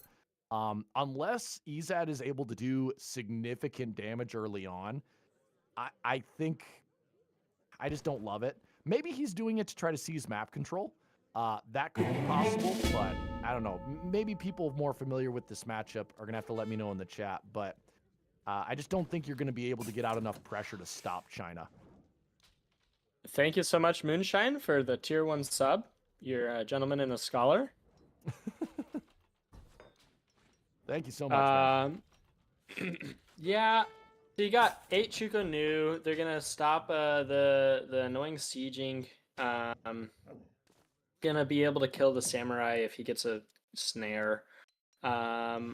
We see Ashy being trained, Ashy being shipped, which I don't know if Ashy is really what you want here. I think that China does good against Ashy in age 3. Oh, he's committing a bit to age 2. He's got sent the Chuko Nu. Now he's sending the Quang Pikeman. Are we gonna see just all out age 2 from Maido? I don't think so. I've watched Maido play quite a bit of China in the last couple days, and he does like to kind of semi-infantry FF. So I've seen him send the Chuko Nu almost every game, just as a way to ward off like any muskets or any sort of aggression. And then he follows that up with the Quang Pikeman or the Step Riders, just to have some form of aid to cav. Yeah. But I still think FF, maybe not FF, but I still think Third Age is going to be on his mind here. Though he is sending 700 wood, so I guess I could be wrong. Though, I don't know, do you want to play Japan in Age 2 as China? That just doesn't, I don't know, that doesn't feel great to me, but... Yeah, it feels bad. And he's kind of sacking a lot of pikemen here. Yeah. I don't But he's know killing a how lot of Ashies well for it. we want to... I mean, is he really though? Like... Well, I mean, he picked up like 4 or 5 Ashies there for the cost of maybe 4 or 5 pikes, which is certainly going to be a good trade if you're China. Sent 9 pikes and he had an extra 3 from the his war academy, whatever. So he lost like 6 pikes and a few Chuko Nu. Yeah. I don't hate the Age 2 play. I want it to be, gaining momentum to hopefully get into Age 3. Because you eventually, you want those meteor hammers and the arquebus and all of those great Age 3 China shipments. But, pushing on the Japanese forward base, it's going to be cost effective, right? Because, Japan's units are pretty expensive. And if you can get some decent trades with this Chuko Nu, it could end up well for Maido. I mean, he still hasn't gotten the barracks down. So that doesn't feel great. He is just now getting the food trickle, which is good if you didn't send the tea shipment. Oh, but he did. How does he have so little export? Yeah, and just the speed of those Ashies is going to make it very hard to get an engagement that's going to go really in China's favor. Now adding Nagy's into the mix. That's interesting play from Ezad. I don't mind Nagy Ashy, especially if you're able to focus down the pikes, but Nagy's certainly a pretty expensive cavalry unit, and it is going to cut into your ability to make Ashies, and I think this barracks is finally going to go down, but the Daimyo is out. He's got Nagy's on the field. Maybe he can get a good surround here. Yeah, this is going to be the fight. Possibly an overcommit. Maido getting back, though. Getting his pikes onto the Nagy's. That's definitely not a trade you want to take. Yeah, I think Maido's going to be able to pull back here. Going to save most of his mass. Though Ezad looks like he wants to keep this fight going. He's going to keep pushing here. Yeah, I mean... I guess what is Maido hoping to accomplish staying in Age 2? I'm not sure. He's tried to go in multiple times to take down that FB, but I don't know if that's quite the answer. I'm not sure what Ezad's trying to accomplish being this aggressive, though. I mean, he's going to lose a lot of these Nagy's here, and now that the Chuko Nu have been wedged behind the Summer Palace, it's going to be very hard to get on them. And remember, these Chinese units, they are very cost-effective, and these Japanese units, not very easy to replace. Only 110 Shrine Pop for Ezad right now. I think Ezad just needs to back up now at this point. Yeah. I don't know if he will. It looks like he will. I would have liked to see, like, in that fight, send 600 wood and go and make the majority of your shrines after that. And I think if you're able to keep Maido in age 2, you just out eco the heck out of him. Yeah, but I think Mito's in a really good spot here now. Well, maybe not really good, but I mean, he's got a just lost critical the mass bill, at too. Chuko Nu. He did, but he does now have 700 coin on the floor, and he's got the food to age. So, I mean, certainly could be seeing a transition into age 3, and I think he's preserved enough of his mass that even if Japan tries to push in here, he's going to be able to hold out until he gets up and gets out Changdao and Arquebus, which will really counter this Japanese army quite hard. Another thing to note, so Ezad was pretty greedy. Now he gets the church and he's already gotten the bank. So his economy is going, as the kids would say, burr. Yeah, but I mean, look at that mass from China. Like, just the amount of Chuko Nu Confucian and pikes Academy. he still has on the floor is just, I mean, if you're Japan, how do you cost effectively engage that with Ashi and Nagi? I don't think you do. I think you got to switch something up. Either you have to get out just a critical mass of Nagi to just overwhelm those pikes, or And that looks you have like to what pull he's trying back to and- do.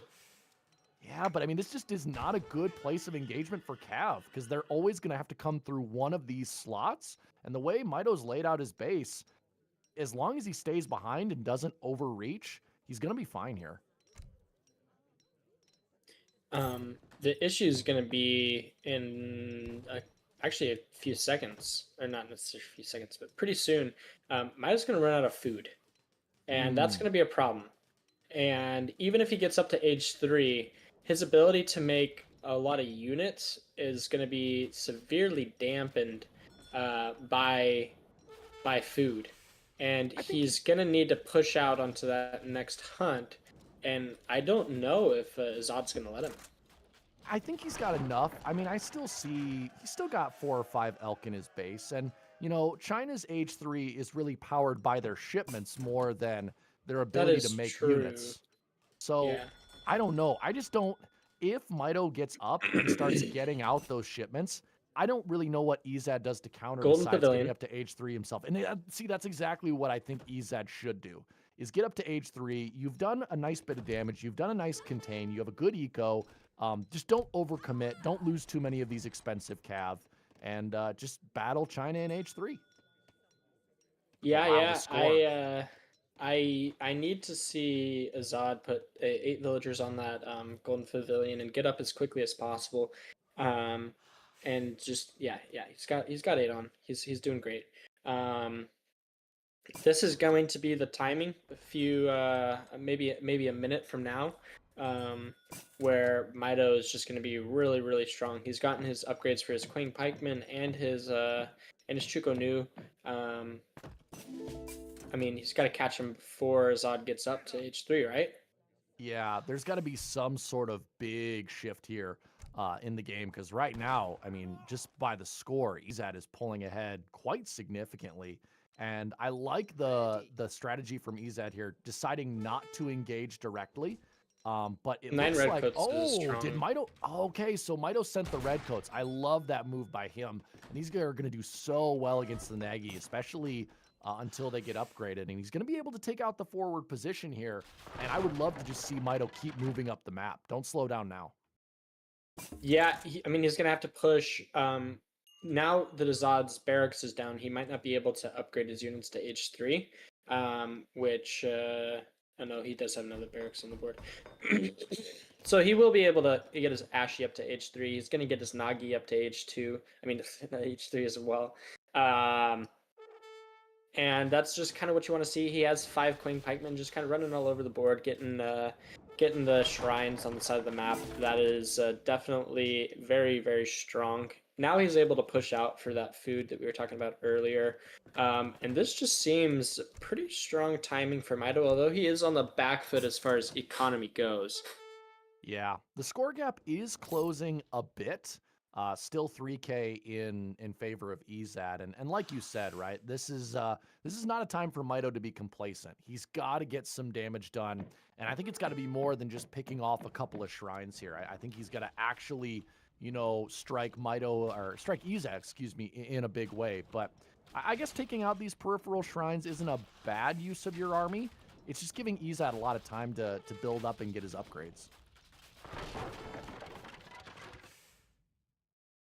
Also, the fact that Horsefeed making a good point that Ezad actually had to take a second to ship his cherry orchards, which is not what you want to be sending right now. You want to try to be matching China's military.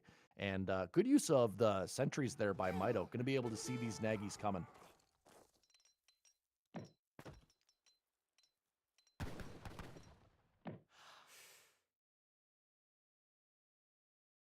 But yeah, I mean, the Japanese army, it looks pretty strong.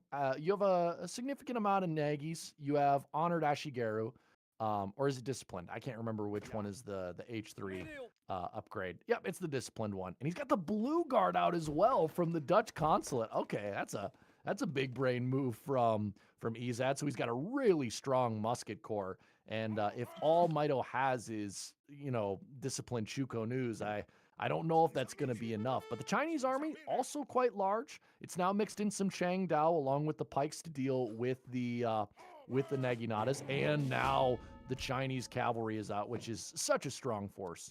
And he even could upgrade those as well. Now, what is he sending? Ooh, sending repelling volley. So he's going to be upgrading his Chukonu as well as his other ranged infantry.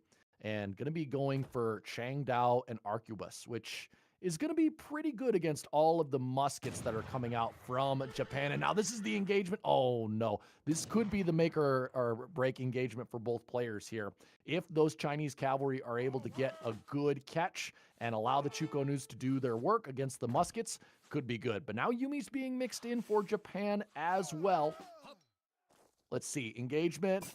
Oh, I think Ezad might be trying to lure Maido into getting that cav right onto the bayonets of that musket infantry. I'm not sure, but I think that's maybe why he's pushing these Yumis so far forward. And now the Chinese cav are going to engage. In come all of the hand infantry as well. And the Chukonus getting right onto the arquebus. A lot of +12s for Teal. And this looks like it's going to be a pretty good engagement for China. The Changdao's even getting involved as well. And the Redcoats and the Naginatas not being able to get onto the Chukonu at all. And I think it's just going to be the sheer Chinese mass here, but the cavalry now starting to fall a little bit.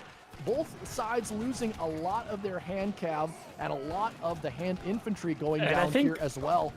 Maido's gonna do it. I think this is a great fight for Maido. Yeah. Wow, once those and Nagys you are fell, just pumping your fists in the air over here. Oh man. That was a great engagement for Maido, and you know, good on him for not taking the bait with those few Yumis pushing forward. I think what Ezad was trying to do is he just wanted to get all of those cav isolated and use those powerful muskets to deal with them. But Maido not taking the engagement until his entire army was ready. And yeah, he did lose a lot of his own hand infantry, but the Chinese units, of course, much more expendable than the units of Japan, though, I mean, he's still at 52 vills and 180 shrine economy.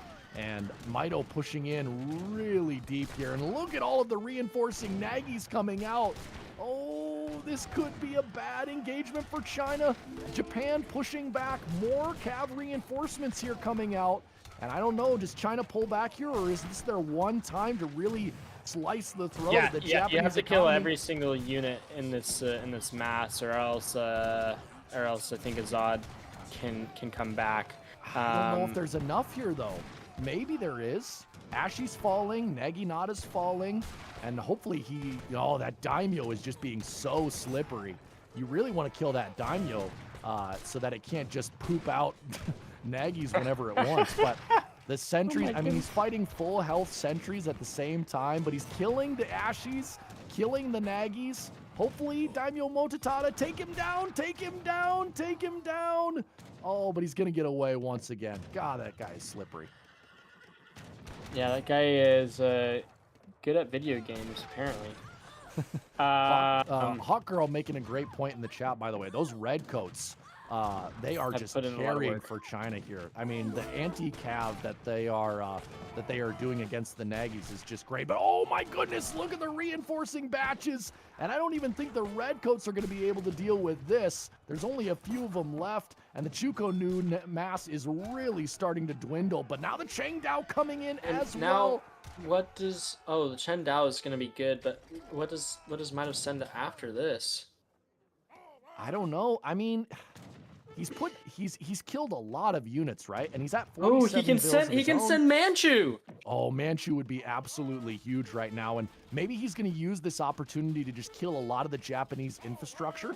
And I mean, Japan, I don't know, maybe they're running out of steam a little bit. China certainly has map control now. Might be able to start sending some more pikemen brigades to go and siege down some shrines, but let's see. Are we going to get a re-engagement at the top of the map? Doesn't look like Japan wants it. Oh, this is so close. But if we get Manchu in, which I don't see how we don't, that's going to be really, really hard for Ezad to deal with. I think Maido is going to win this game, guys. Look at that. More Redcoats followed by Disciples as well, and Manchu have to be on the board. Maido has the coin for it. So, I mean, that's got to be the next send. And now Ezad reinvesting back into Ashies, and he's trying to get us around with these Nagys, but the Changdao and the Redcoats continuing to do work, and there's just not enough range support here for Japan to really stop the China ball, and the reinforcements are continuing to flood in. China reclaiming the map very, very quickly. And yeah, there's got to be some sort of big pop here from Japan. That's really his only hope. Losing another barracks, and yeah, these Nagys just not able to properly engage without range support.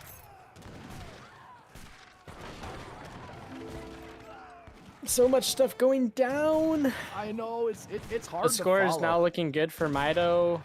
It is. It's definitely, it's all the units look the same. Yeah, but remember how expensive these Naginata are as well. Like, these are not the most spammable cav unit, though he might finally have enough to start pushing him back, but he's had to pull a lot of vills. He's lost a lot of infrastructure, and I'm just wondering, where are the Manchu? They have to be on their way. Yes, there they are now. They're about halfway queued up to be here, and look at the villagers going down. More Naginata coming out, but I mean, even if he cleans up this China ball, I feel like Maido was able to do a lot of good damage here. Oh, those Manchu got to get here quick. There's a lot of villagers on the front line that are in danger of falling now. Naginata possibly overcommitting here. Chang Pikemen, 14 of them coming out against Nagys. That's actually going to be pretty good. Yeah, I mean, the pikemen, I mean. Yeah. Oh, and now, okay. Now oh, and he needs to send cherry orchards. Yeah, I think this is wraps. Yeah, I just don't know. I don't know how Ezad takes out Manchu right now. He could try to send, 9 Yumi and get a Yumi stack going, but it's really not what his macro is suited to make. He's been really focusing on food and coin units, and to make such a switch so quickly would not be the easiest thing to do. And oh, here come the Manchu, and just we got Shinobi Get a good shot on on the her. map as well. I mean, he's got to just make something. I mean, he has no food. Yeah. He has to get some semblance of units on the map. But I mean, yeah, it's about to be GG if it's not already. Yeah, I mean, the Manchu still have to be used wisely, right? It's 1,000 coin. You can't just throw them away. But I mean, the Chinese units just being so cost effective here. And yeah, the Arquebuss are not great units, but you get them in enough mass, and they're still a skirmisher, right? And so yeah, there's the game. Maido takes at least one. Hey, Maido. There you go. Hey. Oh man. Well, I hope it took he him a would. little I longer to mean, warm up than A's, but Yeah. Well, you want him to take a game. He's worth almost 6 Yeah. Lion Hearts. that's so wild. Lionheart in the chat. Maido. God, that was a great game from Maido. Great game. Very, very, very good. And actually, no, that was game 4. I apologize. I thought that was game 5 for some reason. So No. he might just be able to do exactly what Ace did. Yeah, and we have once again passed the 400 mark, by the way, Chosen. I had to let you know. Ooh. Yeah, wow. That is just so good. Thank you guys for all the support. We've gotten really close to the goal for subs, so we appreciate We need to that as tariff well. China. Tariff Yes, thank you guys for all the subs. It's really man. really a pleasure to get to cast for you guys today. Now the question is, what does Maido pull for his final civ? Was that his kind of his trap card, or does he have another civ in the back pocket? Maido's a classic legacy player, so pretty much any vanilla civ is on the cards here. Germany would be good. I think Maido's gonna go something like France. Ooh, Germany! Please pull out Dutch Maido. Hey! Come Let's go. on. I can't get one Dutch game, can I? I can't buy My a Dutch game. predictions are you want a 1v1 after this, and I'll play a Dutch against you if you want. Yeah, no thanks. Okay. Oh man. I'm only like 1550. Well, yeah, I'm 1460, and that's because I got lucky. I usually hover around 1400 base, but okay. as much as you want to clap me, I will not give you the I won't luxury. give you the claps. Call me a coward all you want, son bros. How dare you? They wouldn't let me play in their tournament because I was too good. It was a 1300 and below tournament, and I just yeah. For the Sun Bros, you're a pro. Not even. I played in a Sun Bros tournament. It was like mid-elo, so the cap was 1700, and I played against Mongpa in the first series, and I got 4-0'd like in less than an hour. It was shameful display. Yeah, it was not good. That's awesome. Whatever, you live and you learn. You live. Hey, Brooke G, how's it going? And for those of you guys that are just showing up and you're thinking, oh no, we missed it, like the stream's almost over. Guys, we still have 2 more series after this. There's at least, well, no, there's exactly, what is it? No, there are 3 games? more series. No, there's Frontline Julian K as well tonight. Wait, are you kidding me? I No am not way. kidding you. Yeah. Oh my God. Catcher Boy versus Daniel, and then we got Frontline Julian K. Oh, never mind. That's Sorry. right. So there are only 2 more. I apologize. Yeah. I lied. Yeah. Also, I want to say once again, just one more thank you to Soldier. I know we missed that donation right away, but thank you, man. The support is just amazing. That's awesome. That is awesome. Hazza isn't in the tournament, sadly. Everyone ping Hazza, tell him that he's the worst for not playing. But dude, he's still making love to his spring championships trophy. You got to give the guy some time. Give him a little bit of a break. Mr. Newbie Noob. I know. I am a newbie noob. I am indeed. I'm only here because I'm eye candy, son bros. Oh man. And because I know how to flash the merch. ESOC mug, everybody. The Hazza hate now that I accidentally encouraged is not going well. Okay, next game starting very Let's soon. do it. Well, I mean, it's a 3-minute delay. So.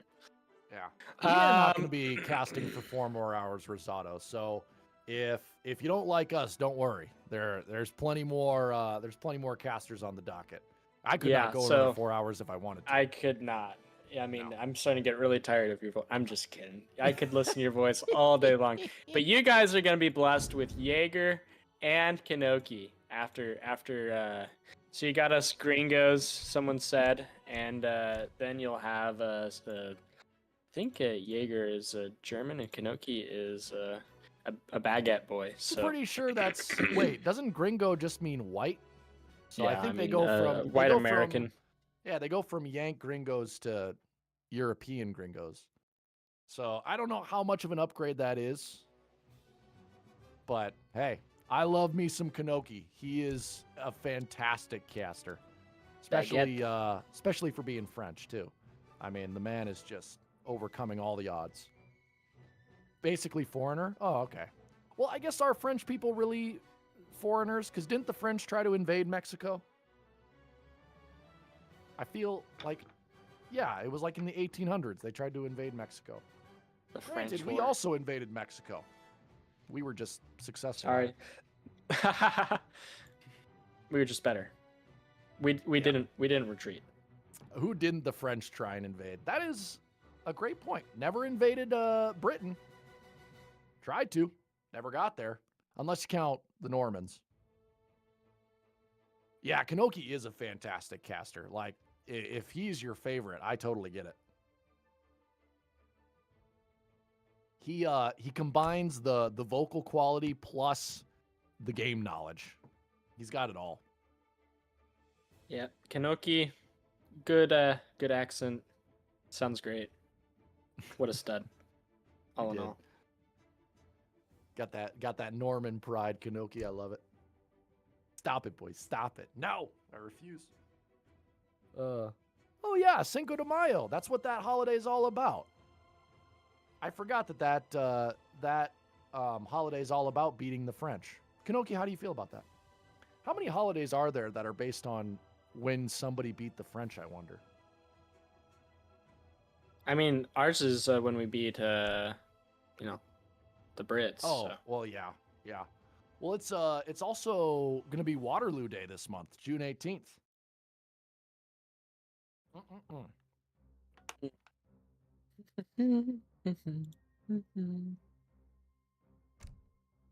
All right, whose water is bigger? You hold yours up and I'll hold mine up. Oh, mine is massive. I think I'm gonna have to go to the bathroom. I think right mine after is this. bigger. Oh, okay. You want to be this guy? Okay. It's not about how big the water bottle is, all right? It's about the quality of the voice that the water bottle lubricates. Oh, all right? okay. buddy. Fair enough. All right. Yours also looks like a freaking bomb. Is yours made of sheet metal? Jeez. No. Did you forge that in the fires of Mount Doom or what? Oh the my goodness. hell? All right. Thank you so much, Lionheart. That's the greatest compliment you've ever given me. All right. We're getting into game 5, boys. Yes. Enough nonsense. Guys, welcome to the final game of this second series. Certainly not the end of the casting today, but it is the final game of Maido versus Ezad. Maido is in the south of the map playing in the color teal as the French. And in the north of the map, we have Ezad in the color blue playing as the Germans. Classic matchup, usually plays itself out in Age 3, but both of these civs have developed some more unorthodox builds. We've been seeing some villager rushes from Aizamk, and of course the German tower rush in all of its meme glory. But I think both these players probably going to go with something a bit more standard. Chosen, your thoughts? I mean, I don't think this matchup has ever been played before. I don't think we've ever seen it in the history of AoE 3. So I have no. I'm just kidding. This is about the biggest bread and butter, just what we've seen since the dawn of humanity. Probably gonna see semi FF from both of them if I had to guess. Although I know Maido, kind of an enjoyer of the Fast Fortress. It'll be interesting to see his deck. See if he does elect. Okay, no. So there's almost nothing in H4. So he is almost certainly going to semi FF. I really want to see what Ezad tries to go for. I know sometimes he might want to go Mercs or something like that, which is definitely interesting. I don't know if that's the play you want to have against France. Well, natives are also super viable on this map, especially for France. I mean, he doesn't have a native deck, but yeah. It would be really cool though. I mean, you have Baja, you have the Lipka Tatars. Might throw Ezad for a loop, but yeah, I mean, Maido. Oh, he has the crossbow card in. What? Okay, I think we're gonna see. If I had to guess, we're gonna see some early aggression, maybe even a tower rush from Ezad. He's gonna go quite a few crossbows, and then he's going to transition into H3, and he's gonna send the crossbow card. That's why he doesn't have the church card in, which is weird. Generally, if you have that card in, you want the church card as well because I think it gives them extra range, but or speed or something. Wow. But that's interesting. Very interesting. It's so interesting how one card that's a little bit weird can kind of shake up what you think the build's going to be. He could completely just have that in there to just be for just giggles and try Well, and yeah. throw Maido off. And it's likely Maido has no idea what that card does. Yeah, well, it's like when you see Surovov reforms for Russia, right? Like now you're always on edge because you're like, oh crap, am I gonna get like 80 veteran musketeers in my base at the 10-minute mark? But yeah, I would predict probably something a bit more standard against Maido for Ezad. But I mean, I don't know. He's getting his wood upgrade, which indicates to me maybe crossbow production. I'm not sure. Or is that, yeah, that is Ezad getting the wood upgrade at his market. Yeah, I can't tell. Maybe you're onto something, I Chosen. think he's gonna go. Maybe do we see a settler wagon walking? We need that settler wagon to walk to make the tower. Unless is there an age up option for tower and 200 coin as Germany? I just have always gone 400 wood. I mean, I don't know why you wouldn't go 400 wood as Germany. If it would only if you're tower rushing, that would be the I only. suppose. Yeah. Yeah.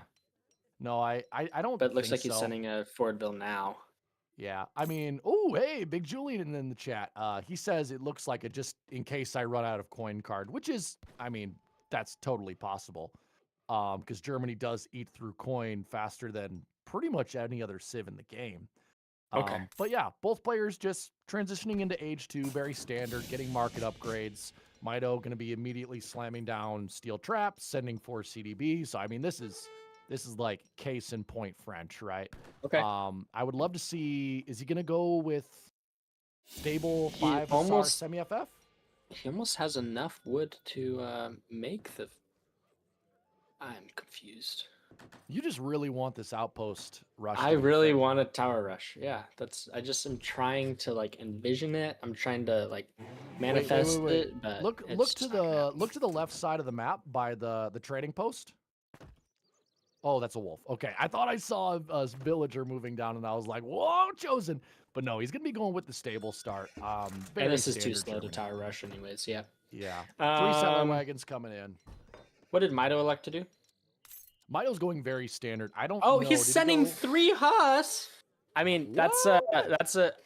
So what he's doing is he's just trying to win because Azad's gonna have 7 when Maido only has 5, right? But if he sends the 3 Huss, then he'll be able to very decisively win the cab fight. That's his decision. I wonder how that's actually gonna play out. It's gonna depend on his ability to catch Ezad in just a straight-on cav fight. The thing I don't love about it is to even out the cav fight, it's gonna cost you a card, whereas Germany just gets to continue with their normal shipment progression and not have to send a card. Okay, but if you think so, I believe 8 Huss compared to 7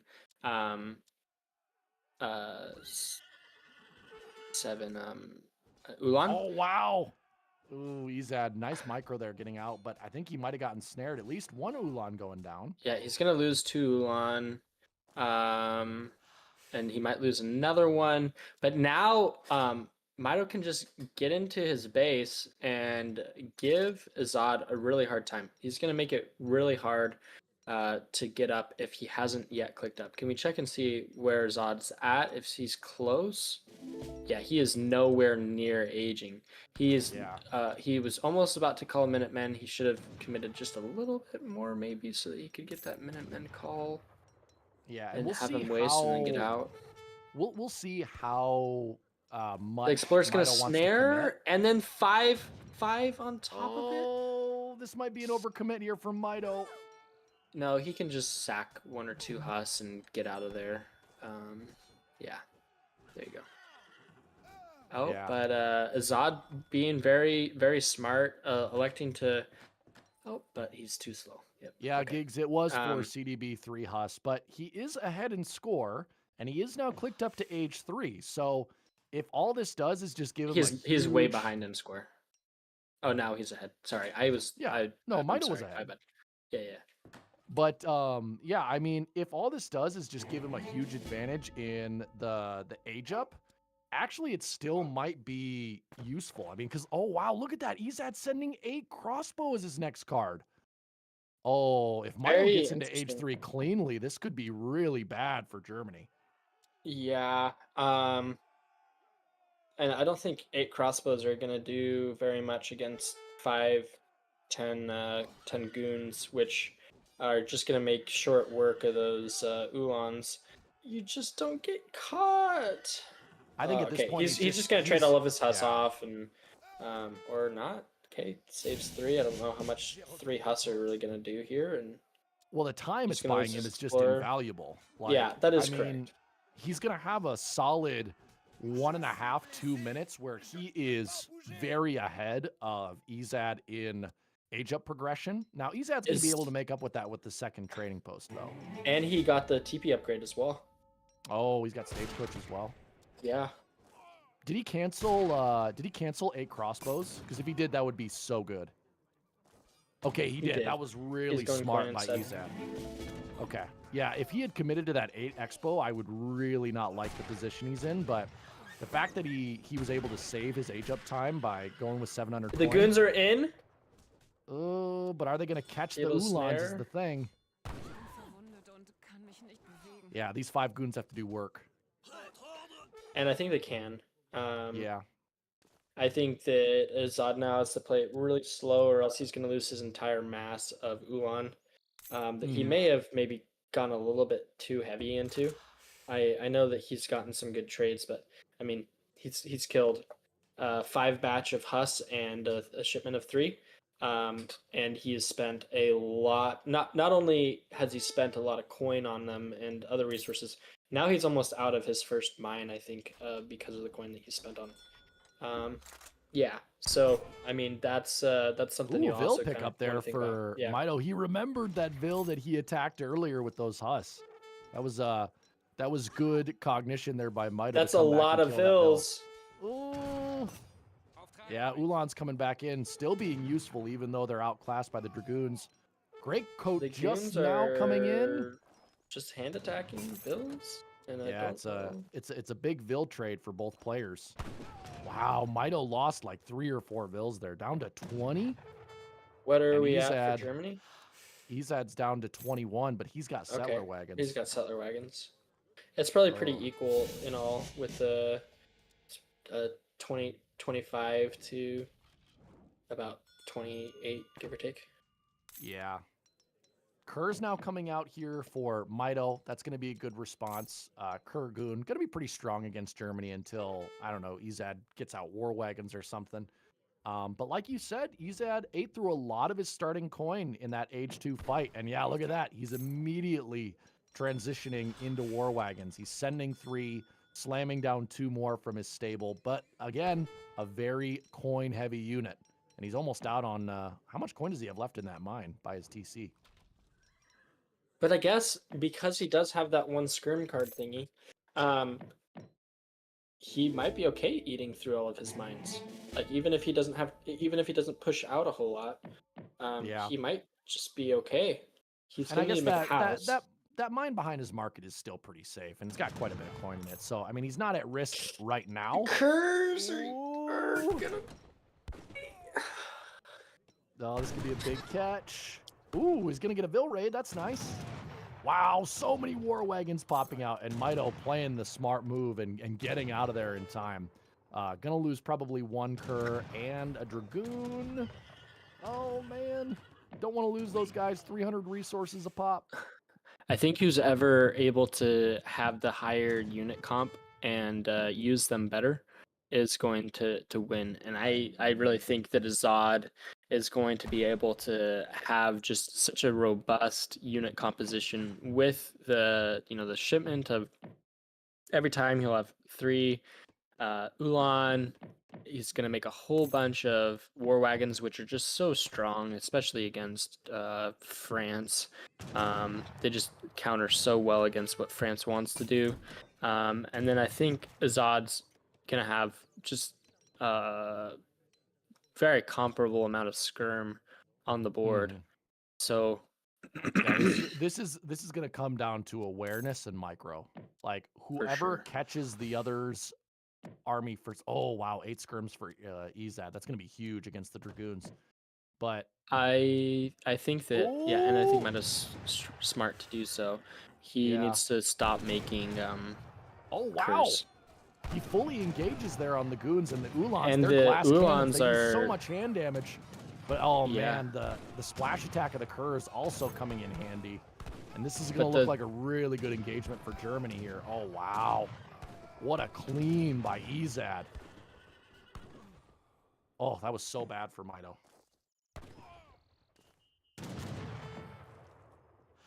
Very nice. Oh wow, that was like I knew that was going to go in favor of Germany, but that was ugly. And I think that's all she wrote. Yeah, that's game. 4,000 score difference. Maido might keep trying to fight it out.